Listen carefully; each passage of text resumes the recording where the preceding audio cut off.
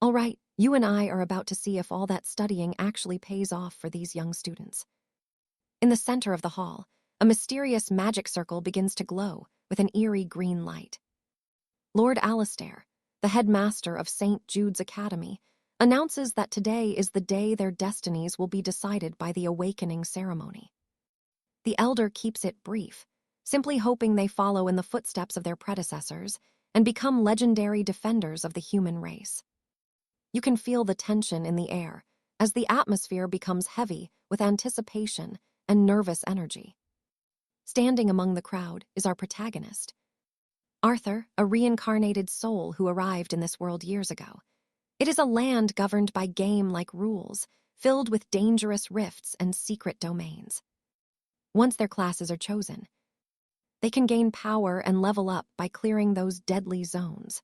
Thanks to the sacrifices of ancient sages, humanity has finally built a stable society across these lands. Naturally, everyone is praying for a powerful combat profession, followed by support roles, which are ranked by rarity. Even in a city this size, a legendary class hasn't appeared in over 10 years. Suddenly, the announcer confirms the ritual circle is ready for use. Arthur is approached by a friend who asks what kind of class he is hoping to get. This blonde boy dreams of becoming a knight, so he can protect all the ladies and hide Arthur behind his massive shield. But some bullies interrupt, telling him to stop wasting time on an antisocial loser who clearly has zero magic potential. However, his friend quickly fires back, explaining that Arthur only stays quiet because he hates wasting his breath on idiots. We then see the staff greeting a level 52 Master Thorn, apologizing for calling him away from his duties. Now pay attention, because Arthur realizes he's looking at an incredibly rare support class.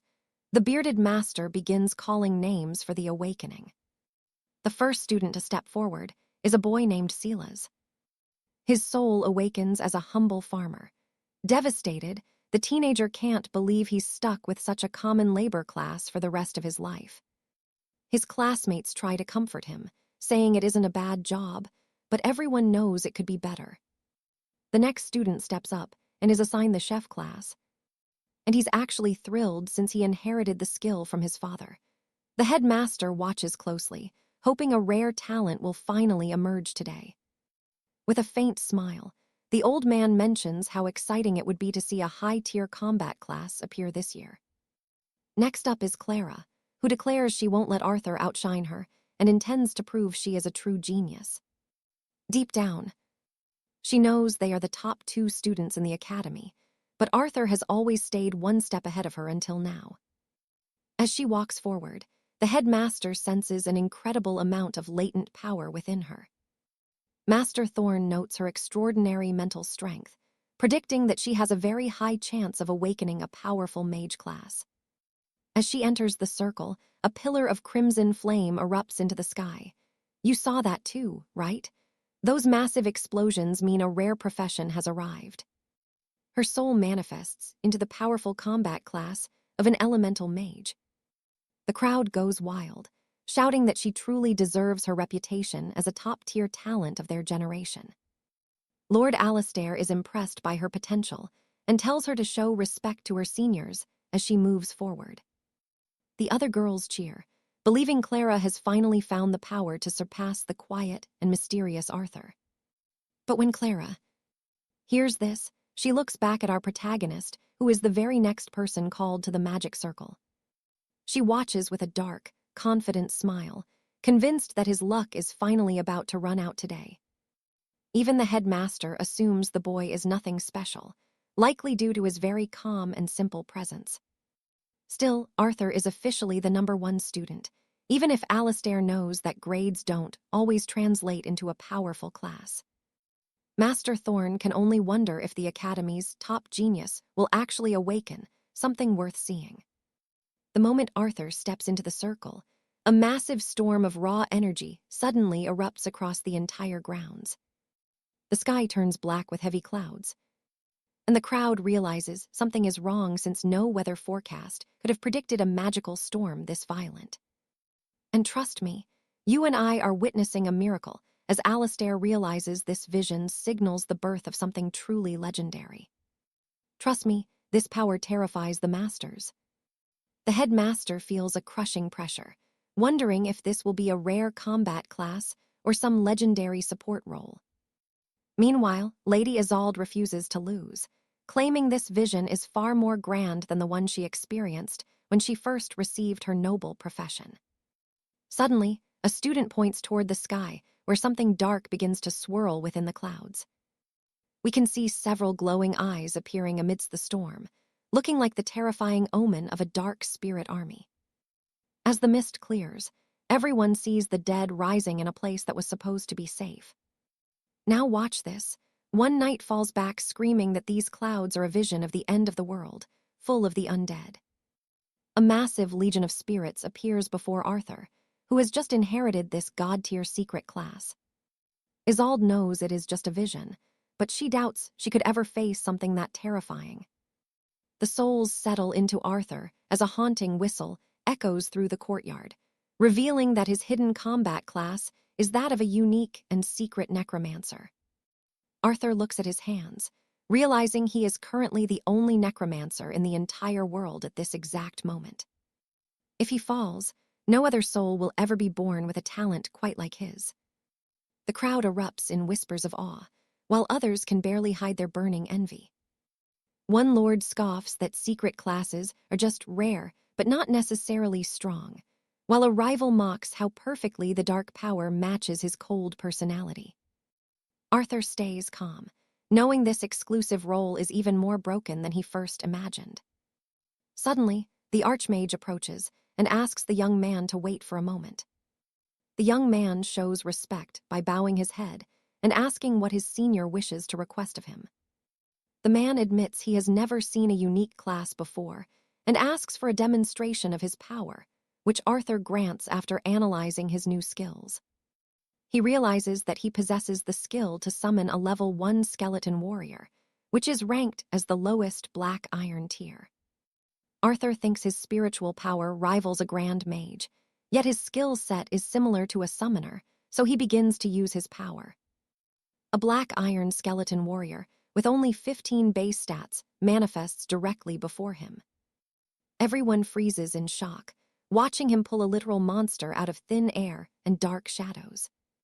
To test the boy, the Archmage fires a quick magical strike at the undead servant.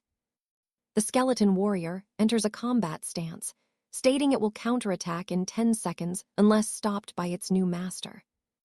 Now check this out, Arthur orders his servant to hold, and the level 52 Grandmaster finds this incredibly interesting. Even so, the summon remains hostile, proving that as Arthur grows, his army will become truly unstoppable. The elder thanks him for this beautiful demonstration, truly hoping that the young man will grow much stronger as time passes by. Soon, Arthur begins walking home, his new skeletal guard marching right beside him for protection. A golden-haired knight approaches, calling the summon cool and asking if he can touch it. He jokingly asks if this pile of bones is stronger than him, leaving his friend totally speechless. The knight is called next and promises to return once he earns his own class, as the system explains he now has 1 out of 10 summon slots. Arthur finds he can summon without using energy, and leveling up will let him store even more warriors than ever before. But he grows thoughtful for a moment as he considers the true potential here. During his awakening, he saw a true master of the dead and knows one day he will be slaying dragons in seconds with his massive army. The blonde friend returns as a knight, declaring he will now serve as Arthur's personal shield. He swears that anyone wanting to hurt Arthur will have to step over his cold corpse. Arthur laughs, realizing his friend was just being dramatic to see if he was actually paying attention to every single one of his noble words. The headmaster announces that their initial professions do not matter as long as they work hard to improve at the academy. He closes by wishing the new students good luck. Arthur thinks that the beginner dungeons house monsters from level 1 to 8 and are quite safe compared to the wild world outside. Suddenly, Lady Isolde approaches, wanting to compete with him to compare their final exam results, and the young man promptly agrees. Arthur walks past her as she declares the challenge is set, swearing she will not lose to him again because she refuses to give up. Later at home, Arthur looks at a cherished family photo sitting on his wooden shelf. He quietly tells his grandmother about his incredibly rare class and promises his sister they will meet again at the Royal Academy in the future. But wait, a knock at the door. Who could it be? He opens the door to find Lord Alaric, who has come to deliver some essential supplies to him. Alaric mentions that last year in the Kingdom of Silville, only Arthur's older sister was accepted into the Royal Academy. Stick with me. We're about to see the promise he made her before she left for that elite school. Arthur offers his thanks, and the Lord takes his leave, reminding the boy that tomorrow's dungeon trial is a massive test requiring a good night's rest. Midnight strikes, and suddenly a system screen flickers to life, catching our young hero completely off guard. He has awakened as a necromancer, unlocking the divine talent of damage comprehension and transfer, a truly unique power. Every drop of damage he takes is redirected to his summons, while all his skill effects are multiplied fivefold. Eager to test it, the boy immediately summons his first skeleton warrior to the field. Looking closer, he realizes its stats are 6 times higher than they should be. This changes everything for him. With a power like this, he knows he can become truly invincible in this dangerous new world. Now pay attention here. Arthur reaches the dungeon portal, but when his friend asks to party up, he says no. The friend starts yelling, calling him an arrogant jerk for wanting to go into the trial alone. Arthur simply explains that groups just slow him down. Lady Alara agrees, noting that splitting experience points equally is only a good idea if someone is actually helping you level. The instructor declares that combatants like Arthur can bring support into the dungeon, while everyone else needs to form their own parties. Everyone knows Alara has an extraordinary skill set at her disposal. But since Arthur's potential is a mystery, they assume he will eventually beg for help. The other students begin to tremble in fear. Nobody wants to team up with someone who controls the undead. Unfazed, Arthur says he's aiming for St. Justin's Institute and will tackle this entire trial as a solo player. The director looks worried, warning him that even his sister had to reach level 16 just to have a fighting chance at that elite school. Hitting level 12 in a single week is basically impossible, especially when you factor in the final hidden requirements that nobody even knows for certain yet. However, you and I both see that confidence. The director relents, thinking Arthur's secret class might actually pull it off. Alara challenges him to a race to see who is faster, taking his silence as a competitive yes to the deal. Arthur just scratches his head, thinking she is way more competitive than she looks on the surface. He approaches the portal, ready for the challenge. As he steps inside, he notes that he spent 10 points to summon his first skeleton. After a quick meditation, he recovers 40 points and prepares to summon 4 warriors at once. With a heavy breath, the young man points his staff forward, commanding his undead army to advance. His order is simple: find and slaughter every monster in their path. These skeletons are incredibly fast, tearing through creatures like they're nothing at all. Arthur calculates that every monster he kills boosts his experience by 1%. Clearing out 100 beasts will guarantee a level up. Since his summons feed him all the experience, it's an incredibly efficient way to grow. In just 30 minutes, he levels up at an overwhelming speed, feeling his stats surge upward across the board. He decides to summon level 2 warriors now, noticing that their individual stats have significantly increased as well. This is only the beginning of his epic story. These undead creatures are extremely powerful and can wipe out mobs with total ease and precision. Our hero, meanwhile, discovers a hidden function. The path his warriors take creates a mental map for him. Still, a few monsters manage to slip through the cracks. It's the perfect time to test an active skill. He unleashes Soul Flame on a beast lurking in the shadows. With his power amplified 5 times over, the creature is instantly turned to ash by the devastating spiritual strike.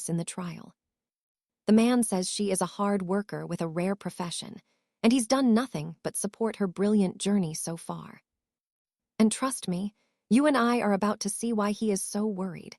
Even the best rare-class seniors usually only reach level 5 on this entire journey.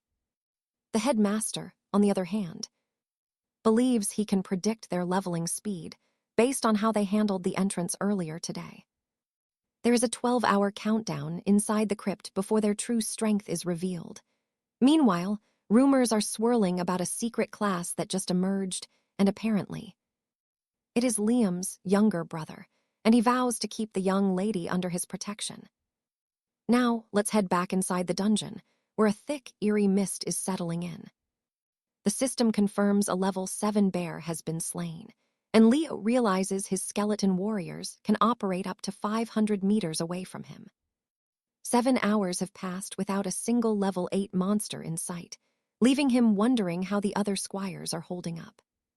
He presses on, staying calm until a sudden blur rushes toward him, instantly putting him on high alert as the tension peaks. The moment he takes a hit, his passive damage transfer kicks in, leaving him completely unharmed. Meet the level 8 𝒖𝒗𝒊𝒑𝒊𝒑𝒊𝒆𝒔, a lethal guardian that strikes any living thing within its reach. Leo instantly realizes this is the true guardian of the crypt. He figures that with his current stats and his summons, taking down this tree will be easy. His first skeleton charges, slamming into the massive trunk with a heavy blow. But wait, it did not fall instantly like the weaker monsters did before. It takes 4 full strikes to take down a single level 8 beast. This could slow his leveling speed, but since there are 100 of these things here, it is basically a gold mine of experience points. Watch this, every single undead soldier charges forward to harvest experience for their master. With one massive swing, the skeleton pulverizes the tree, sending a flood of level-up notifications across Leo's screen. Some time later, a figure emerges from the portal, shocking the crowd because you have to bypass the level 8 monsters just to reach the exit. But as he steps out, Leo casually mentions he cleared every single monster inside and decided to head home. The Duke realizes the boy hit level 7 in only 10 hours. Leo claims the monsters were scarce and asks for permission to travel toward the outskirts of Silver Lake instead. The headmaster has never heard of someone clearing an entire crypt in such a short time, and he wonders if this is the terrifying reality of a necromancer. As a reward, he grants Leo a special travel permit and tells him to rest and wait for the other students while he organizes their official documents. The High Council notices immediately that the boy emerged alone, and much faster than anyone thought possible. The headmaster explains that this is Leo, and he conquered the trial by slaughtering every level 8 monster in the zone. Exactly as expected from a secret class. This rank could easily sit among the legends of the continent and reach heights we can only imagine. I think we can all agree this kid has a bright future if he joins St. George's Academy. Then he worries they will have a massive headache at the Crestwood Institute. However, the old man insists that the top rankings there never really change. Apparently, the top girl has been stuck in second place for 2 years, which completely catches the Duke off guard. While meditating, Leo notes that his skeleton army has already grown to 24 out of 70 available slots. He keeps focused during his meditation. Suddenly, Sarah emerges from the portal, vowing that she will not fall behind Leo as she frantically asks exactly where he is. She realizes he is already gone and demands to know how that is even possible. She is horrified to see he hit level 7 so quickly, leaving her in the dust once again. Her father calls out to her, and while she wonders why he is there, her mind is racing with doubt. The Duke tries to settle her down, but she snaps that the brat has always been one step ahead of her. She declares that this is her own battle, and she refuses to keep losing to that idiot. Her father then reveals the truth. Leo wiped out every single monster in the dungeon in 10 hours flat. The girl is completely shocked by this news because she barely made it through the level 7 zone and never saw a single rank 8 beast. How is this possible? A blonde squire rushes up to Leo in tears, calling him boss and begging to join him next time. Leo says yes, so the young man promises to wait for him at the academy entrance tomorrow morning. But the following morning, he is waiting in the cold breeze until the headmaster reveals that Leo has already left for the Silver Lake suburbs. So what do you and I take from this? He feels betrayed, but the Duke knows he would just end up losing that fight anyway. All right, you and I are heading straight to the borders of the massive Xenia Empire. By touching the resonance stone, Arthur registers his identity and is instantly granted passage into the heart of the Empire. Arthur starts looking for a worthwhile mission until a high-stakes one appears. Invade a level 14 domain and seize the Goblin Chief's core. The gold is great, but it's clearly a suicide mission. You see, the difficulty tiers here are split into 3. Normal, Nightmare, and Hell. Nightmare difficulty is the second tier, usually requiring a balanced elite team to survive. As for Hell mode, only those with legendary classes can dream of finishing that. It looks like Arthur won't be tackling that level of madness just yet. The knight on guard notices him, wondering about his class and how a kid like him secured permission to leave. Ultimately, he lets it go, warning Arthur to return to the city immediately if things get dangerous. His survival is the only priority. Now pay attention, because as he crosses the threshold, he's stepping into a completely different world. It's not just a wall, but a prison. Suddenly, a massive creature starts approaching with thunderous, heavy steps. A goblin spy watches him, thinking he's distracted. Wrong move. Arthur summons a skeleton and orders it to execute the lurker. The monster is level 10, but it's nothing compared to his skeleton warrior's massive power rating of 375. A pack of monsters charges straight toward Arthur. His army is already summoned and ready. He realizes these goblins are basically just fodder, and if he keeps up this insane pace, he'll likely reach level 15 before the sun even goes down. But he's still puzzled by how his sister reached level 16 before her final exams even started. He fondly remembers her radiant smile and how she'd ask what he wanted for dinner every single day. That's exactly why he'll get into the academy, no matter the cost. Reaching level 10 was a breeze. His spirit power has already surged to 300 because of his unique mage class, but that's not even the best part. His skeletons have leveled up to bronze rank, and when summoned, their raw stats explode alongside brand new abilities. Arthur is confident that he can now completely dominate this entire region using only his skeleton warriors. However, he soon realizes he's wiped out every single monster. There's nothing left here to help him level up anymore. Out of nowhere, an arrow streaks toward him, catching him completely off guard. It hits his chest, but his passive damage transfer skill kicks in, making the impact feel like nothing at all. Scanning the trees, he spots a woman passing by and wonders who she is. Judging by her gear, she's definitely an assassin class. He figures whoever attacked him must have been a nearby archer supporting her from the shadows. The girl simply walks past them, ignoring Arthur completely. He decides to return the favor and just keep moving. 2 men approach, and our boy realizes these are the pursuers. Unfortunately for them, they're heading in the wrong direction and will never catch that slippery assassin. One man grumbles about how cunning the target was to escape him. Meanwhile, the archer asks our hero if he's seen anyone wearing gear from the assassin class. Arthur ignores the question, demanding an immediate apology since that archer's stray arrow actually hit him. The archer apologizes half-heartedly. shocked that a kid hit by a deadly arrow is still standing there perfectly fine. Arthur warns him never to let it happen again. This irritates the blonde companion, who suddenly notices the terrifying skeleton warrior standing guard right beside the young man. You saw that too, right? That skeleton warrior is purely focused on protecting its master from any potential threat. Disgusted, the blonde sneers that undead summoners are nothing but vile trash and definitely don't belong among decent, good-hearted people. Thankfully, his partner tells him to drop it. Starting a fight here would be way too much trouble. The blonde agrees, deciding it's better to just ignore the kid and move on for now. Arthur tells them that's a smart choice. If they tried anything, they'd regret it 100 times over. His experience efficiency is tanking hard. After reaching level 10, it takes 3 times more effort than before. He's short on time, but returning home empty-handed is simply not an option. To get into the elite Kingsley Academy, he has to work harder than every other student at his school.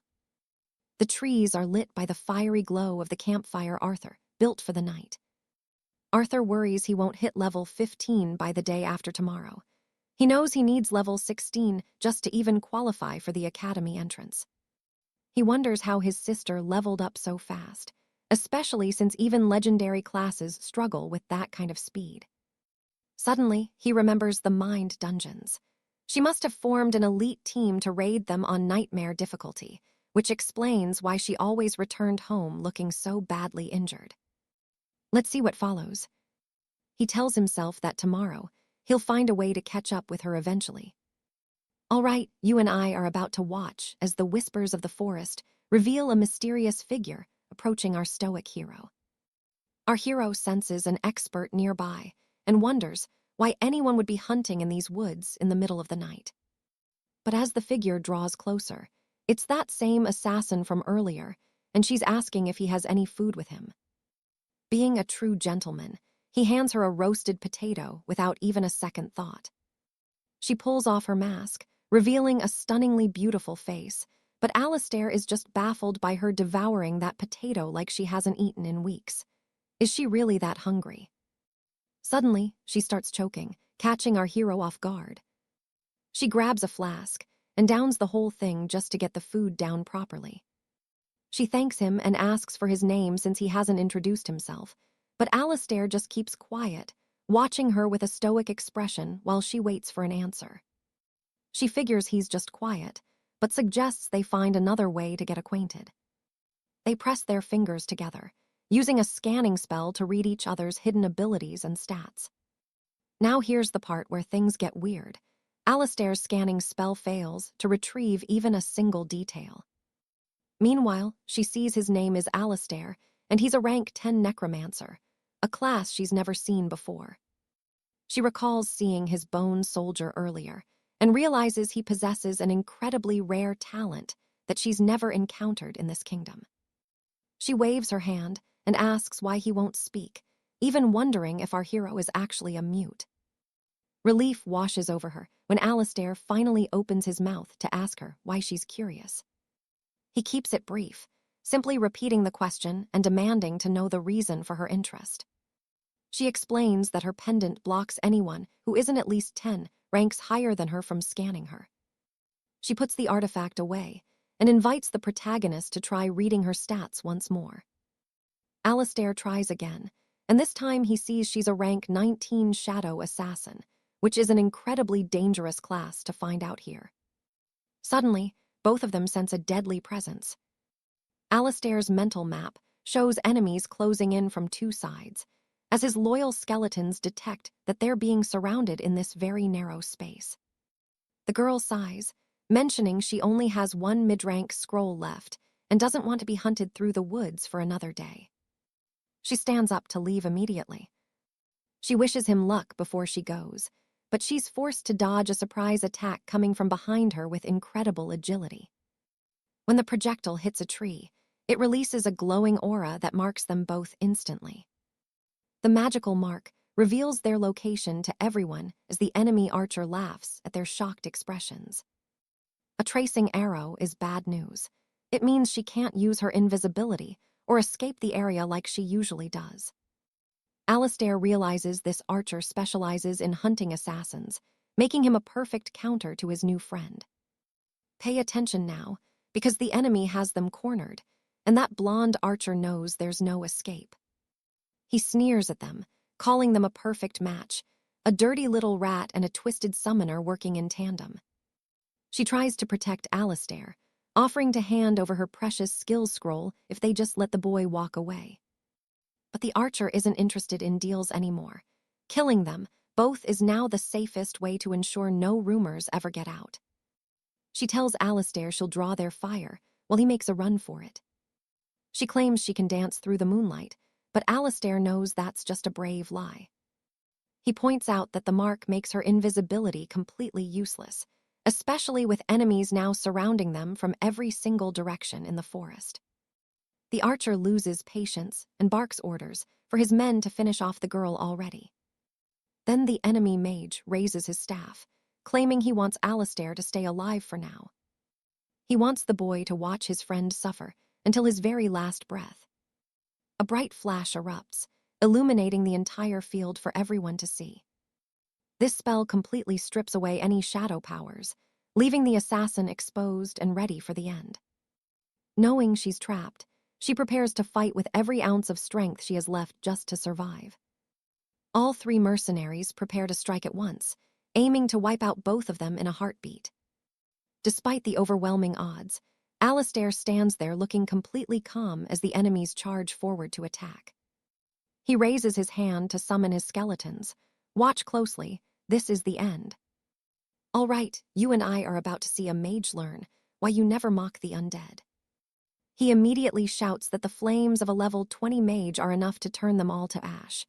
Beside him, the girl desperately pulls at our protagonist, Lucius, screaming for him to run before the attack hits. But she quickly realizes it is impossible.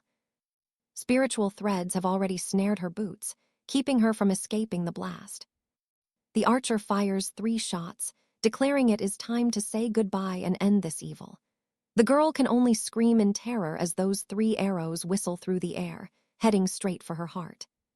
She tries to shove Lucius aside so he can dodge the strike. But escape is hopeless. With a massive fireball and arrows closing in from every side, her eyes go wide with pure shock at the certain death ahead. Suddenly, our hero Lucius finally steps out from the shadows for everyone to see. The first skeleton tank takes the fireball directly, not suffering a single scratch. Meanwhile, another monster uses its jagged blade to parry the incoming strike, completely unharmed by the enemy's force. Another creature lunges forward, slamming its heavy shield into the night to keep him away from the master. The impact is so powerful it sends the group's strongest warrior stumbling back in total disbelief. That skeleton from the blast stands perfectly intact, gripping its twin axes and preparing to end this fight once and for all. The mage is stunned, questioning how a mere level 10 necromancer could possibly possess such overwhelming power. He screams for them to keep the boy back, terrified that a level 20 master might lose to someone half his rank. Now watch this. The archer and knight are losing it, unable to understand how their elite skills are doing 0 damage to these summons. They can only stare as they realize these monsters have attributes far beyond anything humanly possible. Suddenly, ghostly blue flames begin to flicker all around the panicked archer.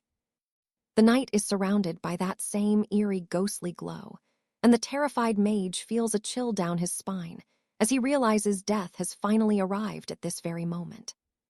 An entire army of the dead has just manifested before them. Monsters of every shape and size now surround the group, ready to slaughter anyone who dared touch their master. They look fragile and fragmented at first glance, but it is clear they possess far more raw strength than their rotting bones suggest. The young lady is left speechless, realizing these are the same skeletons from before, yet they are tanking top-tier attacks without even flinching. She wonders if a rare mage, or even a high-rank lord, could truly summon an army this massive. Lucius calmly pushes his companion, 𝒖𝒍𝒕𝒊𝒑𝒍𝒊, aside and opens his eyes, which are now burning with the deep blue fire of a necromancer. His stats have reached a terrifying new peak, where his comprehension of the dark arts has boosted his summon abilities tenfold in pure strength.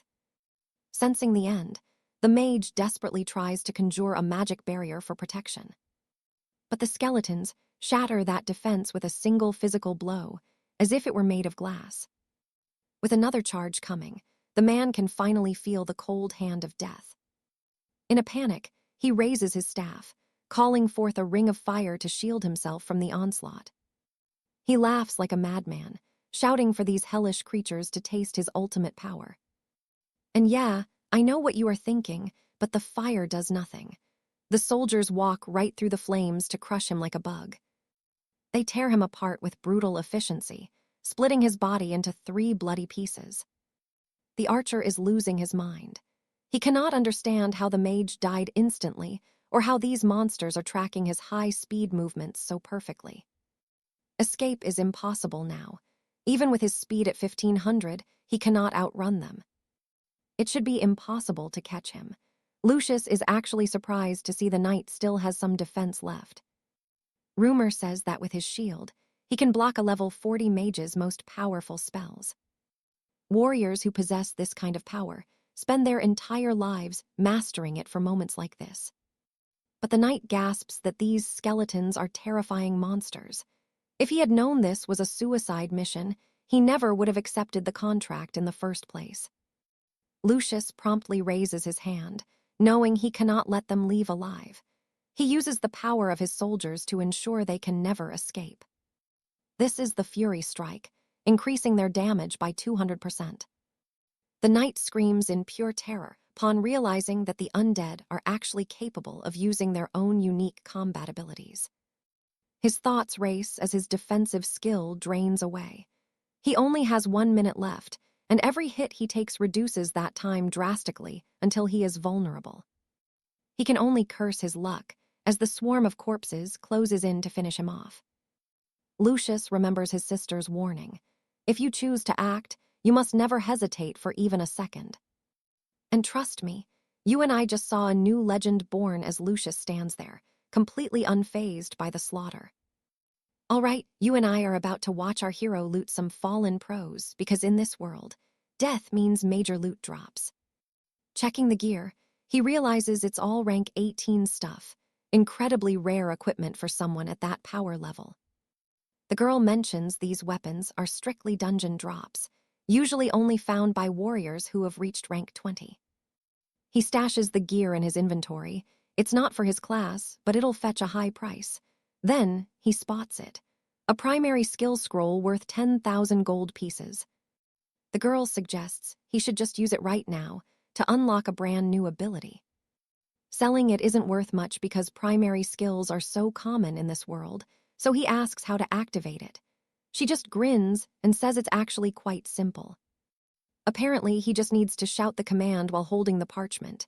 But when he tries, absolute silence, nothing happens at all.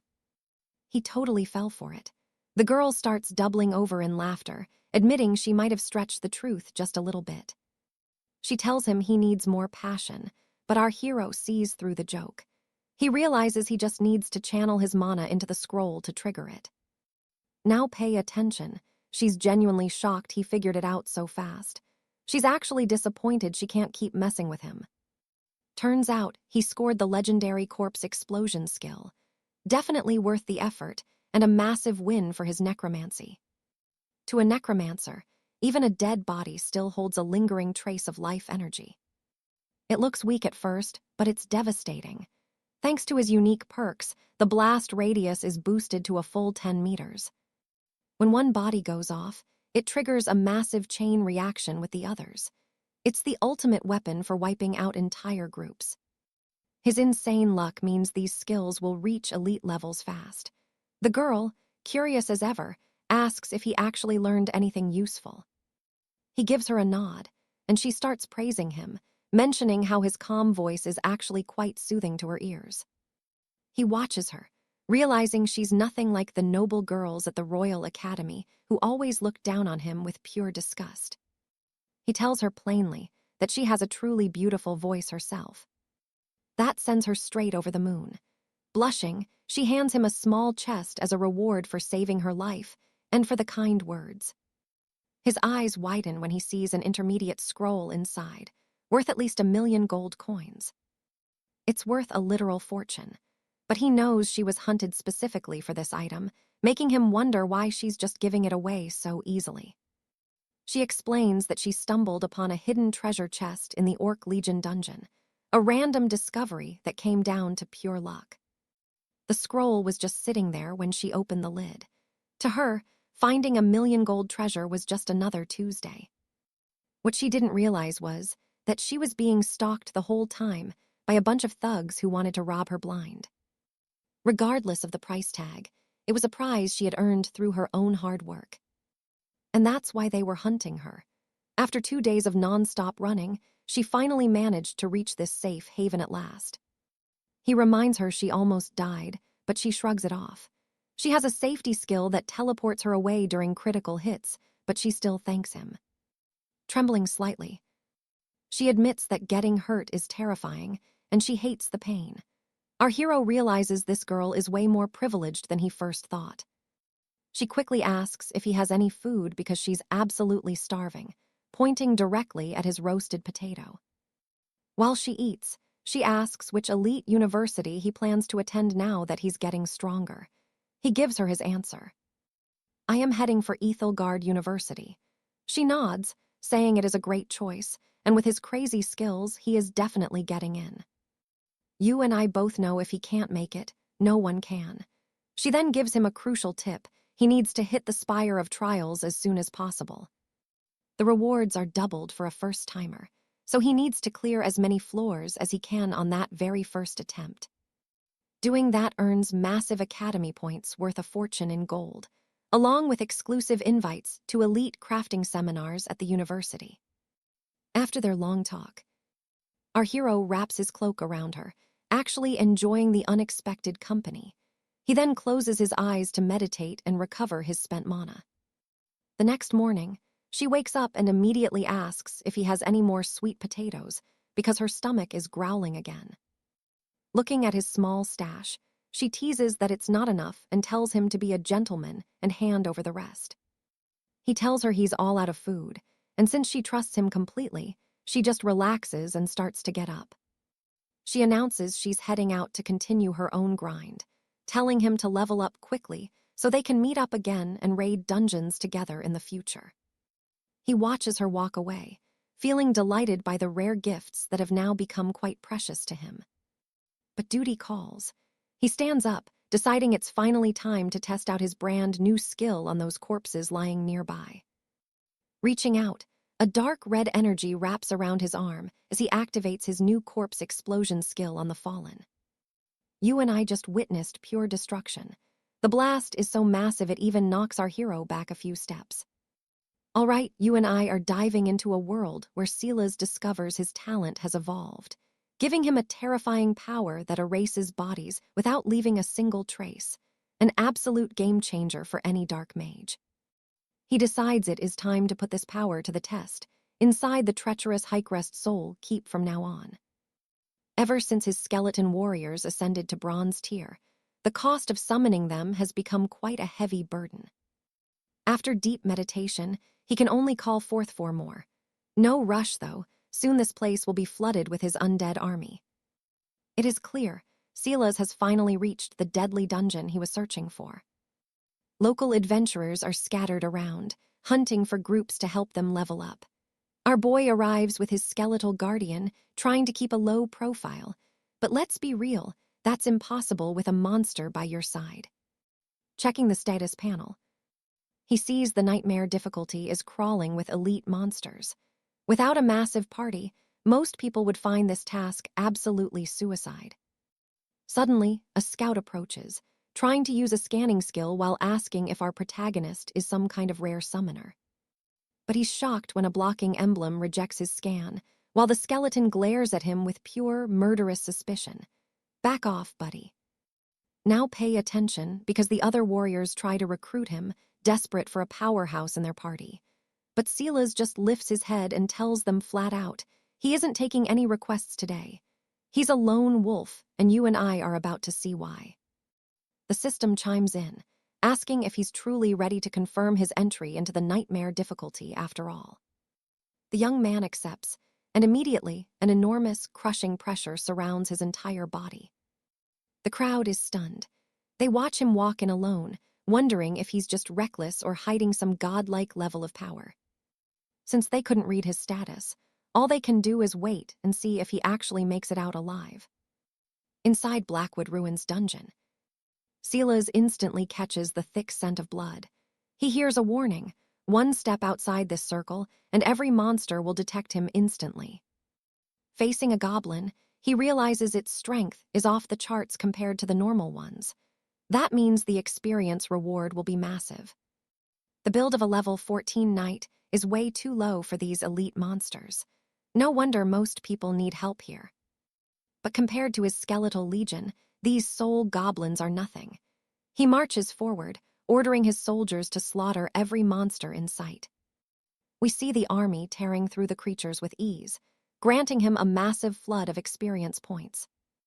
Now get this, it's 10 times more than normal monsters. 𝒖𝒍𝒂𝒕𝒊𝒂𝒍𝒊 realizes this place is a total goldmine for experience. I know what you're thinking, and yeah, it's about to get even crazier. It only takes seconds to wipe them out. His strength is going to skyrocket if he keeps up this insane pace. He won't let a single one escape either. Using his mental map, he tracks every monster lurking in the shadows nearby. After clearing a few more rooms, our protagonist finally levels up without breaking a single sweat. In just 5 minutes, he hits level 11. His spiritual energy is fully restored, allowing him to summon 4 more bronze skeleton warriors. All his core attributes improve after reaching level 10. Interestingly, his stats are starting to climb much faster at this new stage. It's obvious his warriors get stronger as he levels up, which is perfect for building the ultimate undead empire. But he notices something strange. Why have all his skills improved except for the one he learned recently? He figures his friend must have known something she kept hidden, so they could meet again somewhere down the road. Suddenly, a heavy pressure washes over him, grabbing his full attention. It's the Shadow King Wolf, the fierce leader of this zone. 𝒖𝒍𝒂𝒕𝒊𝒂𝒍𝒊 notes its stats are high, almost boss level. Still, it's just one beast against an entire army of warriors. Not exactly a fair fight, is it? He commands all his skeletons to charge directly at the massive beast looming in front of them. The wolf lets out a bone-chilling roar, but 𝒖𝒍𝒂𝒕𝒊𝒂𝒍𝒊 is confident. His warriors have the defense to withstand any attack this wolf throws. To finish this fast, he activates his Fury attack skill on every summon, making the slaughter much easier. As he says, the bigger the enemy, the bigger the advantage for his overwhelming numbers. The beast roars again, but a skeleton blocks it cold. 𝒖𝒍𝒂𝒕𝒊𝒂𝒍𝒊 notes the power is weak, though it still manages to knock his allies back. Then, he's shocked to see the leader actually turning tail to flee. Guess even monsters know when they're outmatched.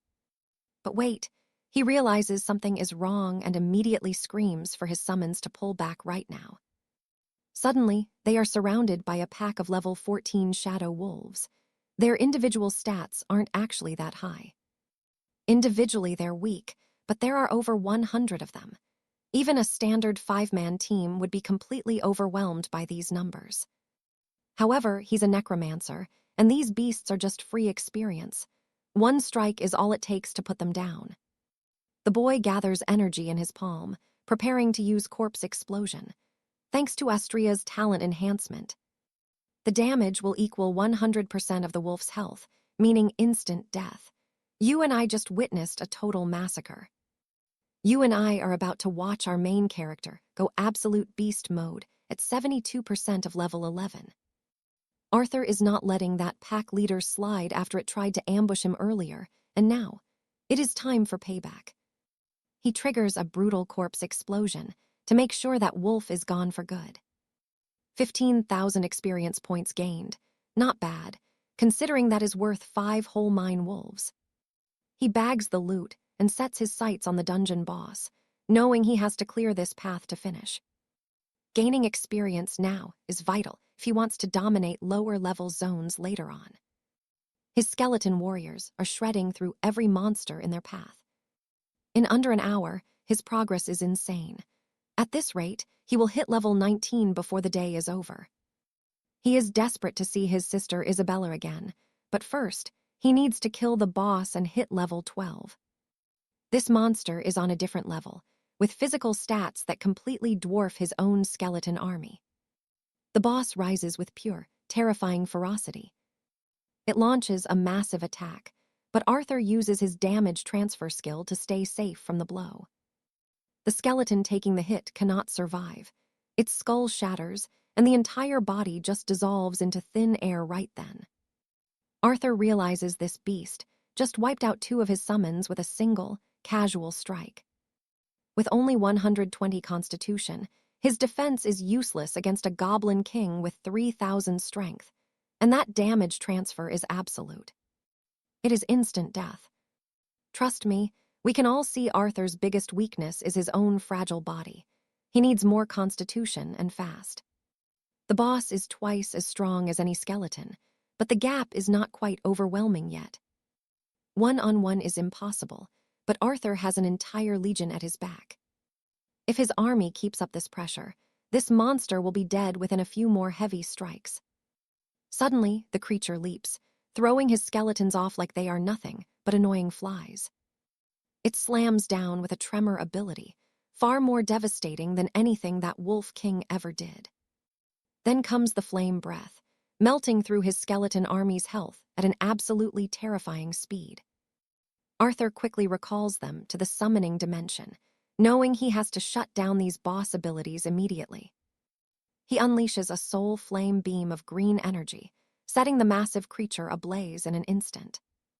With his spiritual power running low, this is his one and only shot to end this nightmare fight. He goes all in with a fury attack, screaming as he lands a direct hit to finish the boss. All right, let's pause for a second. 40,000 experience and level 12 in one go. That's enough to leave the dungeon. The gap between a necromancer and a standard mage is massive. That mantle of wisdom is a huge win, boosting both his spirit and his weak constitution. He also snags a core worth 10,000 gold coins, which is more valuable than all his gear combined. After recovering, he summons 4 more skeletons, bringing his undead army to a grand total of 60. It is time to go. He uses his teleportation to return to the surface. The onlookers are stunned to see him walk out alive, rocking that rare mantle of wisdom. With a 12-hour cooldown on the dungeon, he decides to rest up and avoid unnecessary fights. This run taught him that his body is his weakest link, but his skills are his greatest weapons. Corpse Explosion is a perfect tool for clearing massive crowds. And Soul Flame can stop even the most dangerous nightmare-level bosses. 12 hours later, he wakes up fully refreshed and ready to summon 4 more elite skeleton warriors. Heading back, he notices travelers sleeping in the rough, with almost no one actually camping properly. His friend seems like the clumsy type, wandering around aimlessly in the dead of night. A massive crowd has gathered. The Dynasty Guild is blocking the entrance and refusing to let anyone in. A guard claims their young master is on a quest, so the entire area is strictly off-limits. When one man shouts that this is incredibly selfish, a mage heartlessly attacks him just for being too noisy. You and I just watched that man's body get sent flying into a distant cloud of smoke. The witnesses see him slaughtered without any chance to speak, killed in a truly brutal, heartless way. Stick with me, because these armored knights think a nameless rookie deserves only death. They shout that if anyone wants revenge, they can find them at the Sterling Legion's fortress. Alaric walks up and asks what is happening, catching the eye of the man who scanned him. They explain the Sterling Legion needs the Goblin King's crystal heart, a rare relic their young lord is hunting right now in the deep woods. A notice was posted for all hunters, but that heart is worth at least 30,000 gold. The guild only offered 10,000 gold as a reward. Alaric asks what it's for, and the answer is that it crafts a legendary ring that boosts all abilities and stats by 10. It is the most powerful artifact for anyone under level 40. Alaric is shocked by that, knowing such a treasure is incredibly hard for any rookie to ever get their hands on. He walks forward, stating that it really does not matter who they are or their noble rank. No one is going to stand in his way or stop him from grinding his levels today. A mage steps on the corpse, mocking the guildless rookie for daring to challenge them and asking if he wants to die. Alaric looks at them with a cold gaze and tells them to move because they are wasting his time. The veteran knight kicks the body aside, laughing that the boy must be insane to mess with powerful noble houses. Alaric stays firm and demands they move immediately. Now pay attention to how the redhead reacts to him right here. She sees he is a level 12 necromancer and wonders why a rookie would be so incredibly stubborn and brave. The onlookers whisper for him to stay away because these monsters are unreasonable and will end up killing him without a thought. However, the captain of the area realizes that when he looks into Alaric's eyes. He feels nervous and questions why he is suffering so much fear in his presence. Drawing his blade, he threatens to kill him if he takes one more step forward. Our boy simply ignores the warning and keeps walking. The men ready their weapons, and the leader orders them to execute Alaric right now. A level 25 mage raises a barrier, laughing that no summon can break his shield while he stands still. He claims the boy's minions won't even be able to scratch his magical defense. But his eyes go wide as he realizes his shield is failing against those terrifyingly powerful strikes from the creature. Alaric activates his rage skill, and the mage realizes the next blow will surely be his last. He panics and uses a ring of fire to push the undead back, yelling for his team to stop watching and help. You and I can tell he barely survived that strike. A knight charges in, shouting that he will crush the summons like they are nothing but brittle bone. But when he is repelled instead, he can't believe a lower-level rookie is actually this strong. The veteran orders them to kill the summoner, knowing the minions will vanish once Alaric is dead. The archers take aim, telling the boy he picked a fight with the wrong guild and he will die. Everyone shouts for our hero to dodge or he'll be killed, but Alaric simply raises his hand to the sky. Suddenly, his skeletons appear out of the ground, blocking every single arrow with their weapons like it was nothing at all. The archers are baffled, wondering how a low-level summoner can have minions with such insane and godlike power and defense. The mage realizes they are in trouble, having to face a whole army at once. He tries to retreat, ordering his men to stall while he prepares his ultimate level 20 spell called Serpent Dance. It is the most devastating fire attack that any mage of his level could ever hope to learn. When it hits, Alaric remains completely unharmed inside the blinding flames. The mage smiles, boasting that our hero must have been burned to ash by his ultimate power. As the smoke clears, the scorched remains on the ground stay perfectly still in the center of the crater. Then they charge toward the guild members, who are terrified by the sheer number of undead warriors swarming their positions. The mage waves his staff, ordering his team to form a line and launch a massive counterattack. We see the knights glowing with every buff they have, trying their best to survive Alaric's unstoppable skeleton army. The redhead thinks their teamwork is perfect, believing no solo player could ever hope to win against their combined and elite veteran forces. Alaric tells the bystanders to stay back. Sweating with fear, he prepares his next move.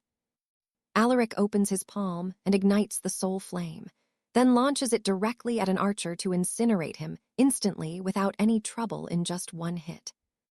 As a priestess casts a heal, the mage thinks it worked, but you and I know better.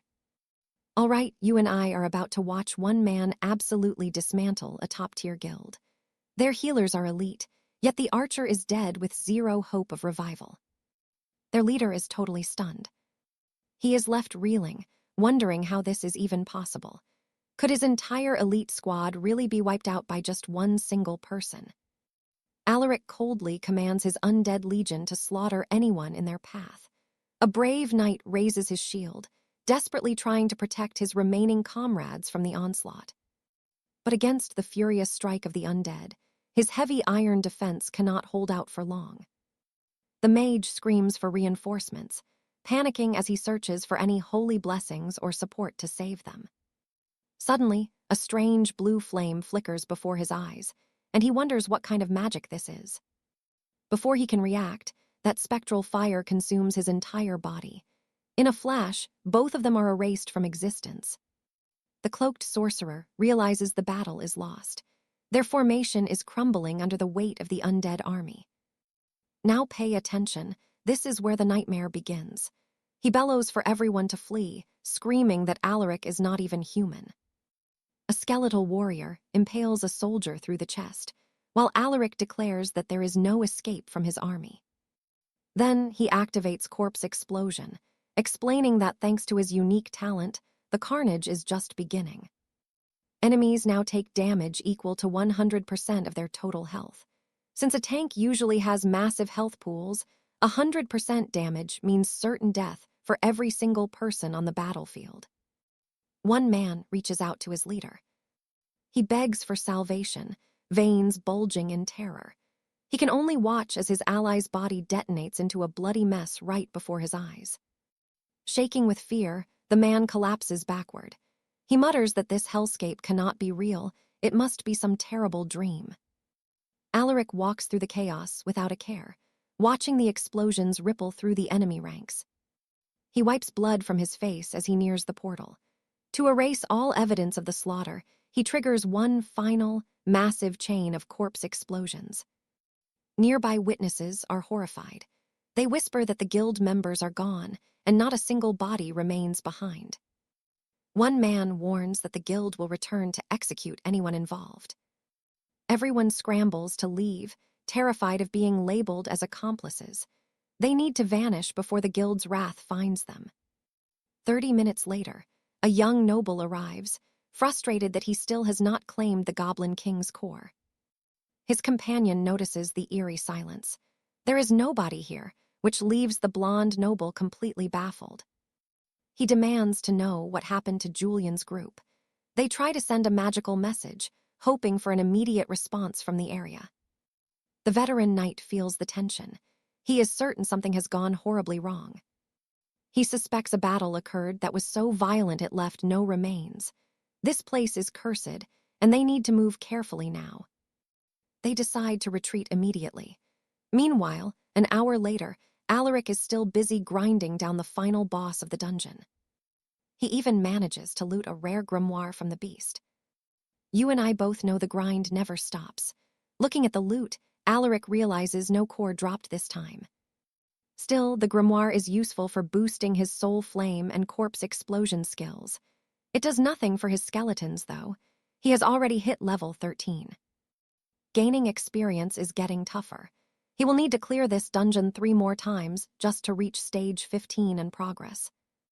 It is slower than he hoped, but it should be enough to secure his spot at the Royal Valerius Academy. He uses a teleportation stone. Once outside, he sees the area is deserted, exactly as he expected it to be. It was the smartest move for the survivors. The next day, Alara arrives at the mine, having reached level 10. She feels ready to challenge the depths, but then she spots Alaric already there, heading into the dungeon all by himself. She cannot believe her eyes. She vows to find a team quickly so she does not fall behind our powerful protagonist. 45 minutes pass. Alaric can now summon an army of at least 72 skeletons at once. He extends his hand, commanding the dungeon boss to finally wake up and face its doom. In a mocking tone, he tells the beast to just accept its fate. Dying at his hands is a mercy, and it will be over very quickly. 12 hours later, he chuckles. He only needs to clear this place 3 more times. By now, he knows the boss's patterns perfectly. At level 14, he commands 76 skeleton warriors with stats reaching 2,300. It is a bit of a shame. He cannot upgrade his army's skills. Suddenly, an injured girl approaches, calling out to Alaric for help. It is Alara.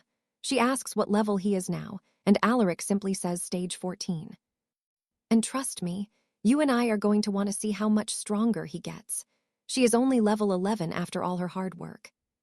All right, you and I are about to see a power gap so massive it is actually terrifying. Leo is leveling up at an absolutely overwhelming pace. The girl swears she won't lose to him, and our hero Leo watches Sarah closely, wondering if she is really going to enter the portal again without waiting for her cooldown timer to reset. An hour later, we see her stumble out of another trial, completely out of breath and pushed to her absolute limit. She screams that she is a level 11 mage looking for a group, convinced she needs just a few more runs to stay in the race. Leo notes how incredibly competitive she is, though he still hasn't found a single chance to ask her the question on his mind. Another hour passes, and she exits again, swearing she won't lose to Leo, even as he tries to call out her name. Suddenly, a team announces they need a mage for their next run, and she immediately volunteers despite being on the verge of collapse. 30 minutes later, she returns. She is exhausted, but proud that she finally reached level 12 and thinks she will soon catch up to Leo. Leo asks if she's reached her breaking point. She admits she can barely move a finger, but her pride won't let her stop now. Furious, she declares that after years of living in his shadow, this is the time she will finally surpass him and take the lead. Leo just covers his face. This whole rivalry, it is honestly totally unnecessary. Sarah mentions needing to enter the Royal Academy just like him. Leo casually suggests she should try the nightmare difficulty setting if she really wants to improve. However, she says that is impossible. She would need a team of level 17 elites, and no professional squad would ever take a chance on her. Now pay attention. Leo finally asks the one question we have all been wondering. How is she skipping the dungeon cooldown? Sarah is surprised he does not know. She thought he was some kind of impressive genius. Then she teases him, saying maybe she will tell if a gloomy guy like him actually asks nicely. She sighs, calling him no fun. Then she reveals her secret, a rare cooldown item that allows her to completely cancel the dungeon timer. Leo is impressed. Such a legendary item actually exists. He notices 3 uses are gone and asks the price. Apparently, her father sacrificed so much just to get it for her. With only 2 days left, she has 7 uses remaining, but she still needs to clear 9 more full runs just to reach level 15. If she keeps this up, she is literally going to die of exhaustion. Leo thinks it over in silence. He offers to team up if she shares the talisman. Sarah freezes. She remembers he is a solo monster who usually clears these dungeons alone. She agrees, thinking that together with Leo, they might actually make a decent team for the upcoming challenges. Even if she cannot catch him now, she will win eventually. Leo tells her to rest for 2 hours. Sarah takes the chance to pass out and recharge her energy before the next big run. Meanwhile, Leo uses meditation to recover his spirit during this peaceful moment of rest. The 2 hours vanish in a flash, and they both stand before the portal, ready to dive in. Leo activates the talisman and immediately selects nightmare difficulty without a single moment of hesitation. Now watch Sarah. She is absolutely terrified because she knows just how complicated this difficulty level is. Inside, the monster stats are insane. She honestly thinks he made a huge mistake and clicked the wrong button at the entrance. He tells her to stay close, but she is convinced he has gone crazy. If they move forward, they are both going to die. She refuses to look like a coward. Leo tells her to move a bit faster, asking her if she is actually scared of these mobs. She yells no, but then freezes in shock. The monsters are not even attacking. They are actually running away from Leo's skeletons in pure, absolute terror. She watches in confusion as Leo begins luring a massive horde of monsters into one specific direction. Suddenly, her eyes go wide. She is completely paralyzed by what is standing right in front of her. It is the Mind Wolf King, a giant twice the size of any normal boss. We can see corpses of goblins being tossed from above toward the enormous beast standing there. Leo prepares his secret weapon, Corpse Explosion. Clearing the mobs and the boss at once is the ultimate way to save time and gain massive power. Sarah gasps as her experience bar jumps by 30% in a single instant. This level of power is just pure madness. She cannot believe it. No one clears a dungeon like this. She has never even heard of such a legendary feat before. And just like that, the boss is dead. Her last elite team took over 20 minutes, but Leo just finished the fight in a matter of seconds. He gestures for her to follow. Sarah asks if he has really been soloing nightmare difficulty this whole time. She asks if he started doing this at level 10. Leo just gives a cold, effortless yes without even stopping. 10 minutes in and they are almost done. Trust me, you and I just witnessed the birth of a true speedrun legend. Stick with me. You and I are about to see a commoner clear a boss faster than a noble squad. Just like that, she realizes the final boss was wiped out in mere seconds by Leon, making the whole thing look natural. Their experience bars surge instantly, and right before our eyes, we see our protagonist hit level 15. Looking at her own stats, she sighs, realizing the massive power gap between them just grew even wider. Among the loot, a rare dagger appears instead of a staff, so Leon asks if she can use it. She says it is perfect for anyone under level 20, but it is so expensive she will have to ask her father for the gold. To her shock, he just hands it over, realizing he just gave her the rarest relic found in this entire realm. Shocked, she asks if he truly doesn't need it, but he says he has his own spell book and doesn't like using a staff anyway. She wonders where that book even came from, baffled that he doesn't care about the massive stat boosts from legendary weapons. Now pay attention here. Leon realizes that exploding corpses is the ultimate hack for farming experience at lightning speed. He actually kneels by the fallen boss and apologizes, saying he'll have to slay it a few more times to grow. Sophia asks why he is talking to a corpse, and he simply explains it is a habit to keep his own mind sane. She stares at him, wondering who in their right mind apologizes to a monster that was literally trying to kill them anyway. She decides he is a strange guy, but actually pretty charming for showing mercy to such hideous, terrifying creatures. Leon says it is time to move on, and the girl follows behind with a bright, curious smile on her face. The moment they exit, he activates the magical artifact again to drag them right back into another grueling round. By the second run, they have hoarded even more gear, and Sophia is starting to look a lot more excited. After 5 full runs, our hero has managed to grind out a massive, unbelievable amount of experience points. She mentions the talisman is finally drained, but since the exams are a day away, they can still clear the dungeon twice. She tells Leon he is close to a breakthrough and might actually end up as the grand champion of the kingdom. If he earns enough points, he could become a legend at St. Jude Academy or even enter the prestigious Citadel of Valoria. Now, you and I both know the Citadel is for the elite of the elite, where only one person from Silverstone ever made it.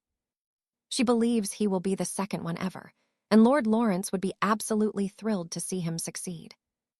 In the end, our boy only wants to enter the academy because his sister is there, but he will consider other options if they appear. Suddenly, Sophia spots his friend, a level 11 knight who is desperately struggling to find a party for the final grind. Leon decides to bring him along, making Sophia beam with joy, just as an old man elsewhere starts shouting in a rage. He is demanding to know why the dungeon was locked down, as it could have sparked a civil war among the high houses. He plans to stay at the guild now that he has hit level 16, while waiting for the royal exams to begin. The blonde knight asks what they should do about their missing friend, admitting he is truly worried about the whole situation. The elder found a specialist to track him down, swearing that anyone who touched their man will face deadly consequences. Meanwhile, the blonde guy notices that his 2 friends seem to be getting very close lately. He jokes that they are on a romantic date, which makes Sophia threaten to tear him limb from limb if he keeps talking. The boy tells her not to take the teasing so personally. Sophia explains they are carrying him through the dungeon so he can hit level 12 before the big trial. Overjoyed, the boy cries because the elite schools require level 12, so passing the test will finally be possible. She threatens to ditch him if he acts weird, so the blonde apologizes and swears to carry out any order she gives. She keeps getting angry, So the boy changes the subject and asks how long is left before the dungeon cooldown ends. She says it will be 10 more hours before they can enter again to finish off their final challenge. The knight decides to hunt wild beasts instead, jokingly wishing Leon luck in winning over Sophia's heart. Annoyed, the girl blasts a ball of fire at the mouthy knight, who just will not stop with the romantic comments. He runs off laughing as the flames chase him, while Sophia grumbles about what a complete idiot he is. Leon tells her he just likes to tease, and that she should not take his words so seriously. 10 hours later, they are at the portal, but the difficulty is set to nightmare, trust me. You and I are not ready. With a look of total confidence, she says Arthur's power will shock the world. Stick with me, because this nightmare difficulty is about to get deadly for anyone who isn't prepared. One hit means death, but she tells the knight not to hide behind a mage who has even less defense than he does in battle. Meanwhile, Arthur uses his corpse explosion to delete the dungeon boss instantly, without breaking a single sweat during the fight. His ally calls it madness, since a beast like that usually takes a whole army of heroes to bring down. It is an insane feat, but the girl just acts like it was not a big deal at all. The knight immediately offers to be Arthur's servant, begging to be taken on his next epic and legendary dungeon raid. He jokes that his pride is gone, because no one can act tough when the real boss is standing right there. Arthur tells him to let go, implying he'll take him along, then realizes one more run will put him at level 16, while the others hit 15 and 12. After that, it is only a matter of time before the massive Royal Academy entrance exams finally begin. Later, atop the wall, a guard notes that today is finally the day the children return from the trial. A noblewoman imagines the great results, while another old man says the two geniuses from Blue Crest are aiming for the Royal Academy of Valor. The headmaster Alistair agrees, noting his best students must reach level 15 to pull off such a grand feat of skill. He thinks that one is the brother of a legendary knight, while the other is his family's greatest pride. Watch closely, they might just create a miracle today. A level 12 gladiator approaches, which completely shocks the head of his academy with such an impressive growth in power. Then, a level 13 archer steps forward, impressing the entire crowd by reaching such a high standard so quickly. The elders argue, saying levels aren't everything and noting that no one above level 14 has shown up yet. They assume something happened to Alistair's students, since they are taking so long to return from their dangerous mission. However, the three of them suddenly approach, radiating a powerful aura that catches everyone by surprise in that moment. Alistair is happy they are safe, and asks what level they managed to reach in the dark and dangerous dungeon. The mage and the knight hit levels 12 and 15 in a record amount of time, which is truly exceptional. The elders are stunned, as the girl now has a huge chance of entering St. Benedict's Academy for her studies. But Arthur is the real shocker, standing tall as a level 16 necromancer in front of the gathered crowd. It shocks everyone, because he just pulled off an unbelievable miracle for the second time in this new era. One elder guesses they cleared dungeons non-stop while looking over the rare equipment they are currently wearing. They have the Emerald Warchief set, which almost never drops in those wretched waves of the goblin pits. The elder sends them to the academy carriage, thinking how these kids have left the masters completely astonished. Arthur aims for first place to get into the citadel of Genesis, where his entry would be guaranteed. Check this out with me. His energy is fully restored, he has 100 skeletons, and his physical stats are now at their absolute peak. The blonde knight sees Arthur and raises his hand, calling out to him using the title of boss. His other companion also spots him, and is briefly surprised by how much Arthur's presence has changed lately. He asks if they are ready, and they say yes after preparing for a long time, promising to meet at the Royal Academy of Valor. By using this ancient teleportation stone, everyone is sent out. They are told to prioritize their own safety, because their lives matter much more than any test score. In the Silver Marches, Arthur sees tens of thousands of people gathered for the start of the trial. Suddenly, the trial tower activates, shouting out the official rules that everyone must follow to the letter. No talking is allowed, and any unnecessary infractions will result in immediate disqualification from the entire Royal Academy exam. Two idiots begin to whisper, asking if they really can't even ask questions during the test. The tower instantly kicks them out. Arthur thinks his friend likely realized the gravity of this situation very quickly after seeing that. The trial tower will assign specific tasks based on their chosen magical or combat profession. Combat types will face extreme battles against powerful and deadly creatures. Support types must face adverse trials to prove their worth before finally choosing one of 3 difficulty levels to complete their specific tasks. Let the games begin. And trust me, you and I are about to see a massacre as they fight for exam points that are more valuable than gold coins. They are finally allowed to use. All right, you and I are heading to the Spire trials where gear is legal, but support items are strictly banned. The recruits are ordered to form a line as they prepare to enter the ancient tower. Our hero, Leon, realizes there must be millions of knights and mages from across the kingdom here today. He notes this place is unlike any dungeon he has seen, specifically filtered to test his own unique class. High elders watching from above label the necromancer as a rare mage, since his dark powers are totally unknown. Leon looks on, impressed to find his first opponent is actually a beastly sorcerer from the Shadow Realms. The trial system demands a swift kill, but Leon realizes the monster stats are completely hidden from his view. Unbothered, the boy ignites his soul flame and completely incinerates the beast in a flash. He didn't even give the creature a single second to think about a counterattack. The magistrate is stunned to see a record-breaking time of 0.1 seconds, a pure instant kill.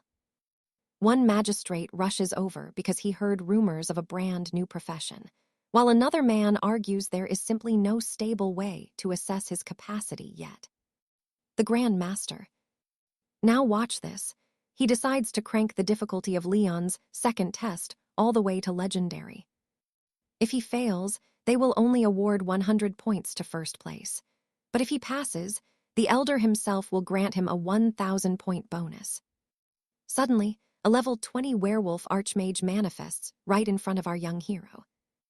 With a flick of his wrist, Leon unleashes his soul flame and deletes the creature instantly. Everyone is speechless seeing the beast fall to a single strike. The Elder decides there is no need to continue and sends him straight to the next stage. The Spire announces the end of Phase 1.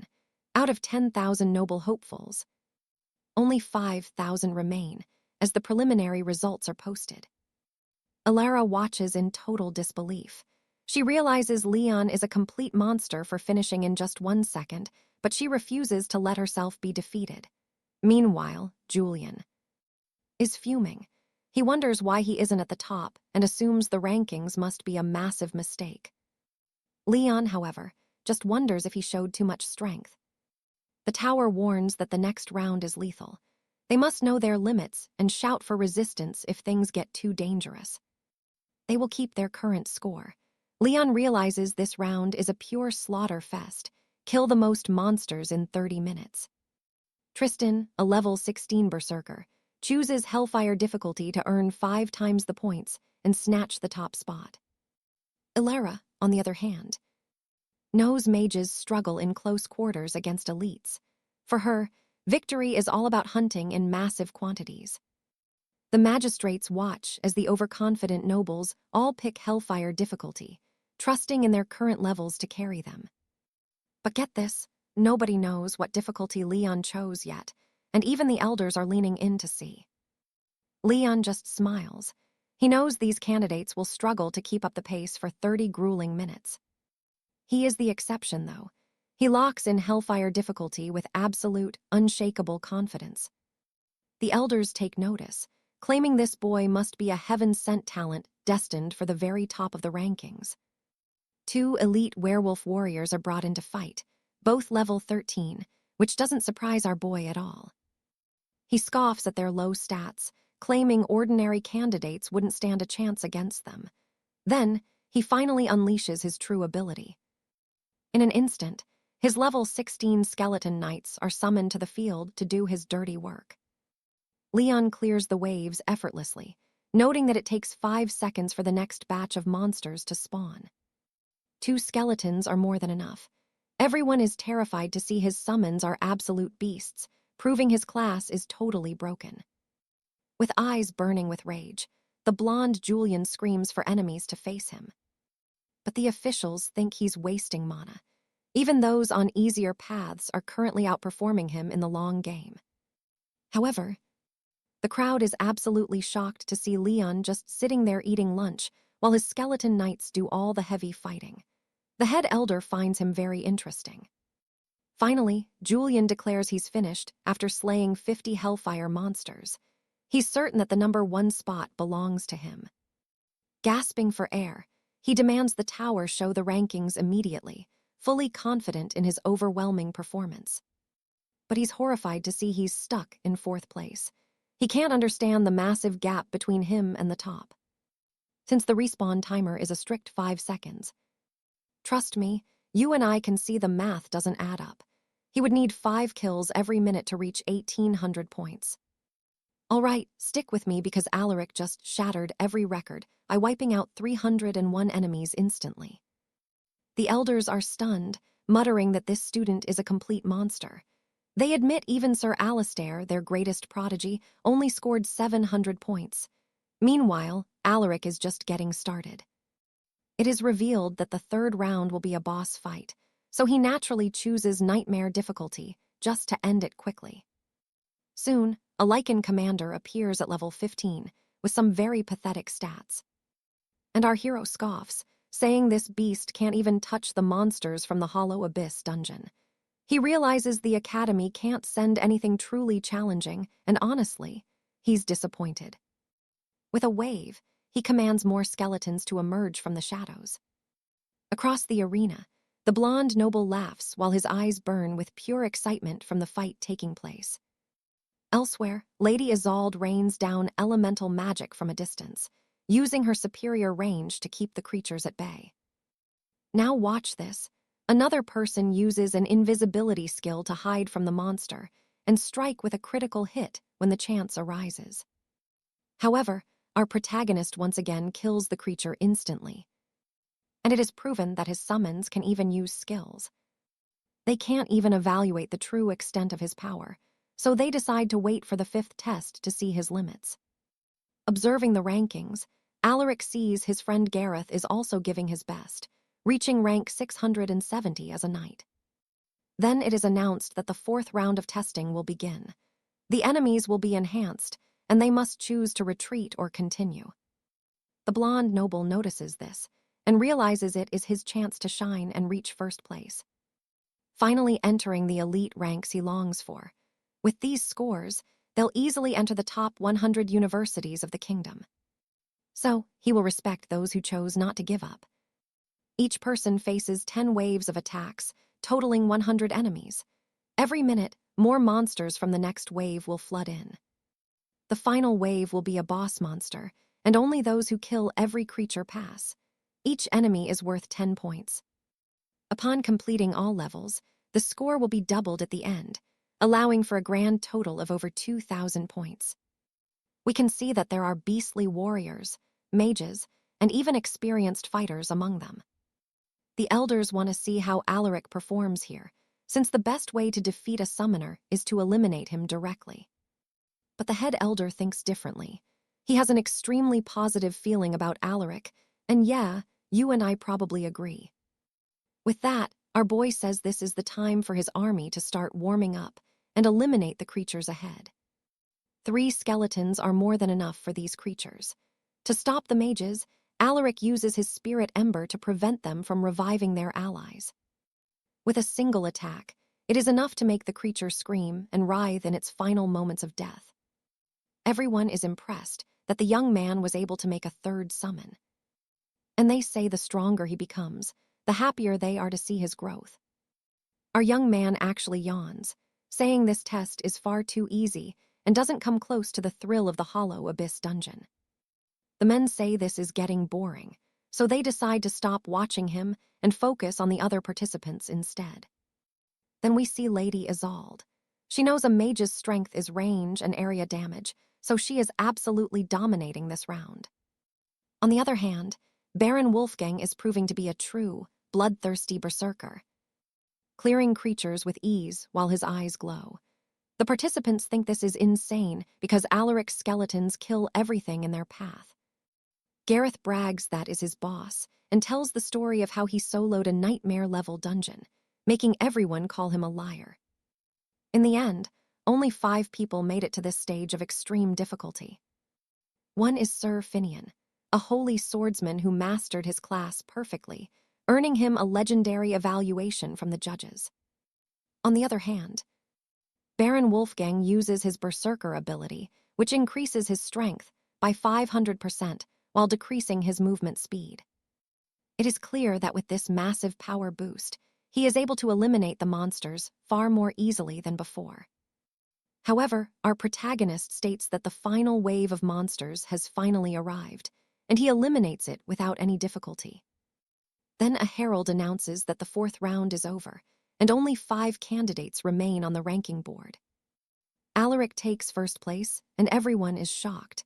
The 4th round was already pure hell, and they can't even imagine how the 5th will be. The blonde states that according to his calculations, the final stage will determine the winner of this round. Lady 𝒖𝒍𝒕𝒊𝒑𝒍𝒊 says she is among the top 5, so she should enter the Imperial Vanguard Academy without trouble.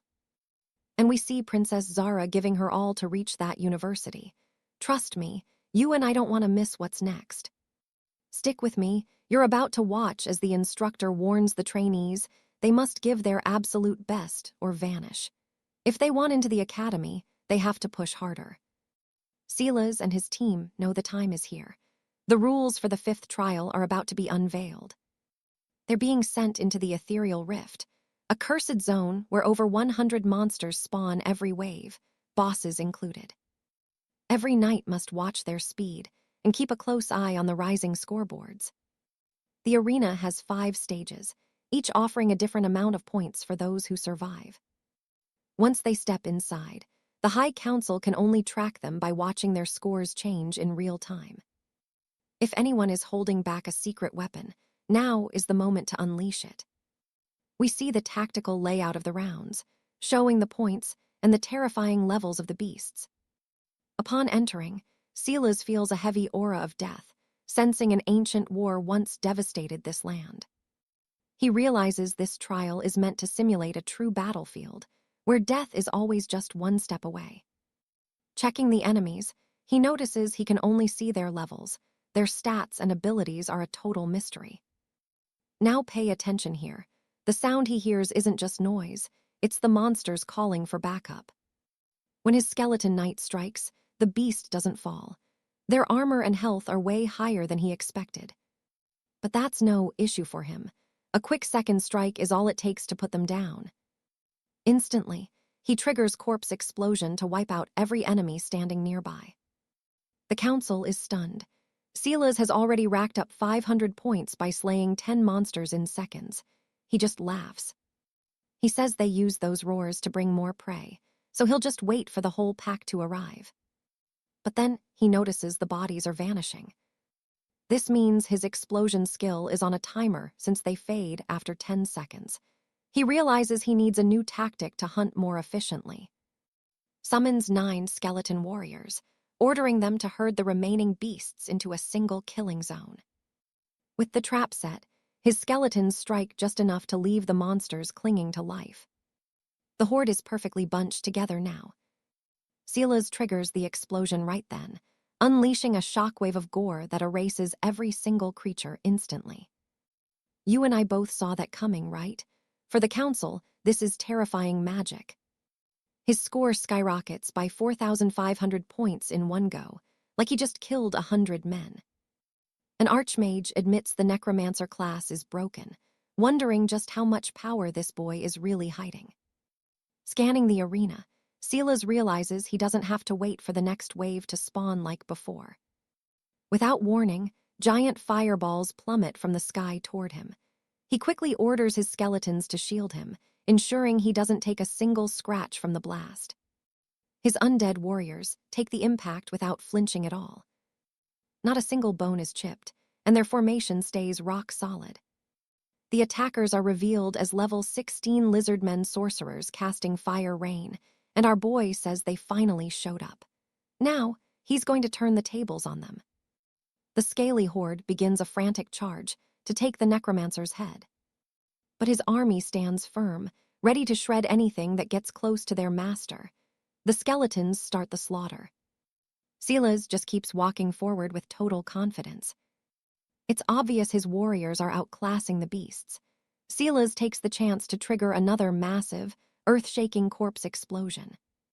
A chain reaction of thousands of explosions rips through the battlefield, leaving absolutely nothing behind. Everyone's jaw drops as his score jumps another 6,000. That area of effect damage is just way too overpowered. The High Council starts arguing that this dark class has surpassed even the legendary tier of knights. One elder disagrees, saying being strong at a low level doesn't mean he'll survive the higher ranks. Silas looks ahead, his face turning serious as the stench of death becomes almost suffocating. The second phase has begun. There are at least 40 warbands of beastmen scattered across the plains. Their levels are higher, and their numbers have doubled, but to him, that's just more fuel for his fire. The examiners admit they haven't seen talent like this in 100 years. Silas's skills are just plain insane. They suspect he's awakened a god-tier innate talent, a true blessing for the kingdom that only appears once a century. And that's where we leave it. Trust me, you and I are going to want to see what's next.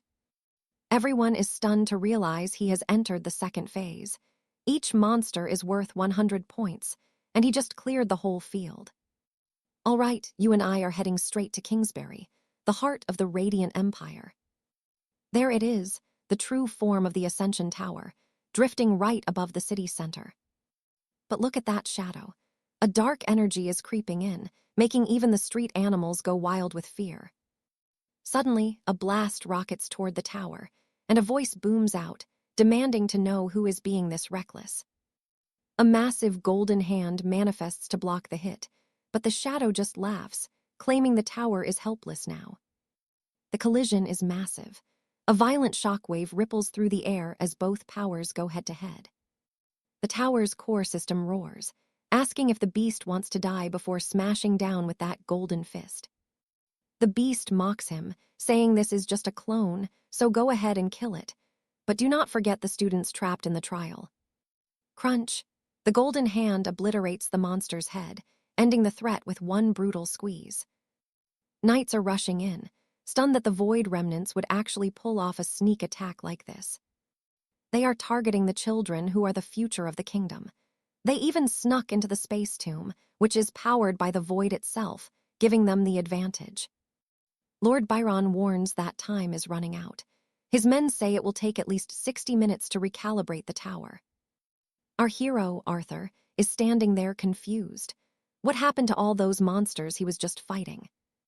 Then, a familiar face steps out of the chaos and catches his eye. It is Lady Katharina.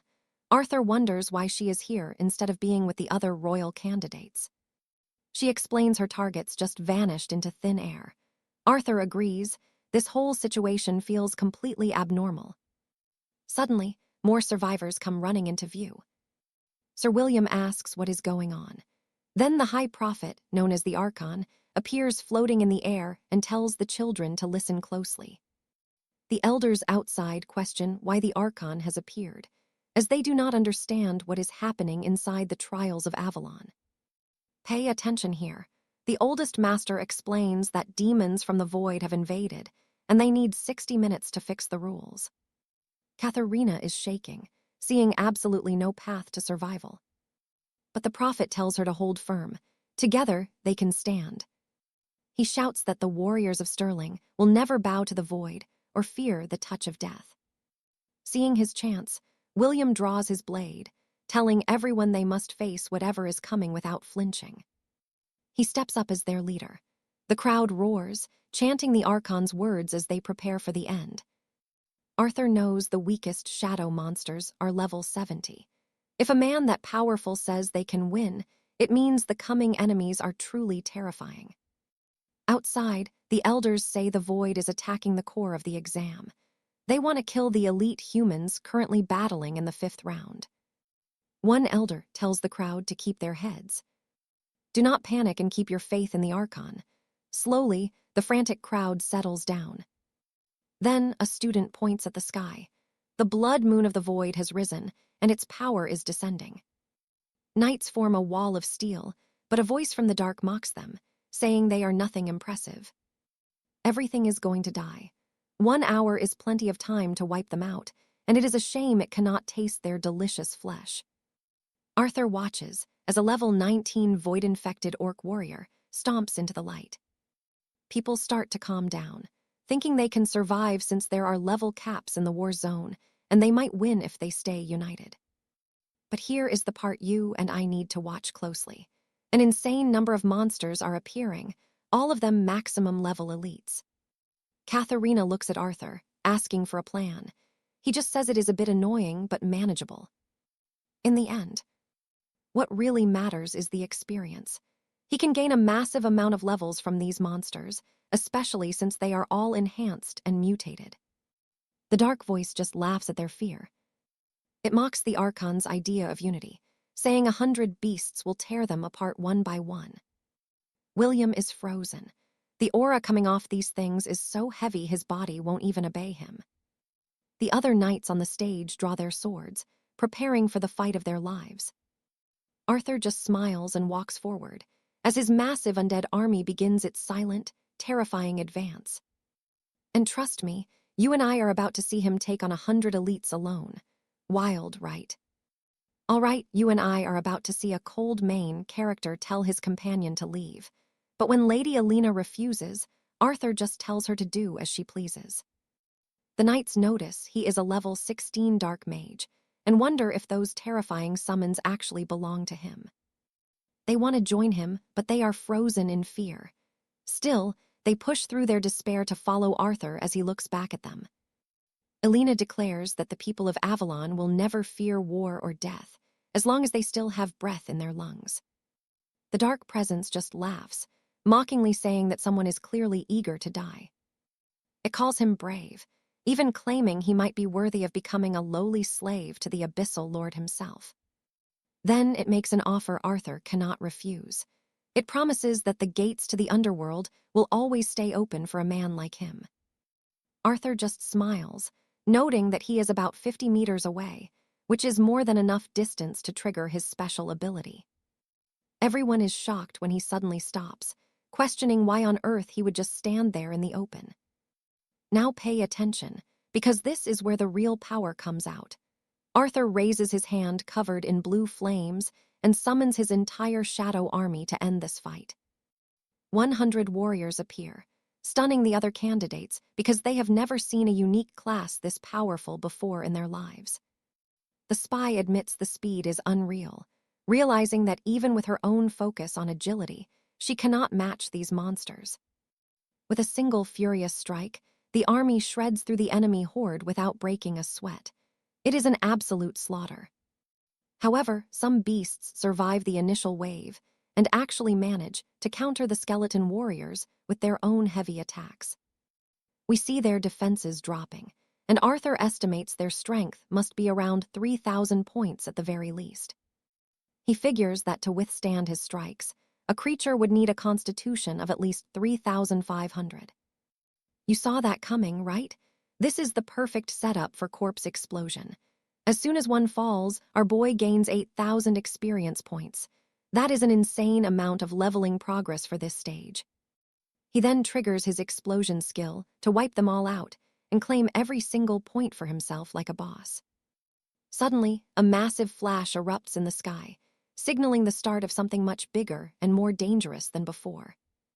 Everyone wonders what just happened as the bodies on the field vanish inside a massive blast of pure magical energy.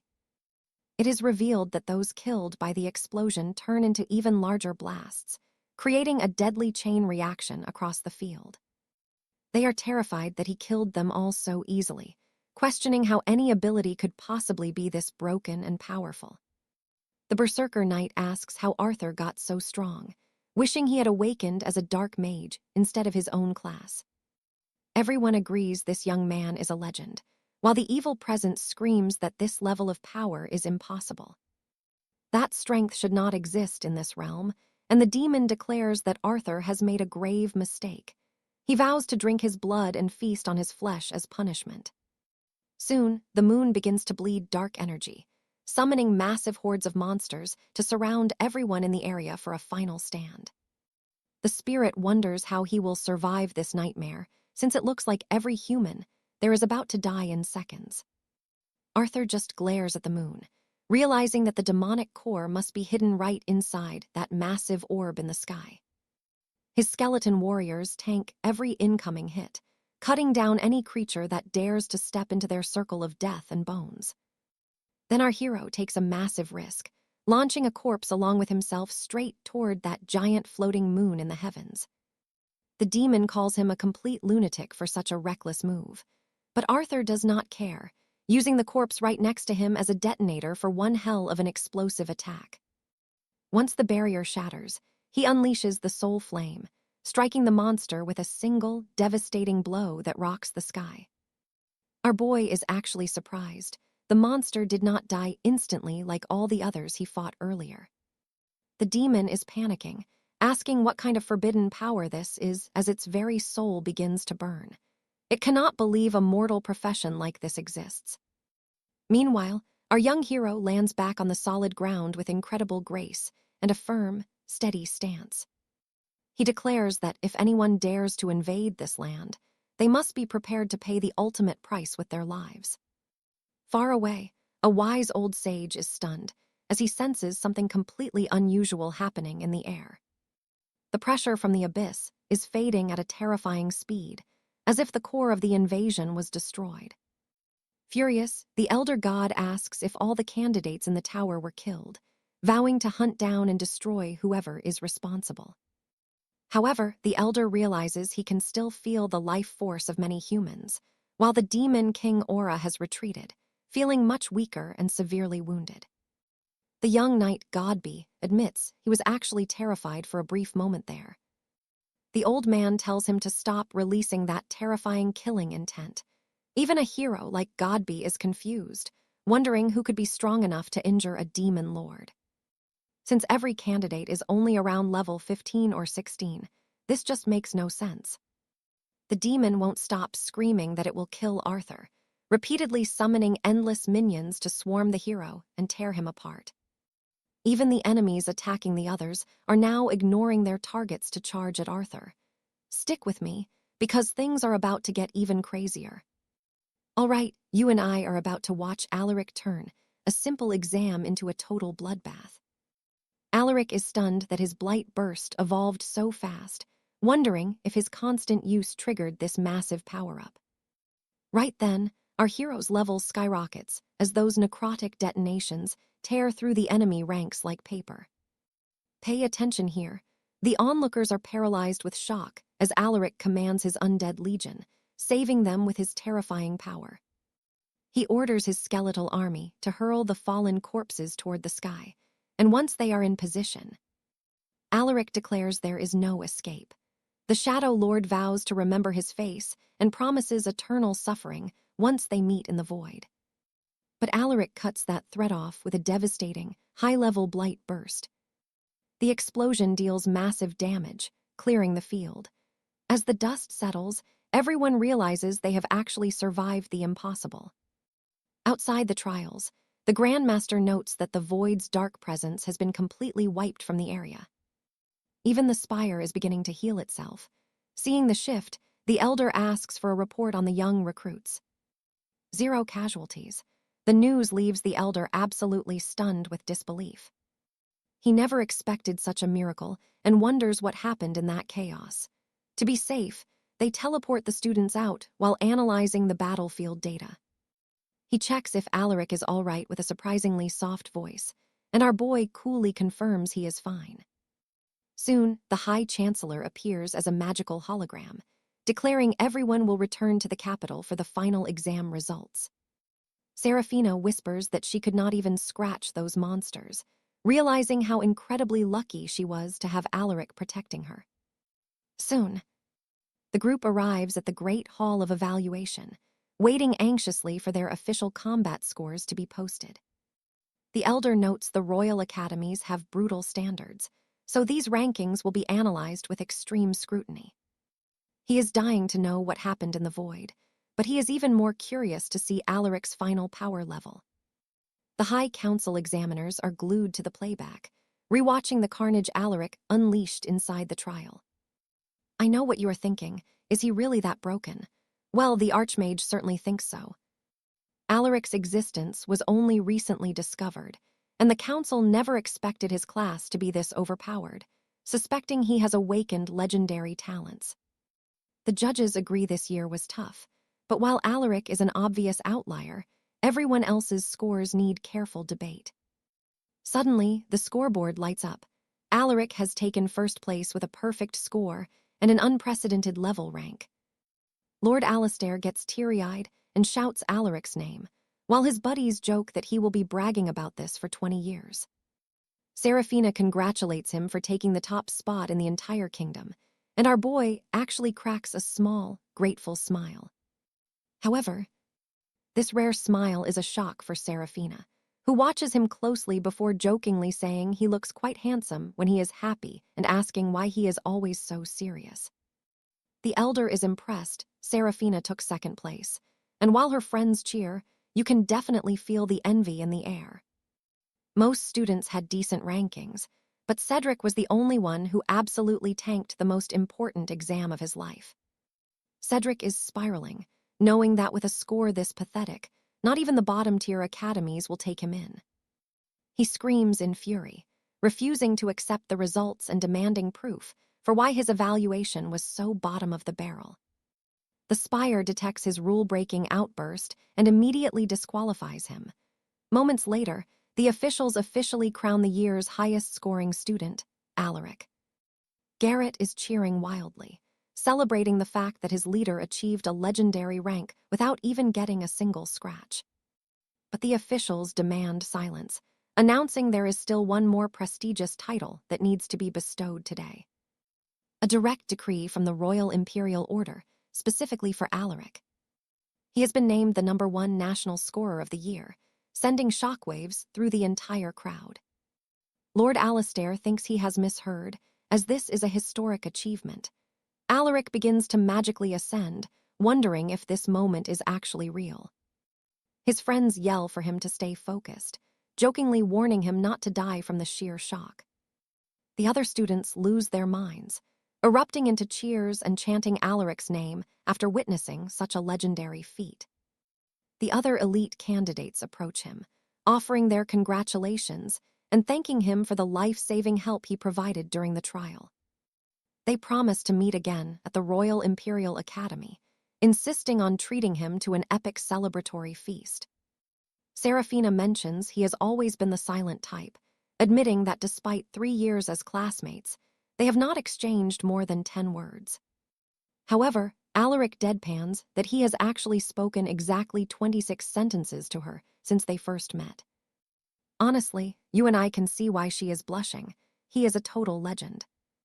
You and I are about to watch Leo, a kid who just crushed the kingdom-wide exams, finally join his sister at the legendary St. Jude's Academy. He breaks the news to his grandma, and honestly, we're all feeling that pride. Then, a sudden knock interrupts them. When Leo opens the door, he finds Headmaster Arthur standing there. He's totally confused. Why would the head of the academy visit his house out of nowhere? But then, an overwhelming pressure erupts from behind the man. What seemed like a friendly visit turns into a life-or-death encounter as a terrifying presence begins to fill the entire room. The aura is so heavy that Leo can barely draw breath. It is like the very air has turned to lead. His summoned skeleton leaps out instantly, standing between Leo and this massive threat to protect its master from harm. The stranger, Lord Barrett, smiles at the quick reaction and immediately reins in his crushing power to let Leo breathe. Leo doesn't miss a beat. He bows deeply, showing total respect to these two powerful men standing in his home. Barrett is here to talk about St. Jude's, and he's already impressed by Leo's sharp instincts and calm demeanor. As evening falls, the gravity of the situation finally sinks in. This is no casual talk, friends. The headmaster mentions that since Leo's sister is already at the academy, he has been fending for himself for over a year now. Barrett knows how rare it is for two siblings to be gifted enough to enter such a prestigious magical institution together. Then he turns his gaze toward Leo's skeletal summon. He is baffled. How can these stats be only 250 despite him crushing insane monsters? Leo realizes the old man can't see his hidden passive buffs.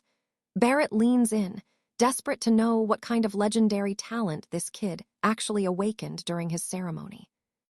He explains it is a unique amplification skill. It doesn't just help, it massively scales every single ability and stat he possesses. Everything clicks for Barrett now. He offers two things, a massive reward and a direct escort straight to the academy gates. Leo asks about the upcoming secret test the elder mentioned, but Barrett shuts him down. Some things are too classified to talk about out in the open like this.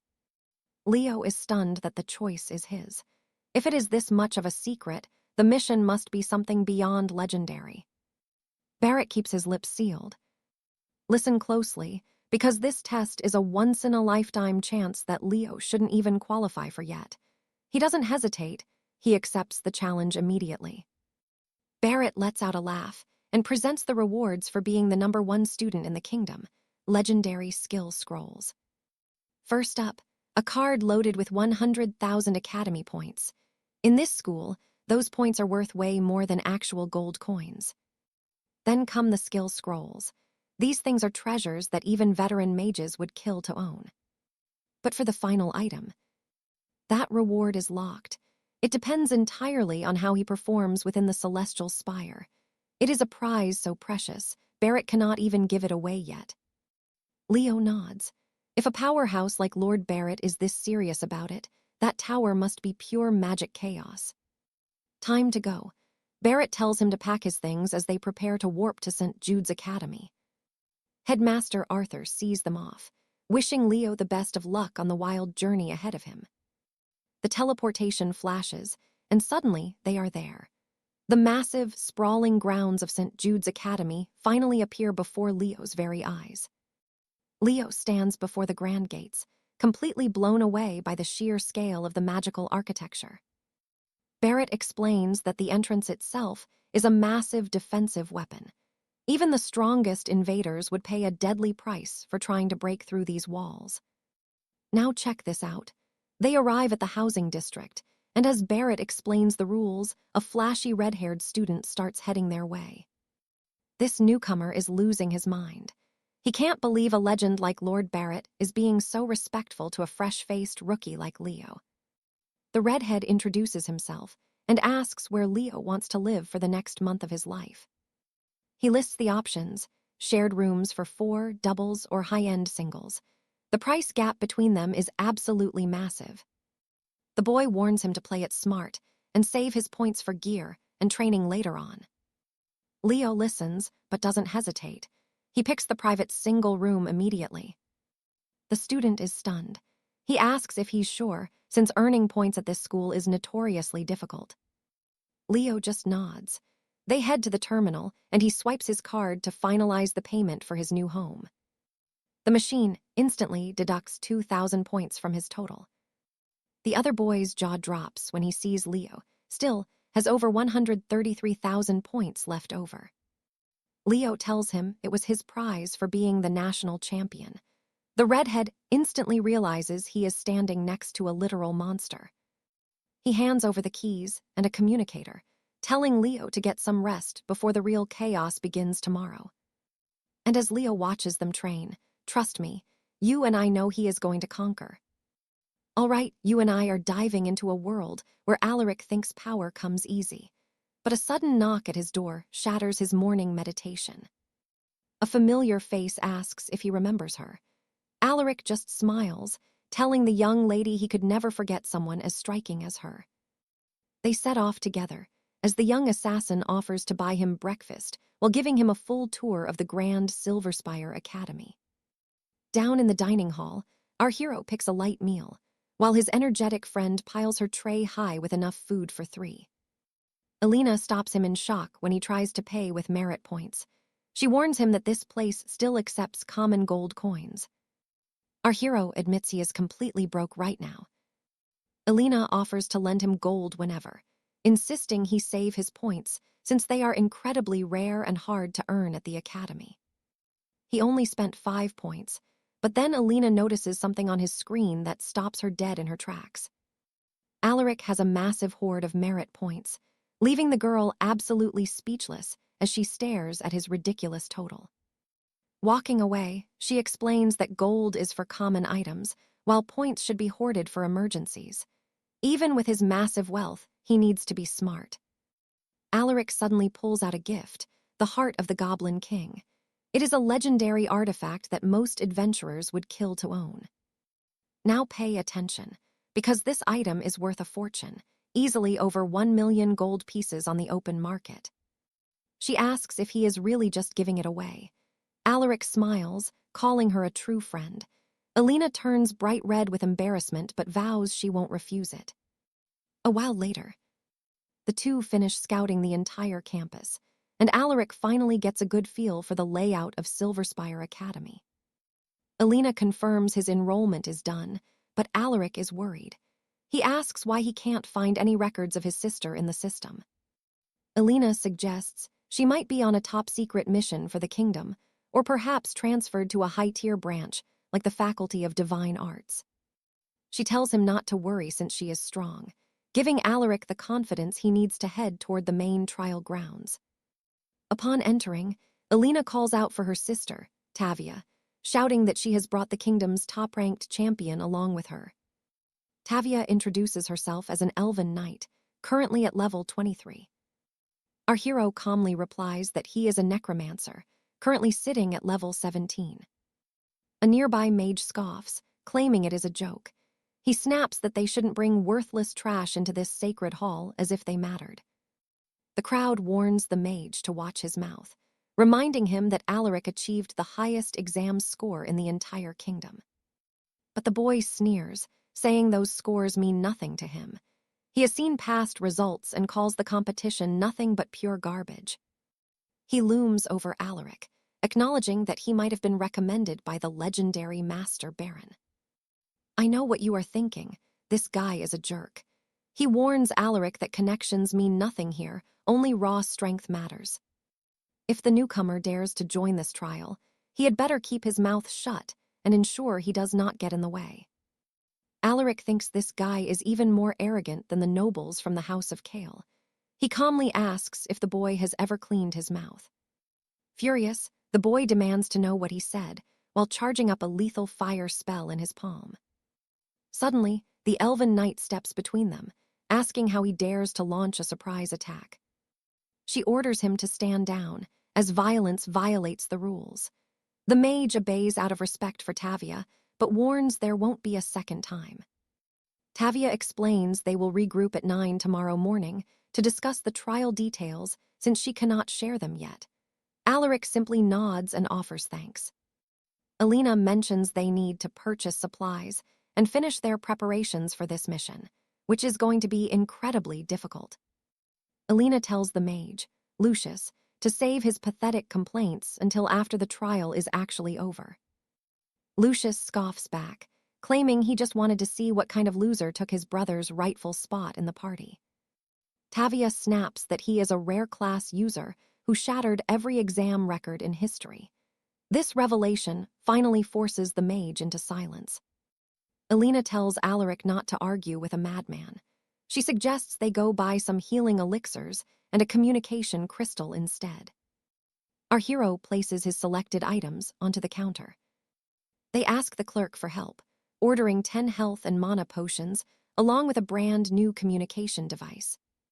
Alaric's identity is confirmed, while Alina teases that she will be bothering him quite a lot from this day forward. She insists they exchange contact crystals and add each other as friends, which our young man does without any hesitation. Back at his dormitory, Alina waves goodbye, promising to see him first thing the next morning. Alaric says he will see her then. Sitting alone on his bed, he knows he needs more power for the trial and activates a skills scroll. The magical system confirms that the skill learning was successful. Trust me, Alaric just became a nightmare. He learned a curse that slows enemies by 50% for 10 whole minutes. All right, you and I are about to see how his legendary talent takes a basic skill and cranks it up to an absolutely insane, godlike level. Overall, he basically functions as a summoner focused on heavy attacks and devastating curses. Every skill is vital and incredibly powerful. He is already planning to expand his deadly arsenal with even more skills soon. Next morning, his friend calls him out, shouting that the sun is up and she is waiting downstairs for a quick breakfast together. After that, the captain warns them to stay close after teleporting, while the mage tells the boy not to slow them down. The leader shuts them down, saying they will settle the drama after the trial, but first, they need to introduce themselves. Mia introduces herself first as a level 20 elder elf. Next is a level 20 priest named Duncan. Then, an arrogant guy named Leon claims he is a level 21 sorcerer. Jane introduces herself as a level 23 elven knight, which is a rare class in this kingdom. Our hero and his friend reveal they are a level 17 necromancer and a level 19 shadow assassin. Cooperation is the only way to survive this trial. Soon, the Hidden Dragon Squad is ready for the jump to the trial grounds. They land in a mysterious place, dominated by a massive, dark tower wrapped in heavy iron chains.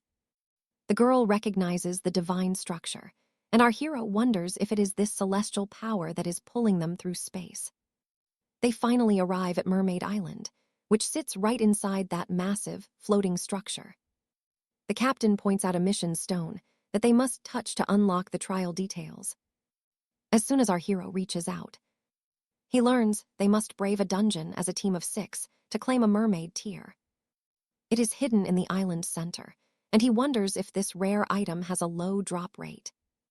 Jane is shocked by the location, explaining to her confused teammates that this item is used to forge legendary equipment. Besides the great empire, warriors from many other kingdoms are converging on the island this year. Pay attention here. There are 10 elite teams in the academy, and they have been placed in Team 2. This means they will have to fight off rivals from several foreign nations to succeed. The girl asks about their strategy, and the leader explains they must hold the dungeon entrance against all intruders. They cannot drop their guard, since deaths have occurred here before, so they must handle every conflict with extreme care. Our hero tells his friend not to worry. He will not let a tragedy like that happen again. Once everyone is set, the leader orders the priest to cast his buffs on the entire party. His stats jump by 30%, and his power by 20% for the next hour. The priest class is definitely strong, but it still cannot compete with the hero's own specialized talent. He decides to see if these buffs will work on his undead army as well. Now I know what you are thinking, a skeleton, but the assassin actually finds the little guy pretty cute. The hero asks for a buff on his summon, but the priest realizes his magic will not stick to the creature. Our hero suspects his own talent is actually blocking the buffs to maximize his damage output. Not knowing the truth, the mage mocks the summon as useless trash that cannot even handle a simple buff. Our protagonist and his warrior watch him closely, ready to strike.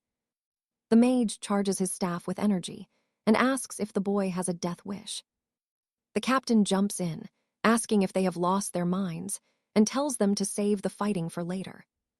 But the mage suddenly feels a terrifying chill from the summon, as if death itself is staring him down. His body goes stiff with fear. Suddenly, the trial begins, and everyone starts sprinting toward the island. Their goal is the mermaid dungeon, so they need to move fast and avoid monsters to save energy. In the distance, a creature is spotted lurking in the water, trying to stay cool. It dives deep and then lunges out, a level 19 merman soldier ambushing the team captain. However, the knight counters perfectly with her daggers and shield, taking down the beast with zero effort. The assassin leaps over the monster's body, just as a blazing fireball streaks toward it. The soldier falls, and you and I just saw their first victory, a successful start for the mission. Stick with me. You and I are about to watch an underdog turn the tide in this nightly gauntlet. Monsters at level 21 are swarming, and at this rate, it'll take 3 hours to reach the island's heart. Their only option is to lure the beasts away to keep the path open. Our mage casts a wind-binding spell, shouting for the group to run while she holds the line herself. 20 minutes later, they're nearing the objective but still falling behind. She starts doubting if they'll ever have a chance. Reports are coming in. The monster horde is massive. The level 22 beasts are resisting her control. Charging in now is suicide. They cannot afford to be surrounded in seconds. A detour adds an hour they don't have, but then 𝒖𝒍𝒕𝒊𝒑𝒊𝒆𝒔 steps up, claiming he can handle the swarm. Caspian mocks him, sneering that a level 17 rookie should just stay hidden behind the ladies for now. But watch this carefully. 𝒖𝒍𝒕𝒊𝒑𝒊𝒆𝒔 plan is to use his skeleton knight to bait the tritons and open a massive gap. Lady Alara is stunned by his boldness, but she decides to trust him and hands over the lead. The summon charges ahead with insane speed, proving that even at level 17, it's an absolute beast on the field.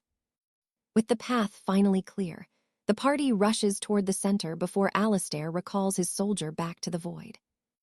Alara praises his quick thinking, admitting she's deeply in his debt for saving their skins right there. Caspian won't shut up, grumbling that his brother would have reached the summit by now. Garrett tells the loudmouth to go solo if he's so great, but the arrogant mage keeps insulting 𝒖𝒍𝒕𝒊𝒑𝒊𝒆𝒔, calling him useless baggage who does nothing. Caspian warns that this is the final chance he's giving him. Suddenly, Isla screams for everyone to run as fast as possible as several monsters charge them, forcing their leader to order an immediate retreat. They realize a rival spirit summoner from a foreign kingdom is the one pulling the strings behind this ambush. The enemy flings enchanted talismans at the group, summoning strange and powerful entities into the fray.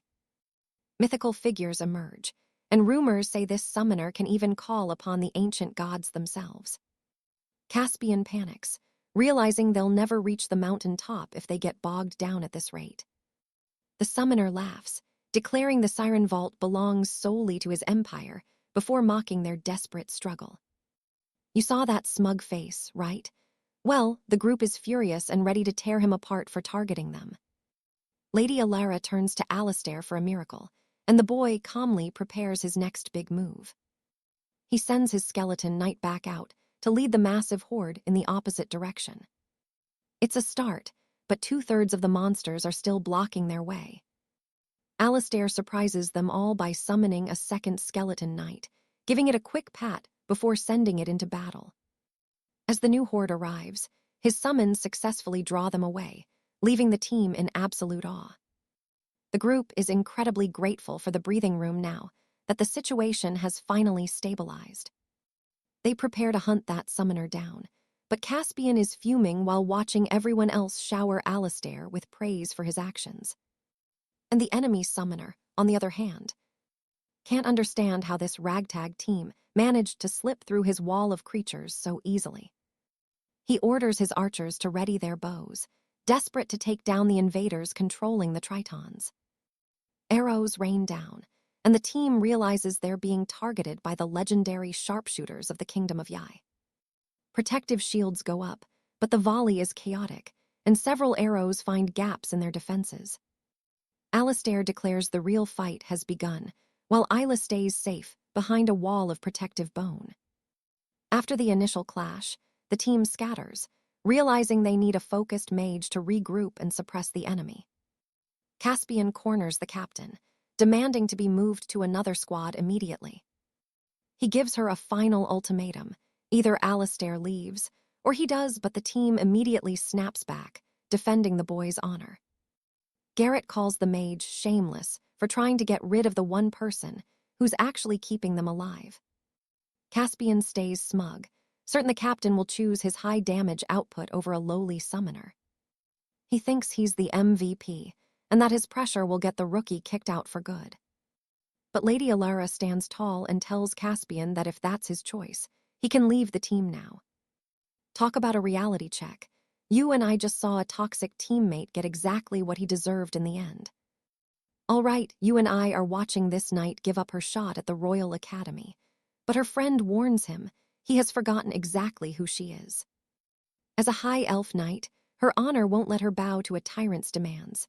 The noble scoffs and storms off, praying she doesn't live to regret defying his authority. Suddenly, Arthur declares they're heading straight into the dungeon, leaving the captain completely baffled by such a reckless move. However, Elena signals the team to move forward, making the others wonder what she is actually planning to do once they are inside. The bishop and wizard watch from the shadows, deciding to follow along. They figure they can always retreat, and with a healer on standby, things should not get too deadly. Still, they cannot figure out why the master assassin trusts Arthur this much. A bit later, we find a glowing portal hidden right beneath a massive waterfall. The guards demand the intruders be seized for trespassing. Apparently, the Siren Grotto is now the exclusive property of their kingdom. But the team stands firm. Arthur's summons saved them before, and they are not about to let some petty kingdom push him around. The enemy wizard just grins, absolutely loving this. To him, it looks like these fools are practically begging for a quick death. Without warning, the kingdom champion unleashes a monstrous beast straight at Arthur, while his mages prepare to rain down magical support. Sir Cedric, the elven knight, steps up, raising his shield to take the impact. But Arthur just raises his hand. It is time for his undead army to finally rise up. Now watch this. One strike from his summon completely deletes that monster as his entire legendary skeletal legion appears out of nowhere. The group is stunned. How can he control this many? And those skeletons are effortlessly tanking every single massive blow. The enemy soldiers are panicking. What kind of class is this? These skeletons are way too strong, making every incoming attack look like a joke. As Arthur declares they are entering the grotto, the entire guard unit charges forward to cut him off. He casually selects Nightmare difficulty, while the enemy soldiers close in from all sides. But as they strike, Arthur simply vanishes, teleporting inside the dungeon without taking even a single scratch from their pathetic weapons. The guards are absolutely fuming, left biting their tongues in pure rage. Meanwhile, Arthur calmly scans the deep, cold dungeon halls with his new party. He looks completely relaxed, but Captain Valerius is still sweating bullets over the insane danger they are in. Elena tells him to relax. You and I already know Arthur's skeletons are total beasts. Lyra finally understands everything, promising to keep any stragglers off their backs. So, the bishop and priest focus on buffs and crowd control as the team pushes through a literal hellscape of monsters. Suddenly, the system pings. They just dropped a level 21 elite sentry. The team is shocked by how much experience they are gaining. Before they can even process it, a skeleton shatters another monster with one single, effortless blow. Arthur simply orders his army to keep hunting for the main target. The captain realizes these skeletons are actually more efficient than a perfect veteran squad. Lyra yells for everyone to move before Arthur leaves them behind. The captain signals for a full advance. But the priest definitely needs a second to process this absolute madness. The monsters do not stand a chance. The skeleton army activates rage, boosting their damage and blitzing through the dungeon at high speed.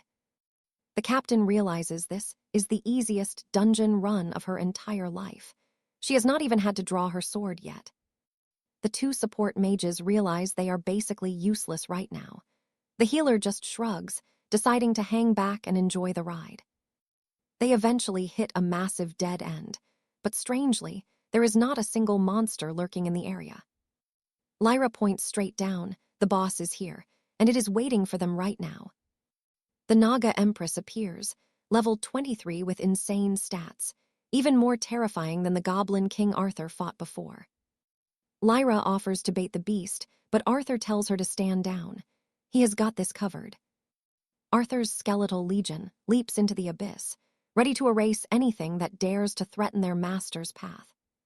But the boss unleashes its whip attack, knocking back anyone who gets close. Even in this cramped space, that serpent is incredibly fast. Even with its massive size and speed, Arthur just tells the team not to worry about a thing. He casts his slowing curse. Suddenly, the serpent is weighed down by phantom chains, its terrifying speed becoming completely and utterly useless. The captain is floored by the sheer utility of Arthur's legendary support skills. And trust me, you and I both know Arthur thinks this god-tier power is just basic support. All right, you and I are about to see just how broken a necromancer like 𝒖𝒍𝒂𝒕𝒊𝒑𝒧𝒆𝒔 can be, leaving everyone wondering what else he is hiding.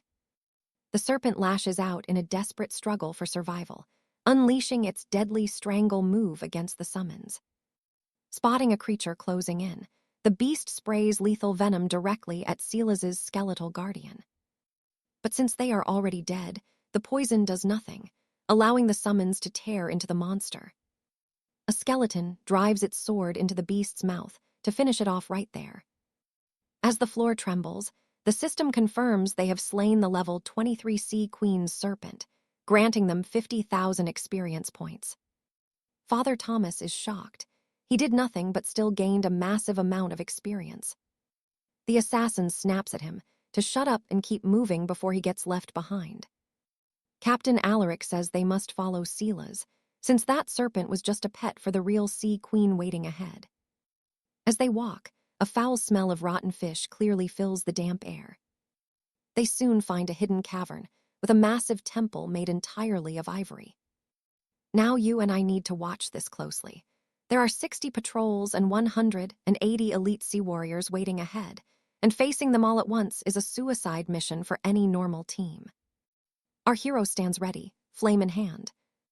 𝒖𝒍𝒂𝒕𝒊𝒑𝒧𝒆𝒔 thinks to himself that the more monsters there are, the better it is. Captain Alaric questions his plan, worried that even with strong skeletons, 𝒖𝒍𝒂𝒕𝒊𝒑𝒧𝒆𝒔 is charging ahead without any real strategy or cover. It is obvious these new creatures are on a whole different level than anything before. The elites use stunning thrust, while the skeletons counter with a furious attack. Lyra warns that more patrols are advancing and things could get worse, but 𝒖𝒍𝒂𝒕𝒊𝒑𝒧𝒆𝒔 tells her to cover her ears for something absolutely unbelievable about to happen. Suddenly, a blinding flash of light washes over the young woman's face. A flood of system windows suddenly appears, confirming they are gaining massive experience from the fallen sea warriors. The team is speechless, having never seen notifications spam this insane in their entire lives as warriors. Finally, the grand palace doors groan open to reveal the ultimate nightmare waiting inside. It is the Sea Queen herself, a boss monster with devastatingly high stats. Lyra suddenly falls into a deep trance, walking straight toward the boss with no defense while shouting about how beautiful and radiant the monster looks to her eyes. 𝒖𝒍𝒂𝒕𝒊𝒑𝒧𝒆𝒔 grabs his friend as the skeletons block the path, realizing this is a deadly mind control spell from the boss. The healer casts Cleanse Mind, shocked that 𝒖𝒍𝒂𝒕𝒊𝒑𝒧𝒆𝒔 was not affected by the charm at all.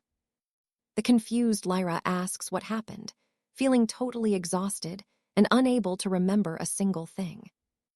Okay, I know what you are thinking. That was close. Father Thomas explains the enchantment would have wiped the group out without 𝒖𝒍𝒂𝒕𝒊𝒑𝒧𝒆𝒔. Bodies are tossed aside as the Queen's dark aura spreads across the room.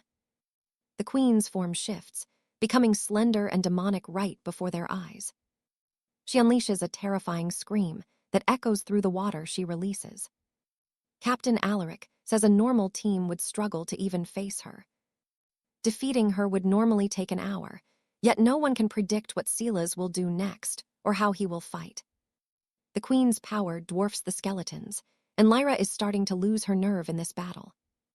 It is like a pack of wolves foolishly trying to attack a lion, where it is hard to tell who will survive this fight. The monster charges with her trident, throwing it to finish off one of the skeletons. One skeleton is destroyed, but the system says it can still be revived. The leader tells Father Thomas to get ready, because the real battle starts now. The team prepares to jump in as soon as the skeletons fall, but 𝒖𝒍𝒂𝒕𝒊𝒑𝒧𝒆𝒔 simply raises his hand, and casts a slowing curse across the entire room. Spectral chains wrap around the queen's skin, covering her back and torso. She fights back with her wavy waves ability, trying to wash away the intruders and protect her ivory castle. The skeletons withstand the blow, but some end up destroyed in the process. Silas receives a notification that 12 of his skeletal soldiers have already been completely obliterated by the attack. Alaric yells for them to fall back, fearing that the skeletons have finally reached their absolute breaking point. And that is where we leave it. Trust me, you and I need to see him summon 87 soldiers to finish this fight. Stick with me. We are watching a battle that defies all logic. Stunned, they wonder if this is all a dream. It is truly no wonder the elite knight has so much faith in him. But even she did not expect Arthur to grow this strong, especially at such an impossible, blinding pace. The Siren Queen is clearly struggling to handle all the bone guards attacking her at once. To clear the area, she unleashes her ultimate ability, the Queen's Wailing Sorrow. This curse drains one's sanity, but our hero states his bone guards are dead souls and feel absolutely nothing at all. The fallen queen weeps tears of blood, granting Arthur more than 80,000 experience points in an instant. They quickly secure the serpent's gem, finishing the dangerous mission with what looks like extreme ease. They boast about entering the Royal Academy, while mocking Cedric for being completely useless compared to Arthur. Arthur asks Alara if she has a reset artifact and checks if she is ready for more. Holding the artifact, the girl says she will use it right now to reset the dungeon. The crowd outside is shocked to see our hero emerge, so fast that not even 30 minutes had gone by. But then they laugh, assuming the team got scared and ran away before facing any real danger. They joke that Arthur's undead guards are probably just there for show. His allies say it is fine to fail the quest, since his life is what matters most. Still, the mage is furious they did not die, wondering why they joined a group just to flee like cowards. They shout that the dungeon is empty, and everyone should be very careful right now. The knight tells them to relax since Arthur is with her. She then activates her talisman to follow their plan immediately and with a smile. Now pay attention. The crowd is stunned as they use a rare item to re-enter the dungeon on nightmare mode. The woman trusts them, while her friend excitedly claims they have already seen Arthur's true power. Even on the hardest difficulty, our hero clears everything without breaking a sweat, allowing the group to relax for a moment. Inside, Alara did not expect the necromancer to boost her level so fast and tells him not to quit on her. He agrees. She says that with the remaining talisman charges, they can still clear this nightmare dungeon at least 2 more times. They decide to take this chance and collect every single valuable item inside. Arthur claims his army makes him the embodiment of speed itself. We see Alara gaining a massive amount of experience thanks to his help right now. The Queen's serpent is suddenly attacked with extreme agility, while our 2 heroes do not even have to move. With the beast dead, you and I need to pause here. Arthur just shattered his 30-minute record by finishing in only 5. The young woman calls him incredible, and he suggests they head to the palace immediately. Arthur stays back while the bone guards charge ahead, using their fury strike to eliminate every creature without difficulty. With the guards defeated, the powerful Siren Queen finally emerges to face the intruders head-on.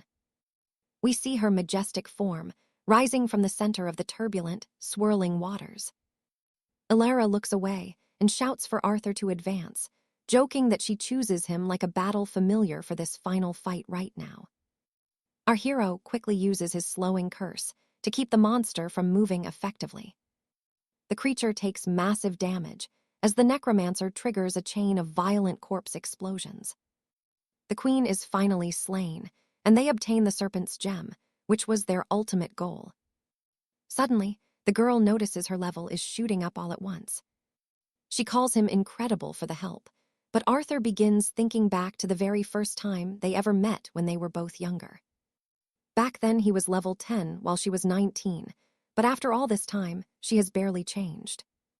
The crowd wonders why they left again, as this run did not even take 10 minutes. They complain about her wasting items, but she just sticks her tongue out and uses the powerful artifact to reset the dungeon again. Everyone is shocked by their insane speed and admits Arthur is far more capable than they imagined. Now that they are back at the entrance, and that is where we leave it. Arthur is basically a speedrun master now. Trust me, it only gets wilder. The pair effortlessly slaughters the brood mother without breaking a single sweat. They clear the floor in 8 minutes and 58 seconds, smashing their old record. Arthur says they are done, while Alara cannot wait to see everyone's shocked faces. As they exit, you and I are about to see these arrogant knights eat their words, as they laugh and bet that our heroes ran away like cowards. Thomas approaches, asking if the loot is secured, and Arthur gives a simple thumbs up. Suddenly, the entire crypt starts vanishing before their eyes, leaving the crowd wondering how that is even possible. The entrance is totally gone, which only happens if all 3 trials have been cleared and claimed. It hits them, Arthur actually did it. He calmly tells his team the job is finished and to move out fast. Sir Alistair screams for the guards to stop them, desperate to steal those priceless tears for himself. In an instant, the group is surrounded by mercenaries demanding they hand over the treasures immediately. They are baffled, but with the crypt gone, there is no denying Arthur took everything. They start hurling insults and calling them thieves, but the atmosphere around Arthur suddenly turns deathly cold. Then, we feel the crushing pressure of a high-ranking grandmaster glaring at Arthur with pure, murderous rage. His face is ghostly pale as he unleashes his massive aura to crush the poor elven girl. She can only shake in terror, feeling like her life is about to end right here. Now pay attention, because Arthur is done playing nice. He casts a soul fire spell directly at the man's massive guardian spirit. The beast is vaporized instantly, having 0 chance against such a devastating magical strike. The Grandmaster is left reeling in a mix of shock and fury. He bellows that they deserve death for such insolence before pulling out a sacred scroll to summon again. He soon summons a massive, winged horror that fills the entire sky above them. He then commands the beast to wipe them all out and reclaim the stolen treasure. The onlookers think resistance is futile, since no one can get past that massive, enchanted battle axe. But Arthur just smirks and activates his shadow necro ability to summon his own dark army. A horde of skeletons charges forward with a terrifying power level exceeding 2,700. With one single blow, the massive creature collapses to the ground after taking insane damage. Even Arthur is surprised it was so weak, while the crowd labels him an absolute monster. The backlash from his defeated spirit hits the old summoner like a physical strike. The undead army just keeps marching. You saw that too, right? The man is coughing up blood as the damage from his failed summons tears him apart from the inside. Arthur raises his hand, commanding his entire legion to swarm the enemy and finish him off. Terrified to his core, the arrogant man can only scream in total despair. He desperately begs his remaining spirit to fly away as fast as possible to escape this nightmare. The crowd is stunned by the raw power of these summons, questioning what Arthur's true level actually is. The summoner realizes a level 17 necromancer shouldn't be this strong and knows he must report this terrifying discovery. Arthur stands tall, surrounded by his deadly undead guard, looking like a true king of shadows. The skeleton warriors now begin their slow, ominous march toward the rest of the summoner's men. One of them sees the writing on the wall and decides to bail, wanting nothing to do with these abominations. The rest of the cowards follow his lead and run for their lives, since even their legendary master was useless. Arthur's team is in awe that he scared off an entire army, knowing that fighting him is just a death sentence. And then, they wonder where this silent, ruthless legend came from, as he barely says a word while crushing his enemies. He is the perfect leader, but the rival mage is getting seriously annoyed. He thinks if he had just stayed on the team, he would be sharing the glory right now, but his ego still won't let him back down. He truly believes he is far superior to our hero, and refuses to let things end this way. Meanwhile, the captain announces that the mission is finally complete. They have the items, and it is time to head back and end this grueling journey. Trust me, you and I just witnessed a masterclass as the tower begins the teleportation sequence to bring them home. Back at the Crimson Dragon Lodge, the girl turns to Arthur and offers her thanks. Alistair's ally says she couldn't have survived the trial without him, but he brushes it off, and stick with me, because his journey is about to get legendary. He is a man of few words, but clearly has a kind heart. Meanwhile, the girl notes how close they must be, since the master assassin simply cannot stop mentioning our hero's name. Suddenly, Alistair's wristcom chirps with an urgent alert. It is a summons from Lord Godfrey himself, calling him to the Academy's High Council for a very important private audience. The Lord watched the trial recordings and praises Alistair's incredible performance, but our hero stays humble, saying he only did what duty required for the royal mission. The elder is stunned by how calm this young man is, and asks if he understands the true value of the rare tears he just earned. Alistair bluntly says no, killing the vibe while secretly wondering if those artifacts are actually worth all this hype. It turns out those who reach Tier 40 can unlock hidden talents using these items, a feat that is still incredibly rare in this kingdom. He was lucky to be there and secure every single one of those mermaid crowns. Now the Lord asks what reward he desires, promising to do everything in his power to grant it. Alistair still has 0 leads on his missing sister, and realizes this might be his best chance to get answers from the Lord. Our hero asks if he could receive top-secret intel regarding someone very close to his heart. Godfrey knew this was coming. Now watch this. He reveals his sister is inside the Sanctum of Origins, a place so secret that all records are completely scrubbed. Alistair is shocked because his sister's ultimate dream was to enter that sanctum, and his allies had already suggested it was the best path for her. He had no clue his sister had already gained entry into such a prestigious place. She had joined the academy just over a year ago and mastered the sanctum trials in only 6 months with total ease. Because of the strict academy laws, the Lord cannot say more. If Alistair is worried, he will have to earn his own way inside. Only then can he find his sister, so the Lord agrees to send over the entry requirements for the sanctum to help him. Since the elder was going to mention her anyway, he refuses to count this as a reward and tells Alistair to pick something else. Alistair realizes there is one legendary artifact he truly needs, the Frost Talisman of Cooling. It is vital for pushing his power to the limit. Godfrey laughs, knowing he would ask for that, but warns it is hard to get. He must pass a brutal challenge first, and Alistair accepts the task without any hesitation. You and I both know how strong he is. Even without the artifact, he could clear this challenge without breaking a sweat. Holding a glowing relic, the old man says he must reach Tier 20 first. He points him toward the Academy's trial dungeons to speed up his training and level up fast. This is a rare teleportation stone, and only the most elite knights are qualified to even see such a place, let alone own one of these. Instantly, our hero activates it, shocking the elder who cannot believe he is diving into a new challenge the second one ends. Alistair teleports to the hub, where crowds of warriors are scouting for teammates to raid the most dangerous dungeons in the realm. The boy checks his stats, realizing he must hit Tier 30 just to set foot inside the secret sanctum.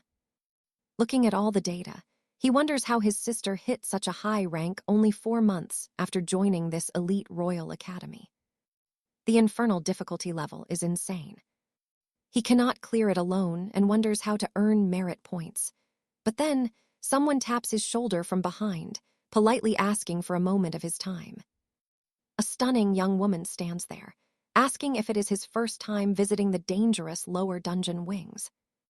Her name is Seraphina, and she offers to guide him through the local monster pits. Our hero realizes she is just trying to scrape together some extra merit points.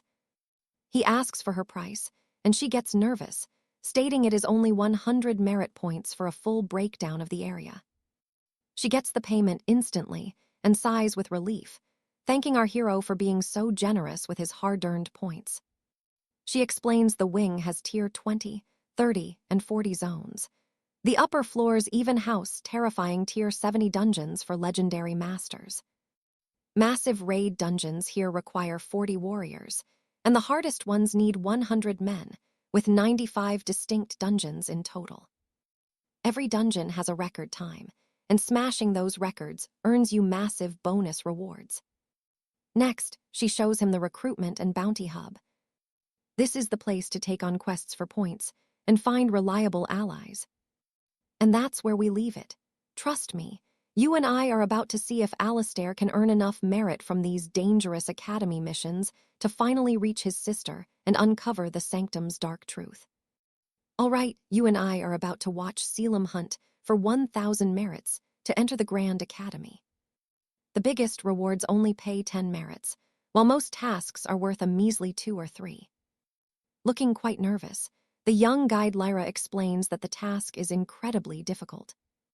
Whenever a decent challenge pops up, someone clears it instantly, leaving nothing for others. Suddenly, 𝒖𝒠𝒻's alert chimes. He just received 50 merits. Lyra gasps, asking if he actually pulled that off. Everyone nearby is completely stunned, wondering if they heard right. It sounds like a total joke since 𝒖𝒠𝒻 doesn't look like a high-tier warrior. Our hero thanks her for the intel, and she politely says it was no trouble. She mentions she was paid for the job anyway, then asks if he needs a squad. 𝒖𝒠𝒻 doesn't even blink, reaching for the shimmering orb ahead. He notices the dungeon's record hasn't been touched by anyone for over 3 whole years. This is his big shot to shine.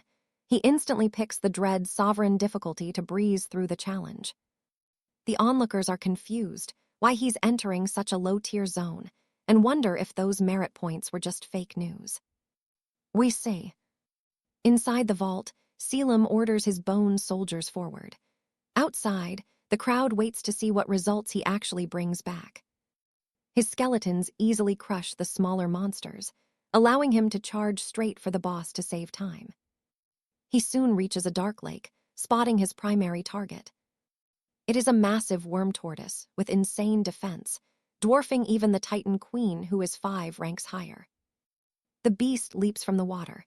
His skeletons charge, but the monster manages to block their initial assault. Their blades just bounce right off that indestructible shell. Talk about an iron defense. Watch closely here. 𝒖𝒠𝒻 realizes his army isn't doing enough damage. Now we see why this record stood for 3 years.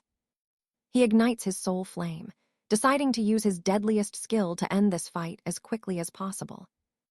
The monster finally stops its spinning attack, as the massive damage makes its eyes roll back in agony. His undead quickly flip the beast over to keep it from moving again. With a roaring battle cry, the legions charge in, using their fury to maximize the carnage.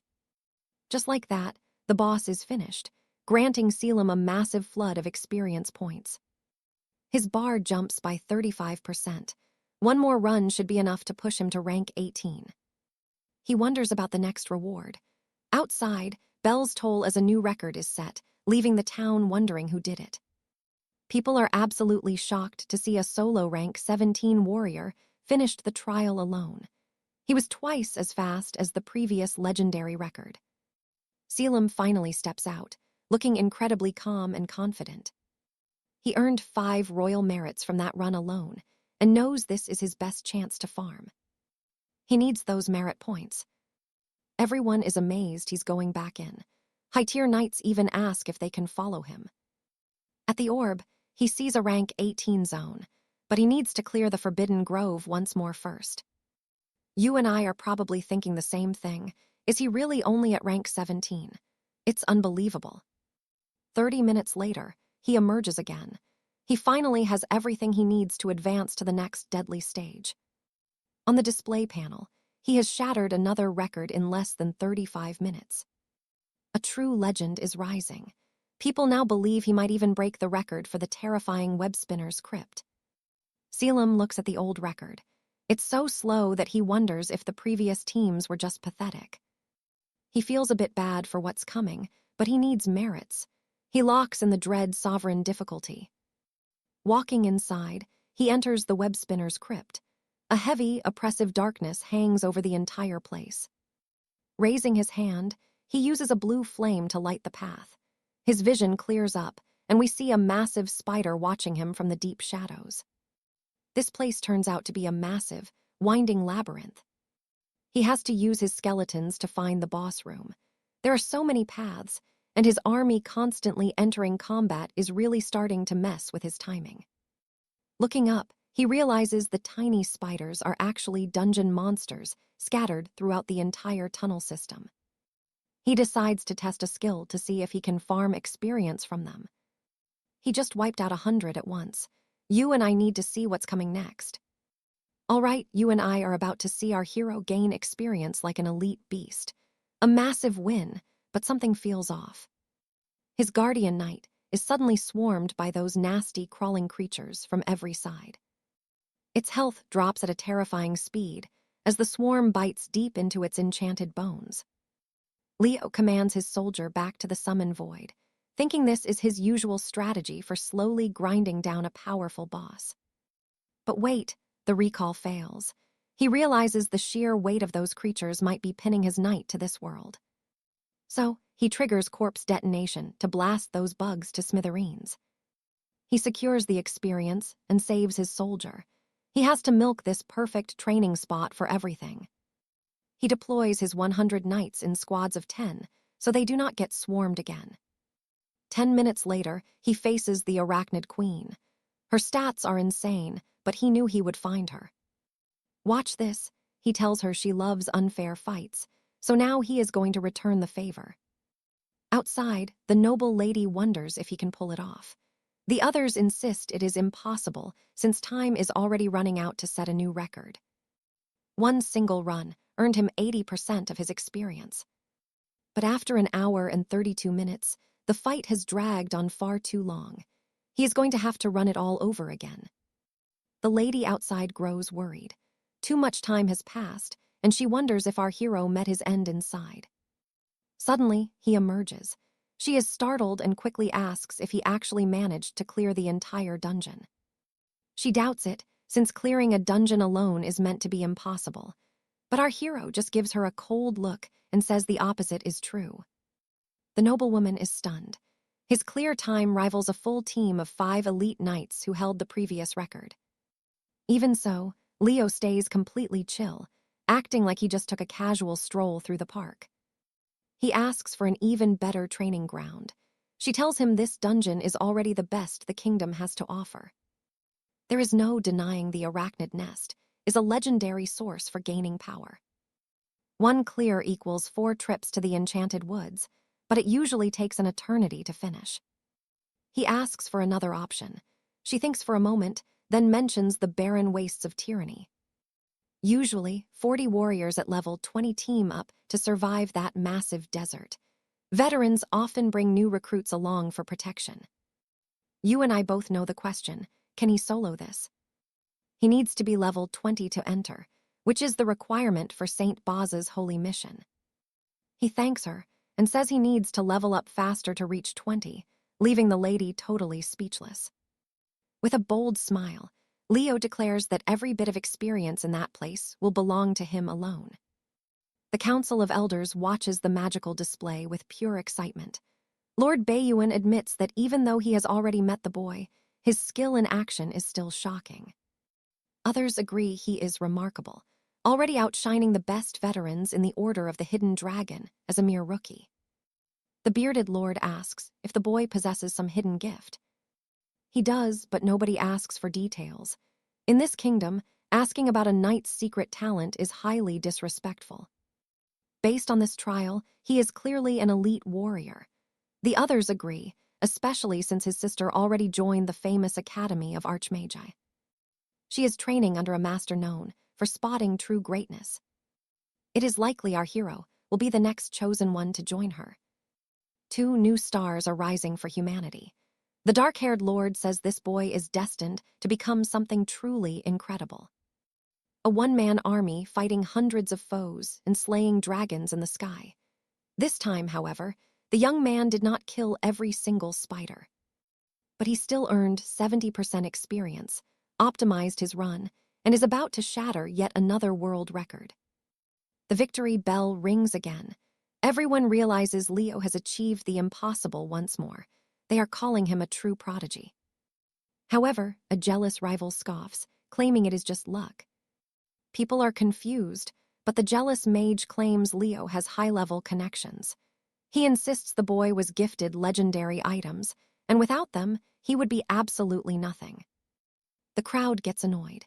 Who is this guy to question the hard-earned merits of our legendary hero? Another knight shouts that there is absolutely no proof for such a wild accusation. Soon, Leo emerges. Everyone is stunned to see his new record, 47 minutes. That is nearly an entire hour faster than before.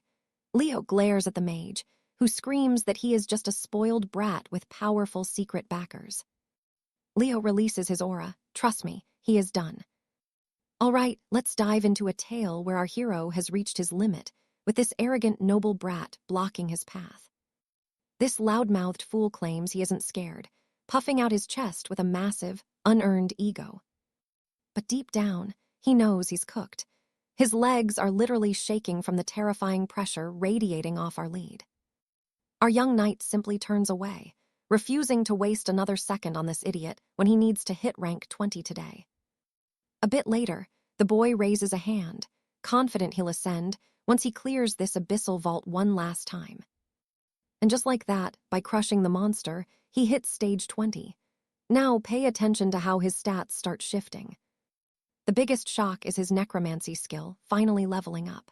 It's time to summon the elite silver-grade skeleton warriors.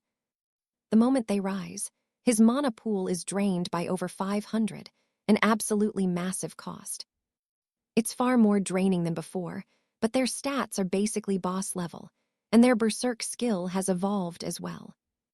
The upkeep is becoming too high, and his current gear is starting to look like total junk. He needs to liquidate this old equipment, just to afford some high-tier skill grimoires. Now, you and I are heading to the Royal Exchange, where everyone already recognizes him as the legendary speedrunner of the vaults. He approaches the trade counter and dumps his gear, asking the merchant to dismantle everything just so he can buy basic skill charms. The merchant is confused, asking why he'd sell everything when he could finally use silver-grade armor at rank 20. But our hero knows he needs something better, because these common iron trinkets are basically useless for his goals. His abilities are impressive, sure, but they haven't even touched his true potential yet. It's much smarter to find a way to turn this scrap into something actually valuable. The trader asks if he hates gold-tier gear and suggests he check the prestige shop for some truly legendary artifacts. Once they arrive, the merchant invites him to browse the shelves. Trust me, these items are on another level. The young man quickly spots a spectral longsword that massively boosts his spirit, almost making the air feel heavy.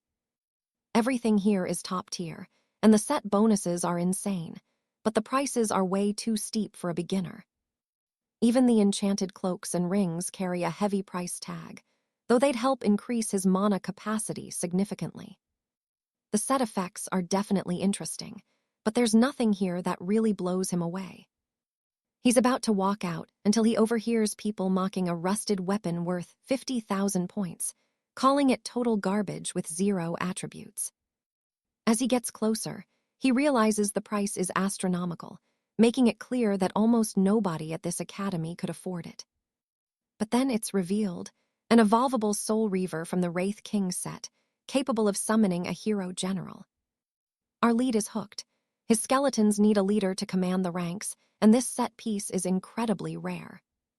Without hesitating, he reaches out and grips the cold handle of that legendary weapon. Now, you and I can see what the others missed. It evolves by devouring the souls of ancient abyssal demons. With a confident smirk, he decides to claim this legendary item for himself right now. The merchant is floored, asking if the boy even understands how much this costs. Our hero doesn't blink and hands over his card. When the merchant swipes it, he nearly faints seeing over 130,000 points. Absolutely mind-blowing stuff. That scythe had been rotting in the exchange for ages, and nobody ever thought a new master would actually claim it. Since there aren't any demons nearby, he decides to test his luck with the skilled charms to see if he pulls anything good. He scores a defensive move called Bone Armor, which is perfect since his unique talent scales its stats to the moon. He immediately summons the skill to see how it looks in a real combat scenario. Suddenly, a glowing spinal column appears, wrapping around him like a shield against any incoming strike. Our guy isn't jumping for joy, but you can tell he's pretty satisfied with this new defensive power. Then he cracks open the next charm, and his eyes widen. He raises his hand to call forth a brand new summon. Meet the Iron Rank Skeleton Mage, with stats that rival our hero. This spirit is strong enough to evolve alongside its master, meaning his undead army can finally rain death from a distance. If he keeps training them, these mages are going to become absolutely unstoppable powerhouses very soon. By the next morning, his mana is fully restored, so he heads off to the inner chambers to tell Master Baldwin that he has already reached rank 20. You and I can see the shock on the old master's face. That level of growth is just unheard of. Trust me, you are going to love this. Julian thinks these brothers are absolute monsters, smirking as he calls this impossible task a simple fetch quest. He has stepped into this rift before, meaning he has already braved the deadly Tyrant Sands. His true objective is the Goliath Heart, a relic found only in that dungeon. Legends say it requires 40 men to survive, so he thinks it will be easy. If he delivers the heart within 3 days, he will be granted the powerful talisman he desires. These artifacts rival the legendary wings of old, but high-level rifts like this have a massive 1-month cooldown period after each entry. When these portals open up, that is when top-tier gear truly proves its worth. He needs this base item to evolve his gear. Completing this quest guarantees him the secret process required to finally enhance his powerful talisman. With a stoic face, our young knight vows to return with the heart. The old man beams with hope, praying the boy returns before the grand opening begins. Later, a bearded veteran arrives and asks if the boy is up to the task. The master replies that Julian is quiet, and that is exactly what he prefers. The old man knows Julian will likely attempt this rift alone. He remembers that even the great Lord Byron failed here, even after reaching level 30 and having a full squad. It is staggering to realize how much stronger Julian is now compared to Byron back then. Moments later, word spreads fast that the record-breaking prodigy is back, and he is heading straight for the Tyrant Sands, a massive high-level dungeon. Our hero checks the orb, reading the current records held by the Dragon Wing Order. He notes they are similar to the Silent Dragon Legion, taking 16 hours to clear the rift with a massive 40-man army. A blonde noblewoman approaches the rookie, and he acknowledges her presence. She asks if he is actually challenging this place. Secretly, she wonders if he ever sleeps, pushing himself so hard after his exhausting battle yesterday. Julian mentions he is hunting the Goliath Heart. The girl gasps, knowing that rare relic only drops from the dungeon's most terrifying final boss. It is used to craft legendary accessories. The drop rate is so low it has not been seen by anyone in over 2 years. She argues that he cannot possibly go in alone at level 20.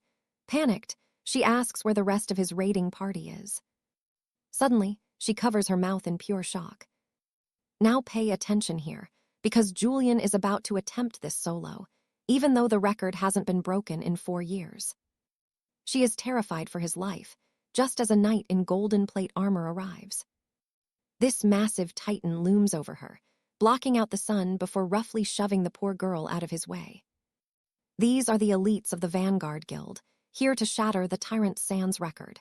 They are decked out in incredibly expensive, legendary gold-tier enchanted plate and weaponry. Their commander barks that today they will claim the top spot. He warns his men to be perfect, because if a single mistake is made, he will have their heads. Julian sees they are dead serious. Not wanting to waste a second, he begins sprinting up the stairs to enter the portal first. You and I both know Julian lives for this. The crowd is losing it as they watch him attempt a feat that would rewrite history.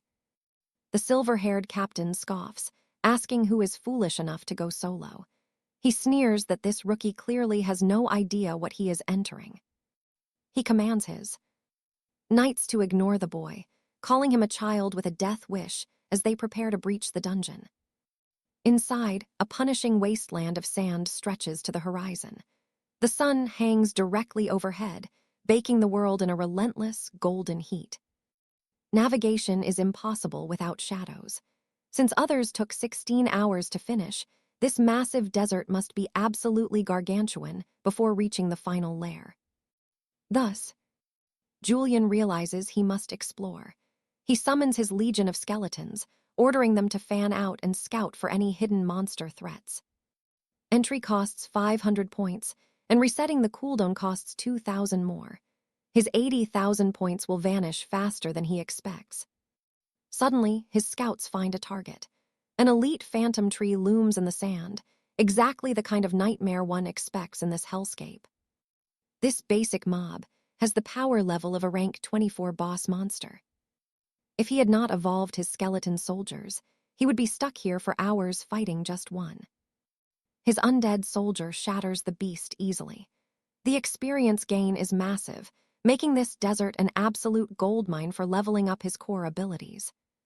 He activates his bone armor, playing it safe. He knows that lethal dangers are likely buried deep beneath these shifting desert dunes. Julian heads out with his skeletal squad, and trust me, you and I are about to see a massacre.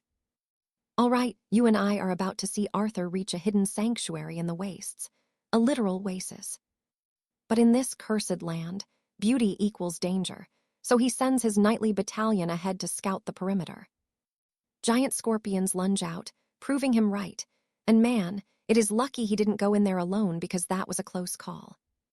A skull's eyes flare crimson as Arthur triggers his rage skill, making his undead soldiers charge with blinding speed.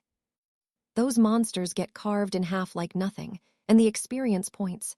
They are absolutely off the charts. But then he spots them swarming around strange trees, bearing fruits that clearly shouldn't exist in a place this dead. He motions for the loot, ordering his skeletons to form a defensive line against the scorpions, while the rest harvest those items for him. Once he holds the fruit, he wonders why the beasts were so desperate for it and checks its hidden properties. It is a blessed desert fruit, a legendary item that refills spiritual mana instantly. This thing is basically worth its weight in gold. Arthur takes a bite, and his mana bar slams back to full at a speed that is honestly just insane. Because of this, he now has endless fuel for his spells as long as those trees stay standing, and the branches are literally overflowing with those items right now. Now watch this. Arthur realizes he can farm his skills forever, so he summons his elite skeleton mages to start the grind. He had been looking for a way to buff his army, and this infinite mana loop is the perfect cheat code he needed for total domination. There is no limit now. He can keep churning out mages without ever running dry. Once his mastery hits level 20, his summons will evolve into high knight ranks, giving him a massive power spike that changes everything. Arthur raises his hand, signaling the march forward until they reach the very heart of the oasis. 3 hours pass, and his mages finally hit level 20. You can tell he is beyond satisfied with the results. He calls forth a new summon, and this one is specialized, radiating a freezing ice aura that chills the air. Every new summon now has a unique element. Arthur figures those monsters had their fun earlier, so let's see how they like his new toys. You saw that coming, didn't you? His 4 elemental guardians prepare to wipe out any threat in their way. They unleash a storm of magic, obliterating every scorpion in the vicinity. It looks like Mother Nature herself is hunting them down. The scorpions are torn into glowing fragments, leaving only their cores behind. Arthur realizes that this is the true experience of conquering a high-tier dungeon. Usually, you would need an entire kingdom's army for this, but his undead are more than enough. Since these monsters are close to his level, he can just steamroll them. Look at his whole skeletal cavalry charging into the fray all at once. As the bodies pile up, Arthur takes the chance to trigger his devastating corpse explosion skill. What was once a peaceful desert is now a full-blown war zone, littered with fire and shattered bone. His soldiers press the attack, and the experience pouring in is just impossible to measure. As the sun begins to set, the once chaotic oasis finally falls back into a heavy, immaculate silence. He is actually shocked he cleared the whole place so fast. He wanted to grind a few more skills. By now, his skeleton mages have already been promoted to the elite silver rank. Time to hunt the dungeon boss for the heart of tyranny. But suddenly, thick smoke and heavy footsteps approach from the desert gloom. Is this a horde? Arthur doesn't wait to find out and instantly activates his skeletal armor. He leaps high to avoid being crushed by the stampede. Thousands of desert soldier ants are flooding the sands. He lands right on top of one, wondering exactly where these creatures are being led in such a strange hurry. But it is clear they are all driven by a single purpose, moving toward the same dark destination. They reach a massive anthill, where Arthur steps inside alongside the swarm, spotting a winged elite from the Queen's personal escort guard. That winged beast pretty much confirms that the Queen is the final dungeon boss. The creature strikes, but Arthur blocks it with his armor. He is getting annoyed that this beast is trying to hit him while he is still leveling. He has had enough, so he summons his squad of mages to end this. A massive tornado erupts. That wind-based bug stands zero chance against Arthur's absolute mastery over the natural elements. Suddenly, a massive swarm closes in, attacking from both the ground and the air simultaneously. Arthur scales a stone column and orders his undead army to form a protective wall around him. Now find me that queen in the tunnels. While they hunt, you and I are going to watch Arthur and his mages clear every obstacle in their path. All right, you and I are about to watch a real massacre as Arthur starts farming massive experience here. He is actually thrilled they finally tracked down the target because he is done wasting his precious time. It is boss time. This hive matriarch is a legendary beast, and she has brought a whole swarm of elite guardians to protect her. But Arthur expected a real challenge, and looking at this monster, he is honestly just feeling bored. He orders his undead legion to have some fun. The matriarch shrieks in fury, unleashing a deadly skill known as Sandstorm. Arthur admits the power is actually quite impressive. Luckily, his spectral bone armor protects him from that damage perfectly. He directs his mages to handle the guardians while his knights focus solely on killing the queen. His legion immediately obeys, swarming toward her with zero hesitation. Desperate, the hive queen activates a skill to harden her thick chitin shell. But it is no use as his mages start deleting those guardians one by one without any effort. Panicking, she releases a sound wave that shatters several skeletons. Then, she wraps herself in a cocoon to summon even more soldiers for the fight. Arthur sees this as a massive waste of his time and simply commands his fallen warriors to rise and keep fighting. Suddenly, he notices that her ability is not actually creating new ants. Every ant in the entire mound is being drawn to their queen. Arthur just smiles because this actually plays right into his hands. Now, check this out. This queen just dug her own grave without even realizing it. Combining his mage's attacks with a massive corpse explosion, he crushes her completely, gaining huge experience and silver tier loot. Arthur realizes these items will sell for a fortune, and he is already almost level 21. This dungeon is the perfect place to farm levels. Sadly, his time is running short, so he decides to return later for even more experience gains.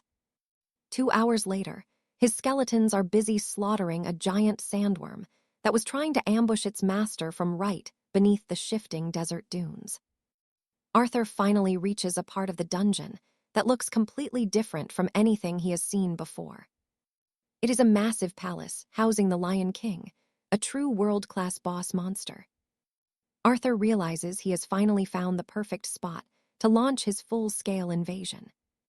He spots lion archers with insane stats, far stronger than the ants he fought earlier. Even their warriors are elite, with levels much higher than Arthur's own level. Their military formation is perfectly coordinated. The old strategies from the oasis will not work here. Arthur draws his scythe, deciding it is time to play their game by finally summoning his own legendary general. Using his unique skill, he summons the hero spirit that has been dwelling within his dark weapon. A massive spectral figure appears, wielding a military strategy skill that will turn the tide of this battle. Arthur commands his entire undead army to manifest and support him in this brutal confrontation. The spectral general unleashes his aura, and Arthur orders his skeletons to follow the general lead to crush every monster in sight. His legion is now bloodthirsty and ready to slaughter anything that dares to stand in their way.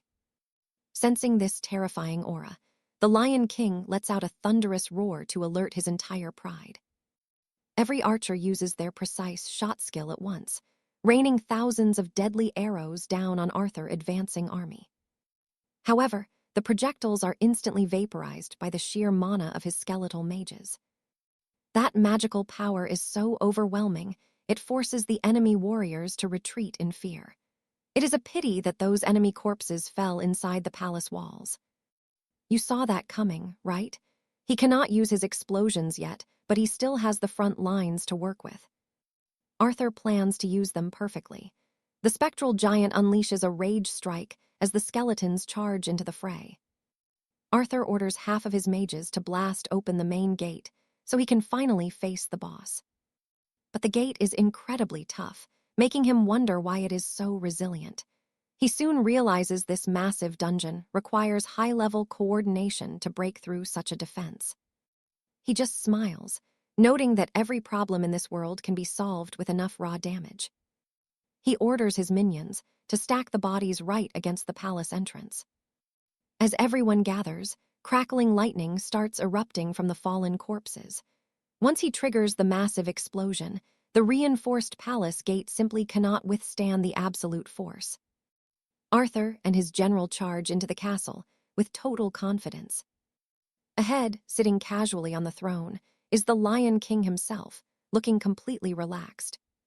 And trust me, with an insane level of 31 and overwhelming stats, this boss is going to be wild. All right, you and I are about to see if 𝒖𝒍𝒂𝒕𝒊𝒑𝒊𝒆𝒔 can survive a fight against a literal god-tier monster. He offers a quick apology to the Titan. He is in a massive rush. Suddenly, the monster leaps, lunging straight for his elite silver rank knights. The impact is devastating. 2 of his undead warriors are crushed into dust instantly. The beast raises a massive hand to strike again.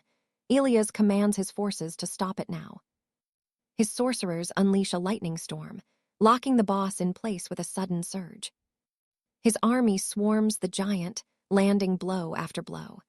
Its heavy armor shatters into pieces, but now the boss is dual-wielding massive weapons and looking even more dangerous than before.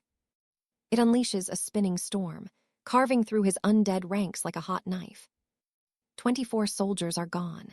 𝒖𝒍𝒂𝒕𝒊𝒆𝒔 realizes this monster is a true king. No mortal knight could ever survive this.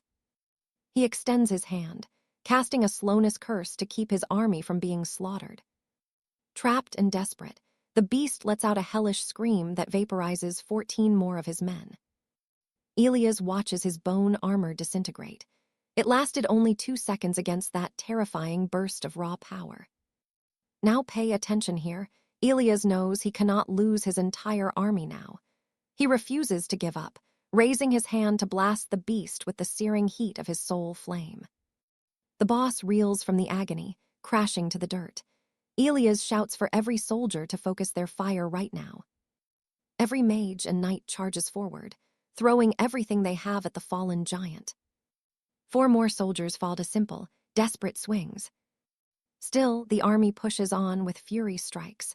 𝒖𝒍𝒂𝒕𝒊𝒆𝒔 keeps the soul flame burning, betting everything on his elite silver rank mages to finish the job. 20 long minutes pass. His entire force pours massive magic into the monster, who is finally on the verge of collapse. Through the thick smoke, the tyrant finally falls. 𝒖𝒍𝒂𝒕𝒊𝒆𝒔 claims the spoils of war, acknowledging the beast was a worthy foe in the end. With the battle won, the system chimes. He has just reached level 21.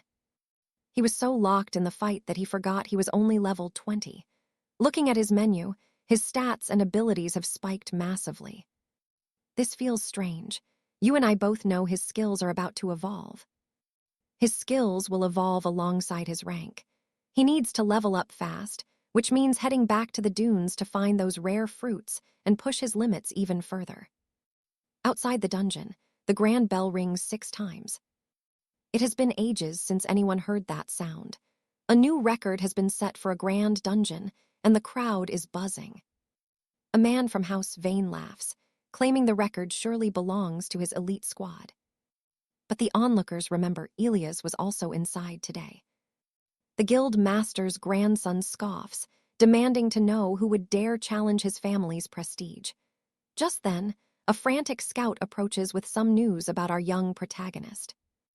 The nobleman starts laughing when he hears a solo player went inside all by himself. He mocks the boy, asking if 𝒖𝒍𝒂𝒕𝒊𝒑𝒧𝒆𝒔 thinks he is some kind of god. Others defend him, noting 𝒖𝒍𝒂𝒕𝒊𝒑𝒧𝒆𝒔 already smashed 2 records alone. The nobleman snaps back, saying a grand dungeon is worlds apart from a low-level trial. There is no way a level 20 kid could ever pull this off. In his eyes, a lowly novice simply does not have the skills for this tier. Then word spreads that the tyrant's heart was claimed. Everyone is stunned, defeating that boss in under an hour is impossible. The nobleman laughs again, certain his team secured the item for the house. He is already celebrating, dreaming of the legendary new accessory they will craft. But the system makes a grand announcement. 𝒖𝒍𝒂𝒕𝒊𝒑𝒧𝒆𝒔 has cleared the grand dungeon and set a record of 14 hours. The crowd goes silent. The nobleman stares at the leaderboard in disbelief, reading 𝒖𝒍𝒂𝒕𝒊𝒑𝒧𝒆𝒔 name over and over again. Suddenly, everyone realizes the legend is walking out right now. He surpassed every single expectation they had. The furious noble asks if he is the famous 𝒖𝒍𝒂𝒕𝒊𝒑𝒧𝒆𝒔. Our hero barely hears him, focused only on delivering the heart. He brushes past them, saying he is too busy for autographs or idle talk. House Vane's reputation is left lying in the dirt. They were so arrogant, but 𝒖𝒍𝒂𝒕𝒊𝒑𝒧𝒆𝒔 just knocked them right off their high horse without even trying. People can't stop talking. A lone wolf cleared a grand dungeon at level 20. It is unheard of. They wonder just how terrifying a necromancer can get. Meanwhile, we cut to Elder Silas's office, where the old man is napping. He wakes up groggily, wondering why 𝒖𝒍𝒂𝒕𝒊𝒑𝒧𝒆𝒔 is back so soon. He figures the boy couldn't find a party. And that's how a legend is born. Trust me, you and I are going to see a lot more of him. All right, stick with me as this old man tells our hero it is fine if he failed to form a team and offers his full support. However, he freezes when he hears the news and asks if this is actually real. Lord Lin just nods and confirms that he is telling the absolute truth. The old man is stunned since he only issued that quest recently. And yet the boy already snatched the monarch core with no trouble. Once calm, he asks where our hero is, hearing he is near the royal dorms. We see that night has fully taken over the kingdom, as Leon shuts off his magic device.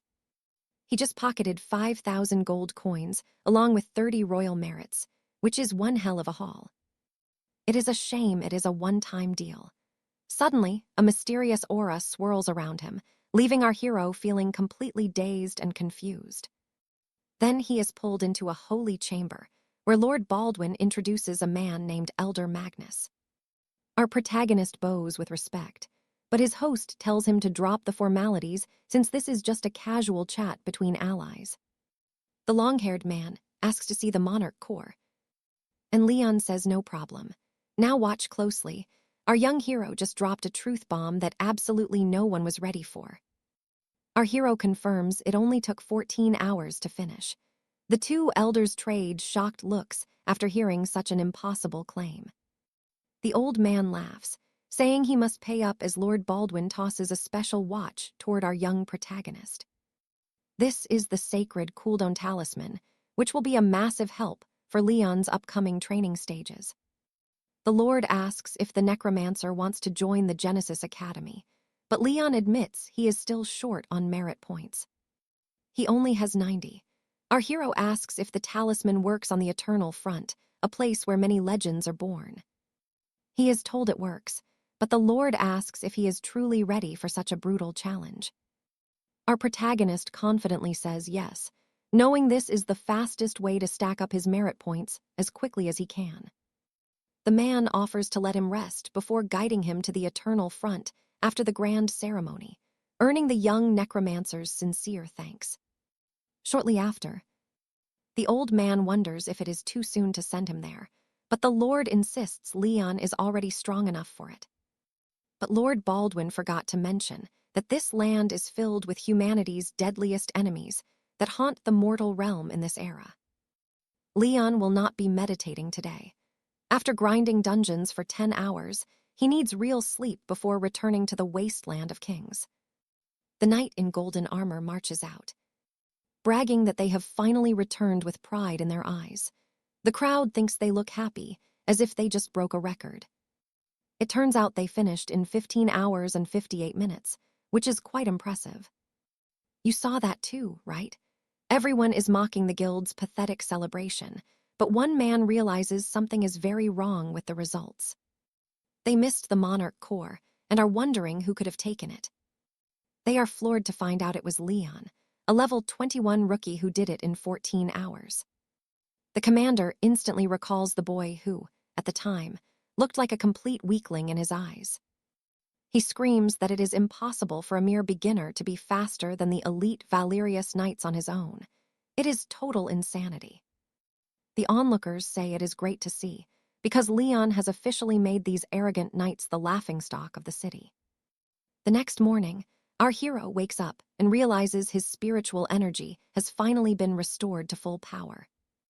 He walks out, thinking that more wasteland fruits will help him level up his curse and bone armor skills much faster. Suddenly, a stranger asks if he is Leon before saying the leader of the Valerius Knights wants to see him right now. But our hero just ignores him, which makes the guy furious as he asks if Leon even knows who he is. Leon simply replies that he does not care, and if this leader wants a meeting, he should show up in person. Our hero notes he will need 2,500 points to reset the dungeon timer for another run. Everyone is shocked that he is heading back into the wasteland of kings so soon. Since he knows the layout now, people think he is going to shatter the current world record. Others beg the blonde lady for help, hoping she can convince Leon to join their teams for some extra merit points or gold rewards. They do not want loot or experience, just to finish their trials, so Seraphina goes to talk to the young necromancer.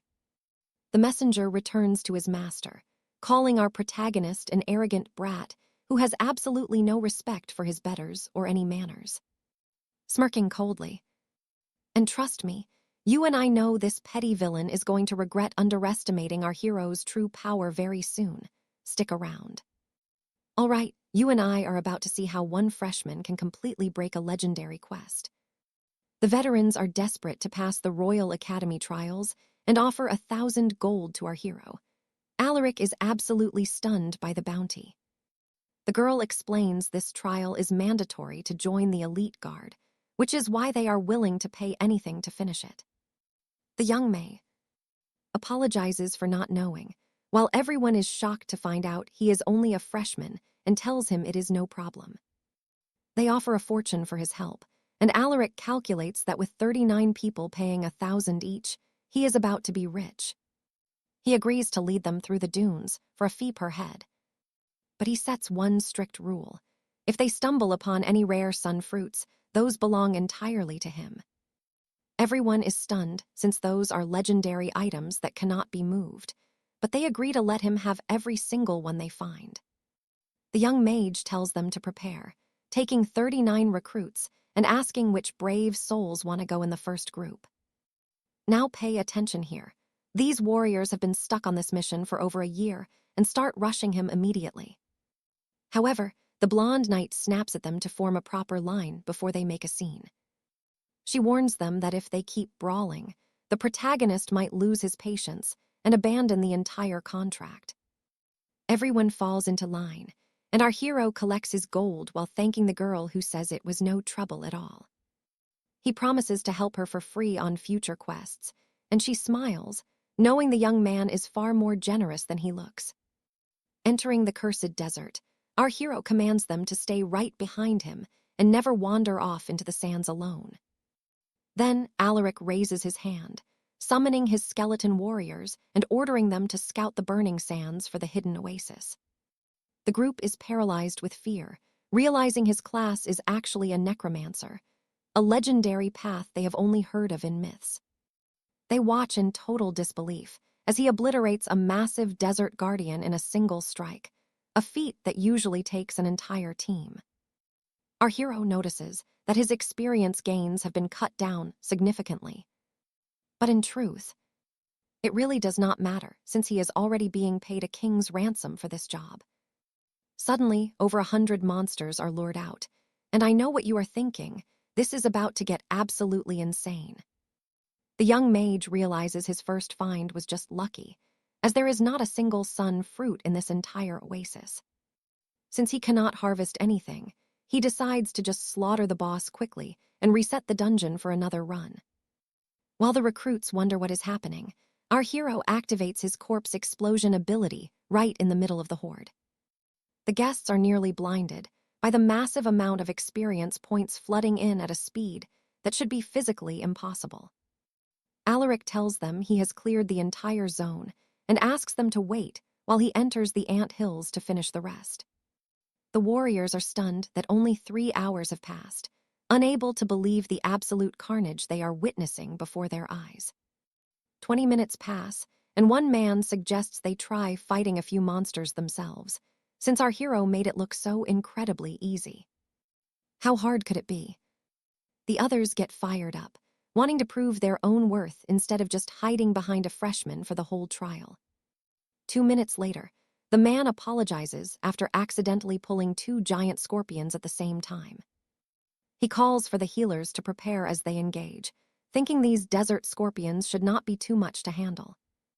He orders his team to stay calm as the massive beast charges, slamming into his shield with bone-crushing force. The warrior is sent flying backward, screaming for immediate magical healing before he gets crushed. Once he is back on his feet, his mage companion screams at him to focus, or they will all be dead in seconds. It is painfully obvious that the creature is a tank, and their weapons are barely even making a scratch on its heavy armor. Suddenly, a comrade leaps over to strike the beast, yelling for the others to retreat while he draws the creature's attention. After 5 long minutes, they finally kill one scorpion, exhausted and realizing just how insane our hero is for soloing hundreds of these. Our necromancer senses the commotion and sighs, annoyed that these people could not just follow one simple instruction to stay still.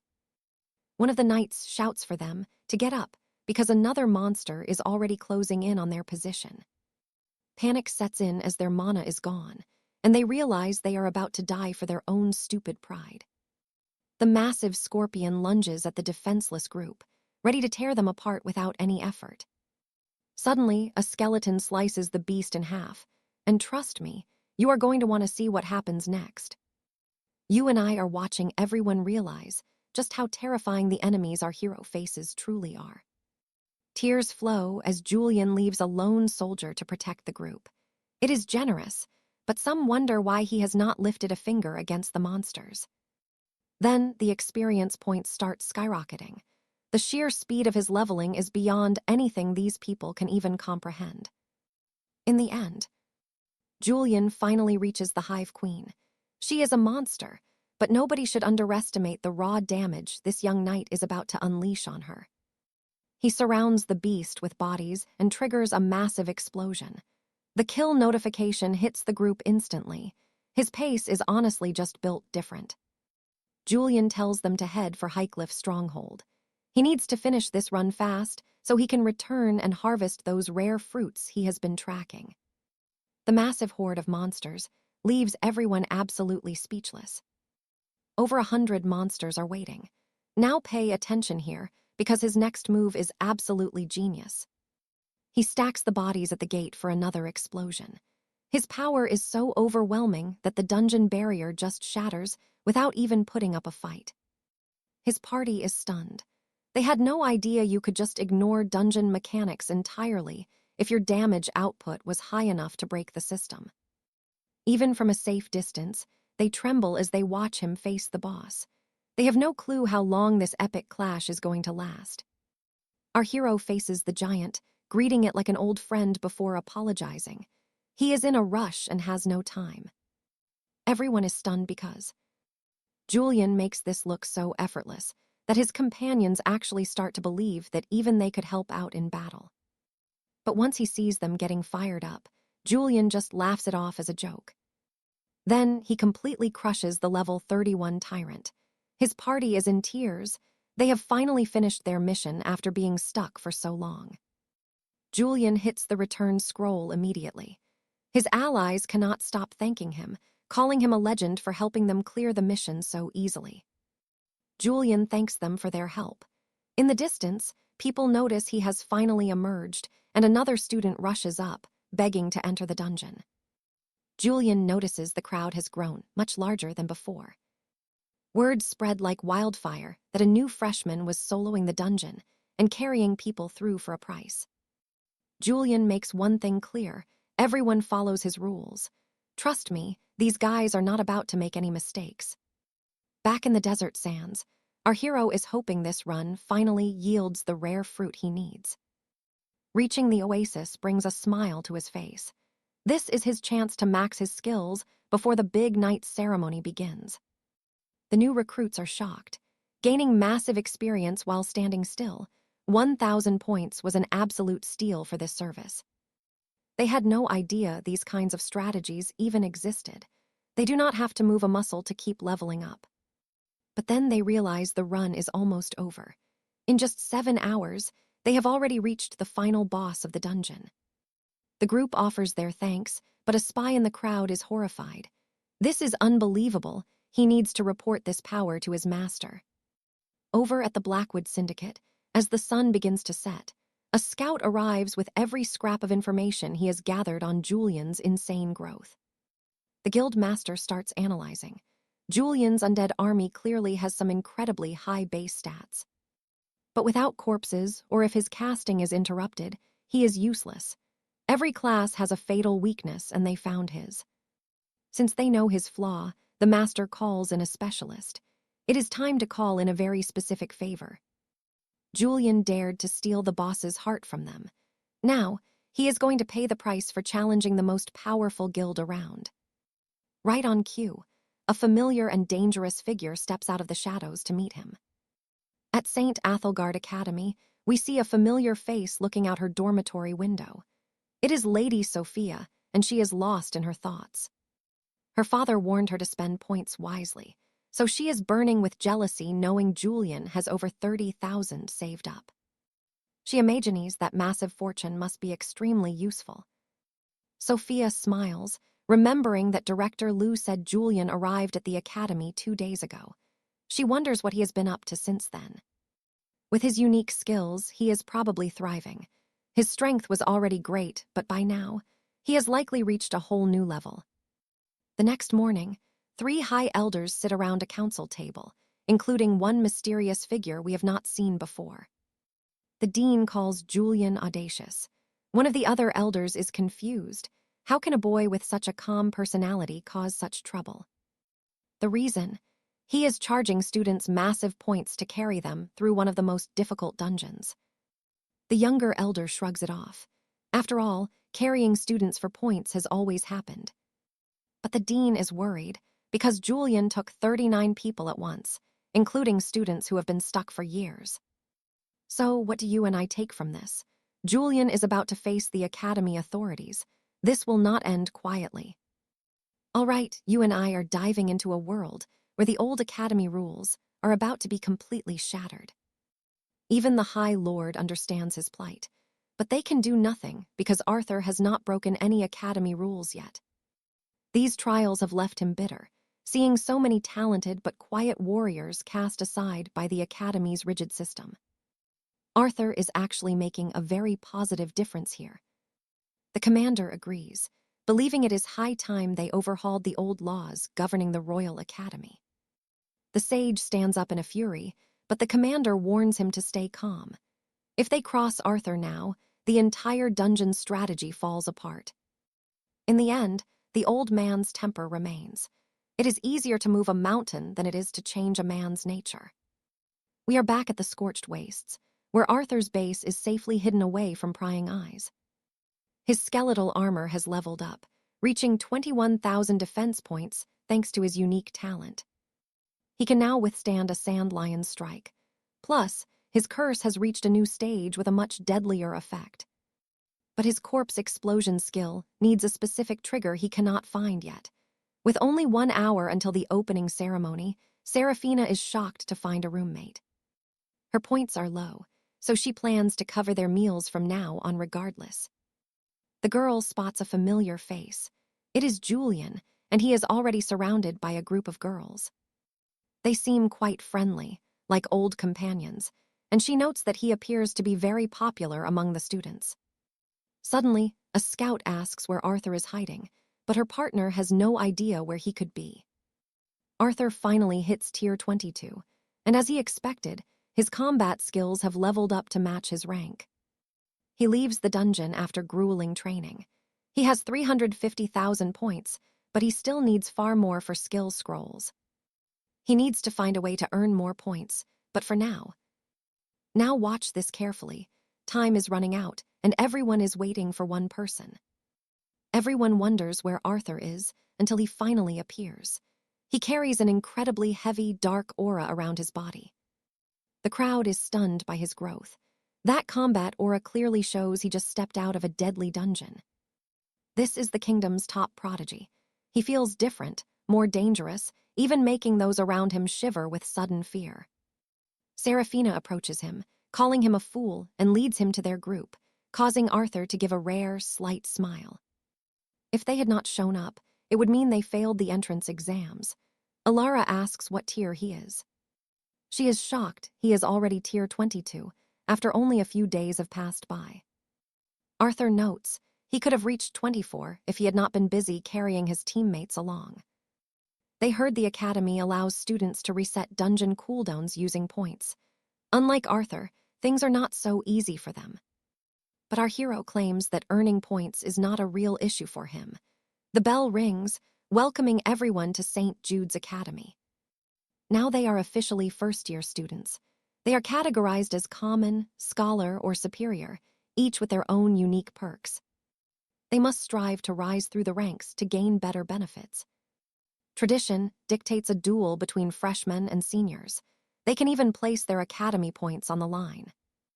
Anyone can decline, but if the challenger wins the fight, they take all the points, while the freshmen lose nothing if they are defeated in the arena.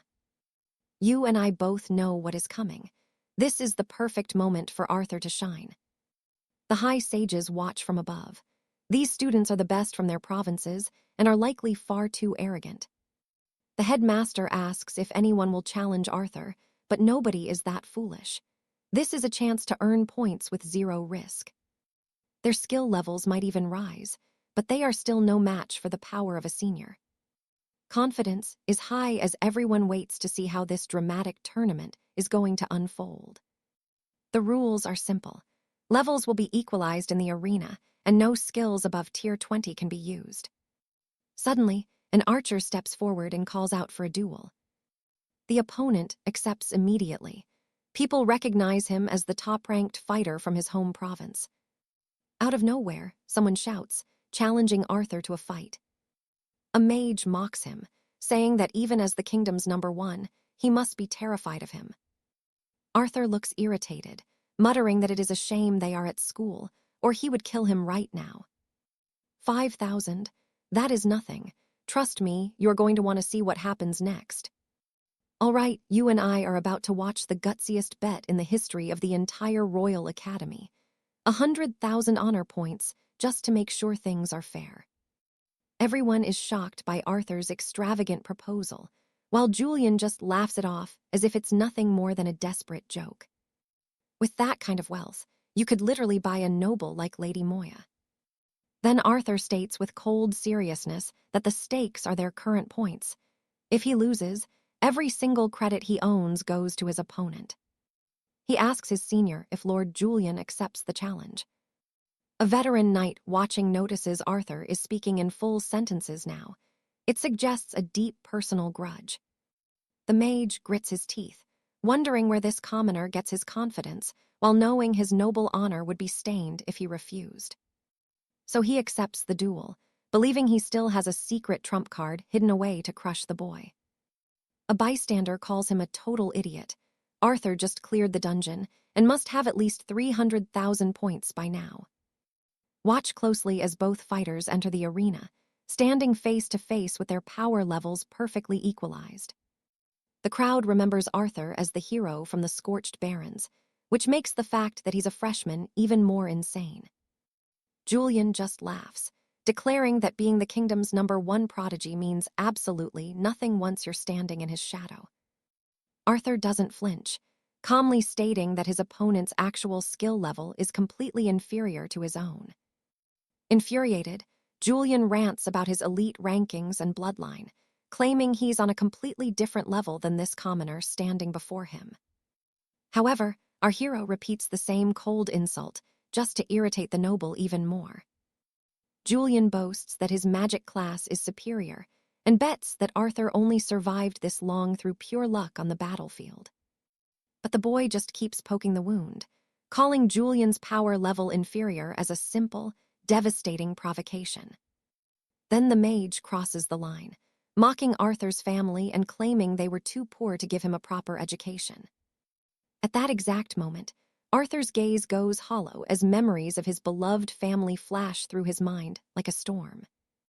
Julian suddenly recoils in fear, realizing the killing intent radiating from the boy is far more terrifying than he imagined.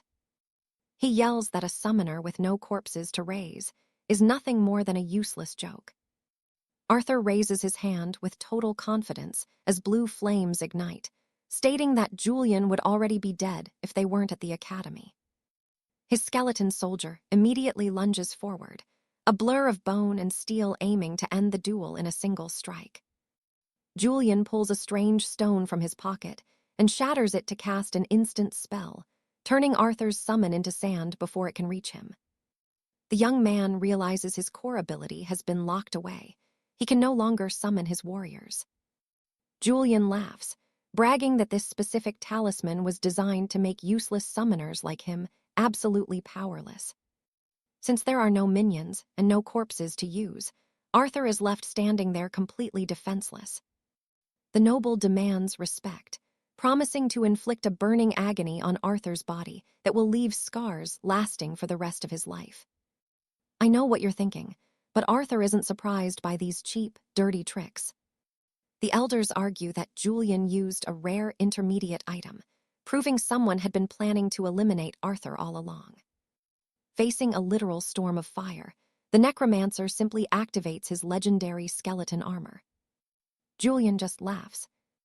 He's glad Arthur is over level 20, because otherwise he wouldn't be able to survive the soul-scorching pain of the rain of flames. But Arthur, on the other hand, is completely unharmed by the wall of flames before him. Julian can only stutter, wondering how this is even possible. It should be impossible, so Julian raises his staff and launches his flames toward our hero once again. The skeleton armor is able to block any type of damage directed at its master. Arthur asks if the show is over, because those skills are pathetic against someone of his current power level. He raises his hand and summons the soul flame. A green fire instantly engulfs Julian, who screams in pure agony.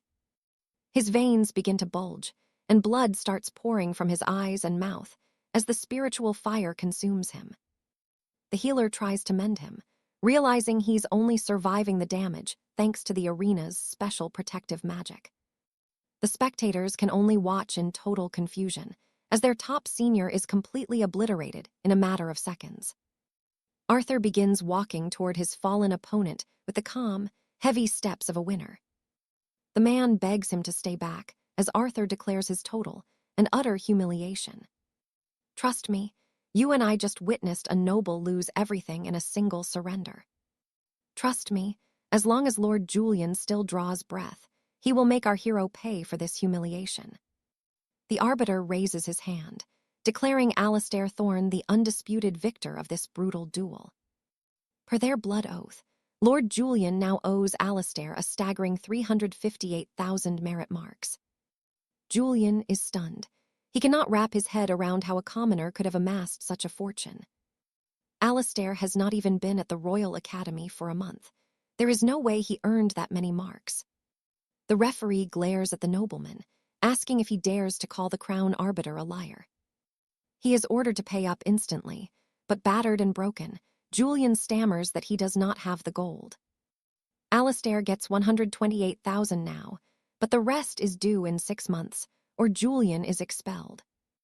Our hero collects his winnings and walks right past the pathetic heap, groveling on the dirt floor. His former flame asks how he got so strong so fast, hoping they can raid dungeons together again. Commander Galahad sends word to get ready, as they are marching out in exactly 1 hour. 𝒖𝒍�🔂 heads back to the one place he knows like his own home. His peers are shocked. He is already heading to the Abyss Marches, the most dangerous frontier in Valoria. 𝒖𝒍�🔂 stays focused, ordering the immediate liquidation of every piece of loot he has collected so far. Those golden artifacts fetch 2 million coins, and frankly, his raw power is high enough to outgrow them. Eventually, Commander Galahad asks the Elder to guide them to the front lines. 𝒖𝒍�🔂 stares at the Tower of Sovereignty in awe, but Galahad warns him he is not ready to enter yet. Now, pay attention. They are stepping through the portal to witness the horrors of the abyss for the first time. 𝒖𝒍�🔂 stands frozen by the view, wondering if this nightmare landscape is actually real. This place feels just like the final exam. That massive eye above is the Void Watcher, tracking demons. A sentinel watches them arrive, his eyes going wide when he spots the commander royal purple insignia. Every soldier in the vicinity drops to a knee, saluting the legendary General Galahad. 𝒖𝒍�🔂 thinks this is divine power, but it is simply the weight of the rank the commander carries. At the barracks, the commander demands a knight sergeant crest for the young man standing at his side. The desk clerk grumbles, wondering who has the nerve to bother him during such a busy shift. Then he sees the lion crest on Galahad's shoulder. He bows instantly, stuttering out apologies to the general. "We are in a hurry," the general snaps. The clerk stops talking and starts processing the paperwork immediately. As he looks at 𝒖𝒍�🔂, "You and I are probably wondering the same thing. Why is a great general personally vouching for a rookie?" The elder warns him to keep the crest visible, as it magically tracks every demon head he takes. The ranks are simple: white for the lowest recruits, all the way up to royal purple for legends. Each gold star marks a successful mission. 10 stars, and you move up the food chain in Valoria. Galahad is a 5-star general. Across the entire continent, barely 10 men can match his combat prowess.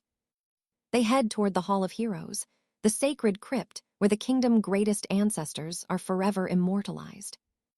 Those who fell in battle are the pillars of the empire, guarding Valoria even in the afterlife. The spectral crests begin to glow. Galahad bows, asking the ancient sages to bless this new recruit path. High above, the spire of retribution blazes with celestial light, answering the general deep-voiced prayer for the boy. A divine soul mark descends, branding 𝒖𝒍�🔂 with the protection of the gods. It costs 1 merit star, but it grants 𝒖𝒍�🔂 a second life if he falls on the battlefield. 𝒖𝒍�🔂 is speechless. His mentor just sacrificed his own hard-earned honor to give him a fighting chance.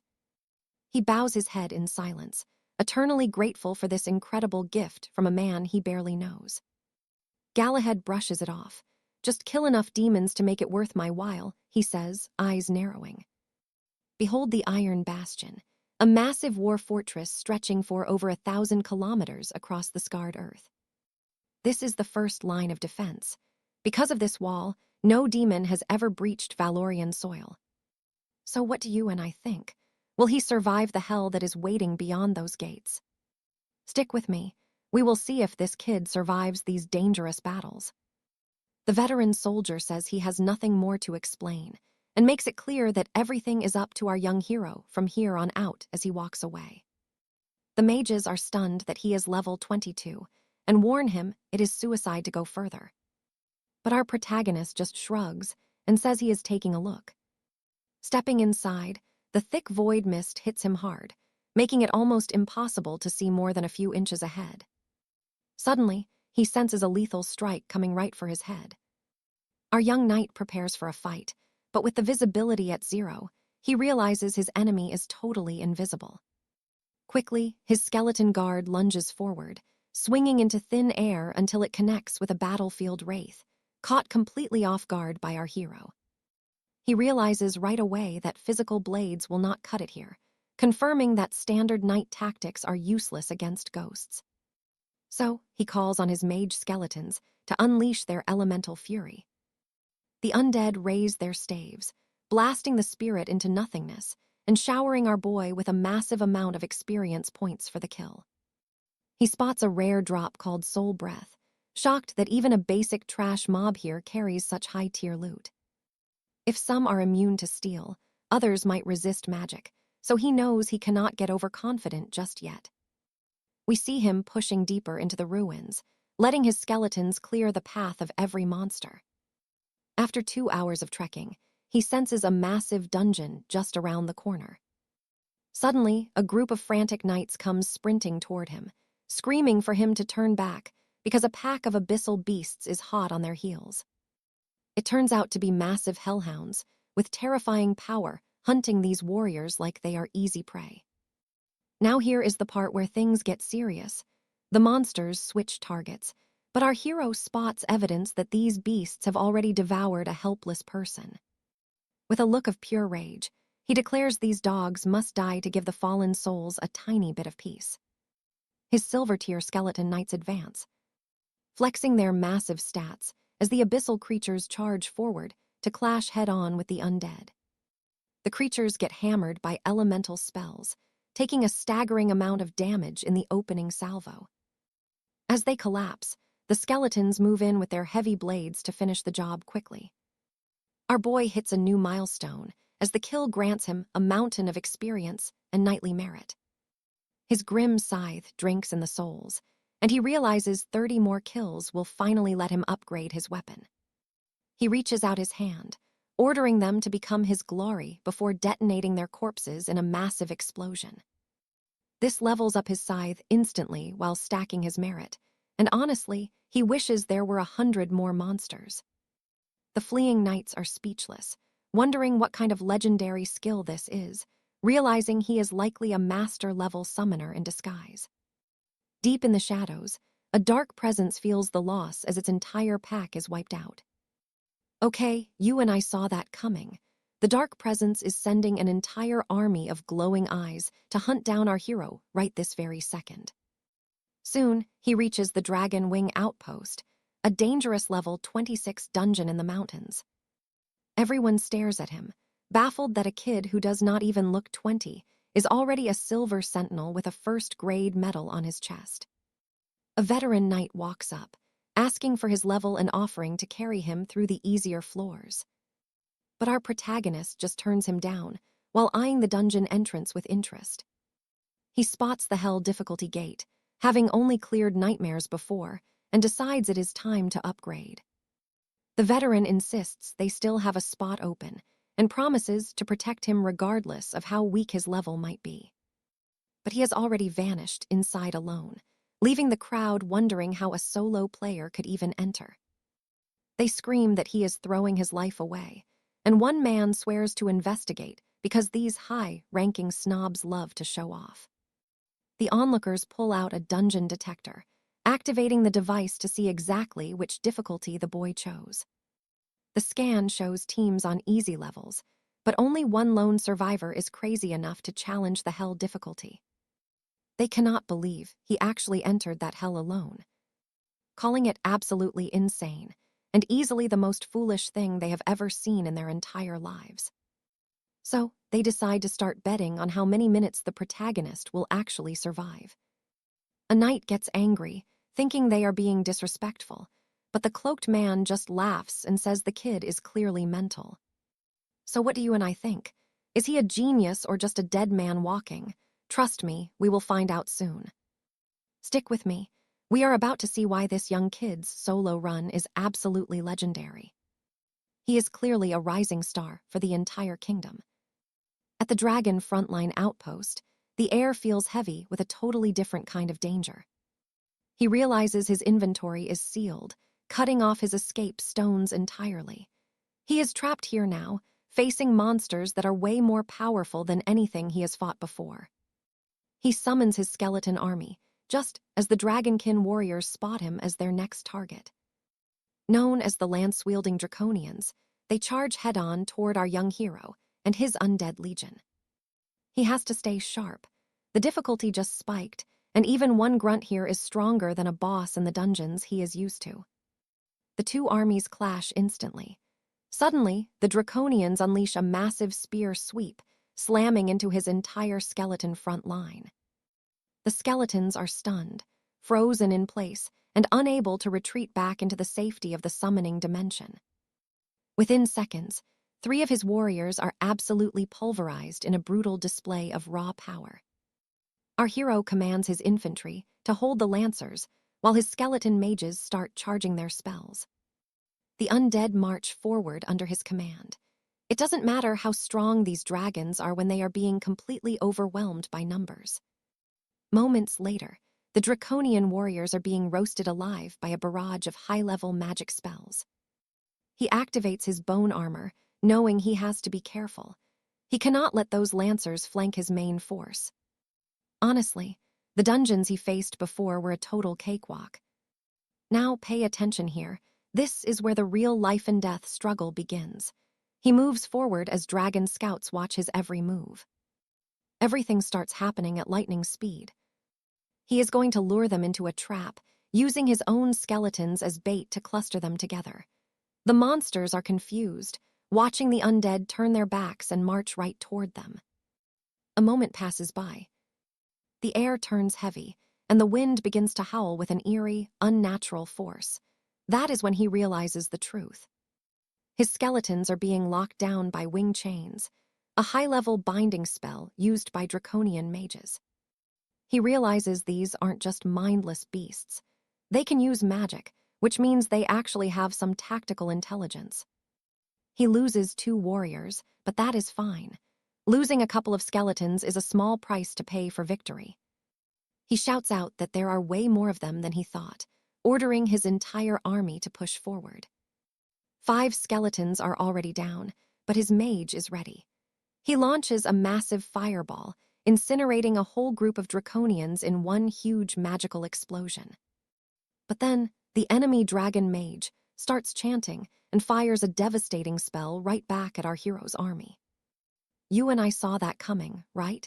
He reacts instantly, using his soul flame to protect his mages from being wiped out. The dragons are finally defeated.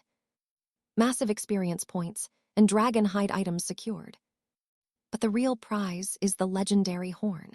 It is one of the rare materials Lord Godby asked for, and finding it this early is basically a 1-in-a-million drop.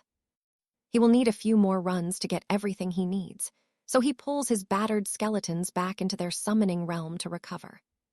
He sticks to the plan, but this time, he is going to use Corpse Explosion to deliver a massive amount of damage. As his bait works, our protagonist seizes the moment, casting a slowing curse that paralyses the dragons as glowing red chains wrap around their massive bodies. This is exactly what his skeleton mages were waiting for. On his signal, they let loose their final attack. Back on the outside, Lord Godby returns to meet the Elder. He asks if the impossible task was actually finished, and the old man responds with a very cheerful nod. That is when the bearded man spots it. One of the stars on the brooch is missing. He is actually serious. He sacrificed a high merit point just to petition the ancestors for this kid. But the lion-hearted noble insists that the boy's life is worth way more. If he can save a talent like this, he will pay any price. Still, he sent him on a mission to hunt dragon materials. It is supposed to be elite-level training for him. The old man knows the drop rates are terrible, but his companion says he will have to clear it 8 times. But that is on hell mode difficulty. He wonders if the kid even has the guts to try that level. But then he remembers. This difficulty is insane, but for the guy who carried 39 people through the desert, this is probably nothing. And that is where we leave it. If he actually pulls this off, it will be a truly incredible feat. Stick with me. You and I are about to watch Alaric face a brutal challenge with only 2 wyvern fangs. In the end, he is actually loving this insane difficulty level, even if he is worried about the Citadel boss. He can't help but wonder what nightmare is waiting for him inside those stone walls ahead. Alaric unleashes his dark abilities right now, tearing a path through the endless waves of monstrosities. Then, he spots elite archers atop the ramparts using crowd control, and he is already planning how to loot them. With a smirk, he commands his shadow knights to storm the fortress gates. But wait, watch this. A shadow suddenly obliterates one of his knights before he even finishes the order. Sensing a real threat, the army rallies against this lightning-fast and terrifyingly powerful hidden predator. The invisible freak kills another knight instantly, and Alaric knows he has to shut this down fast. If he doesn't find a counter now, his whole army is toast. It is clearly an invisible assassin, so he orders his spirit sorcerers to flood the entire courtyard with magic. Violent frost tornadoes and jagged ice shards erupt across the battlefield now.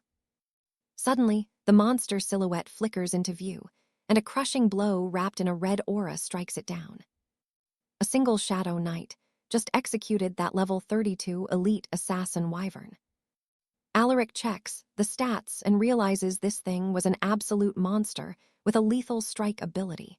No wonder his knights were being shredded. But now that the secret is out, this hunt is basically over for the invisible pests. Breaking their stealth is easy with his raw damage. He watches dozens of them fall while searching for the final 2 items he needs to finish the quest. High above, the archers rain down slowing spells, trying to cripple his advancing shadow army all at once. Alaric just smiles. To him, this is the perfect setup for a devastating counterattack. He hurls fallen corpses at the gates and triggers a massive corpse explosion. The air turns heavy as that raw power erupts, wiping out half the defenders instantly. He even collects the blood essence. Now, he only needs the final core to fulfill the Duke's request. His shadow knights take point, crushing everything in their path without breaking a sweat. It is a total slaughter. With the courtyard finally cleared, Alaric starts looking for the final boss. Suddenly, that massive stone statue right in front of him begins to crack and crumble. Now you and I are seeing the true terror, the Outpost Guardian, a hell-tier boss with insane power. Alaric is 11 levels lower than this beast, and its stats are way higher than the Tyrant King. He immediately retreats to put some distance between himself and that crushing pressure. The demon lets out a bone-chilling roar that slows everyone down. Alaric feels the curse and knows he can't let this monster move freely with such high speed. Massive crimson chains erupt from the ground, binding the giant to the spot. The creature screams in fury, unleashing a shockwave of pure magical energy. The ground beneath them shakes violently as his sorcerers strike back with a lethal barrage of celestial lightning. He hopes the massive attack left a mark, but the giant suddenly opens its glowing eyes, revealing its terrifying and true boss aura. It triggers a resistance boost, shattering the chains like glass. And Alaric sees his slowing curse failing against the beast. In one brutal swing, 4 of his elite knights are practically turned into dust. The beast finally draws its massive weapon and heaves it high into the air. It slams the ground, stunning the entire shadow army. In seconds, his front line is being absolutely decimated and crushed. Alaric knows his spiritual energy is hitting its limit right now. And that stun is a death sentence, so he summons his Wraith commander to join the fray. The commander uses Sovereign's call to rally the knights. As the red aura passes through them, the stun fades away instantly. Alaric realizes this is extremely positive, since the duration of the effect is drastically reduced by his commander presence. With his giant general leading, That stun skill is now completely useless. His knights and sorcerers charge forward with renewed fury, throwing everything they have at the demon to finish this raid. The boss health bar is plummeting now, and its physical form is visibly shrinking from the pressure. The demon tries one last desperate stun to freeze the army on the battlefield. But thanks to the commander, they recover instantly. Trust me, you and I just witnessed a masterclass. Our hero smirks, knowing those crowd control spells are useless while his commander's aura is active. Stick with me, because this is where things take a terrifying turn for Arthur. The beast spots what looks like a clear opening and charges with lethal intent, but Arthur quickly ignites his soul flame for protection. His bone plate tanks the hit, preventing any stun as the ghostly fire begins consuming the Titan's massive frame. With a cold glare, he orders the monstrosity to embrace its death right here. The beast lets out a final, agonizing shriek as the necromancer's flames char its very essence. The skeletal mages deliver the final blow with a devastating surge of frost and flame. The guardian falls, showering him in massive experience points and dropping a rare, glowing dragon core. He secures a unique title and a perfection scroll, questioning if these new rewards are just a bit too broken. Reaching level 23, he's finally secured a quarter of the materials needed for his royal mission. Checking his stats, he's shocked to see his attributes skyrocket and his skills evolving into something new. His undead legion grows even more lethal, their power reaching a level that's truly useful for a master. Even for a hell-tier dungeon, the loot and experience here are far beyond anything he's ever seen. He plans to dive right back in after a quick rest, but first, he's warped back to the entrance. Now pay attention, because the scene waiting for him outside is something you and I didn't expect. The stench of blood hangs heavy in the air, forcing him to summon his armor while wondering what went wrong. Suddenly, a pack of shadow hounds lunges at him. His bone shield holds firm against the ambush as he realizes the entire valley is crawling with monsters. His skeletons charge forward, using their rage strike to tear the hounds apart like paper. Arthur grips his scythe, ready to slaughter every beast in sight to avenge the fallen knights on this field. A flash of holy light descends from the heavens to obliterate a beast, and a frantic voice from the distance begs him to join their group immediately. He finds a band of survivors, terrified and trapped by the endless wave of shadow hounds. A noblewoman asks if he's injured, promising to cover him while they prepare a teleportation stone for escape. He asks what happened, and they explain that an army of monsters was sent to trap everyone inside. They refuse to leave their comrades behind, choosing to wait for the survivors to emerge from the dungeon depths. Even the elite knights of Wessex couldn't break through, suffering massive losses against the hellish horde. The commander shouts that everyone is out, and they must activate the stone and flee this nightmare at once. Now you and I both know Arthur isn't about to just run away from a good fight. The young man just smirks as the ground beneath him begins to churn with dark, swirling shadows. He raises his scythe and declares he isn't finished with the dungeon yet, while his mages stand ready with various spells to launch a massive counterattack. A massive firestorm erupts, incinerating the shadow hounds and turning the battlefield into a literal furnace. Any beasts that survive the fire are instantly crushed by his skeleton warriors' brutal rage attacks. The soldiers stand frozen, wondering where this massive army of the dead could have come from. It's clear that the undead pack is growing larger, slowly marching forward toward the stunned survivors. Shock hits the crowd as they realize the boy is the one controlling this legion, as he coldly states that these hounds are nothing to his army. He tells the survivors to stay back as he begins chanting a forbidden high-tier spell. The knights wonder why they instinctively obeyed his command, but they step back as he prepares a massive area of effect blast to clear the field without hurting any allies. Suddenly, he detonates the fallen beasts with a massive, earth-shaking corpse explosion. A colossal blast rocks the area, and wandering souls are sucked into his scythe, while the soldiers wonder what kind of dark ability they just witnessed. Our hero has just been promoted to a 1-star knight, earning a massive haul of contribution points. His scythe levels up alongside him, and he won't let such a perfect chance to grow stronger slip away.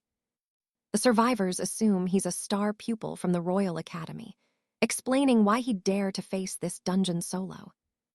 But then it clicks. He was the one in hell difficulty. They're stunned he conquered such an inhuman place alone. And that brings us to the end. You and I have a lot more to see, so hit that notification bell and I'll catch you next time.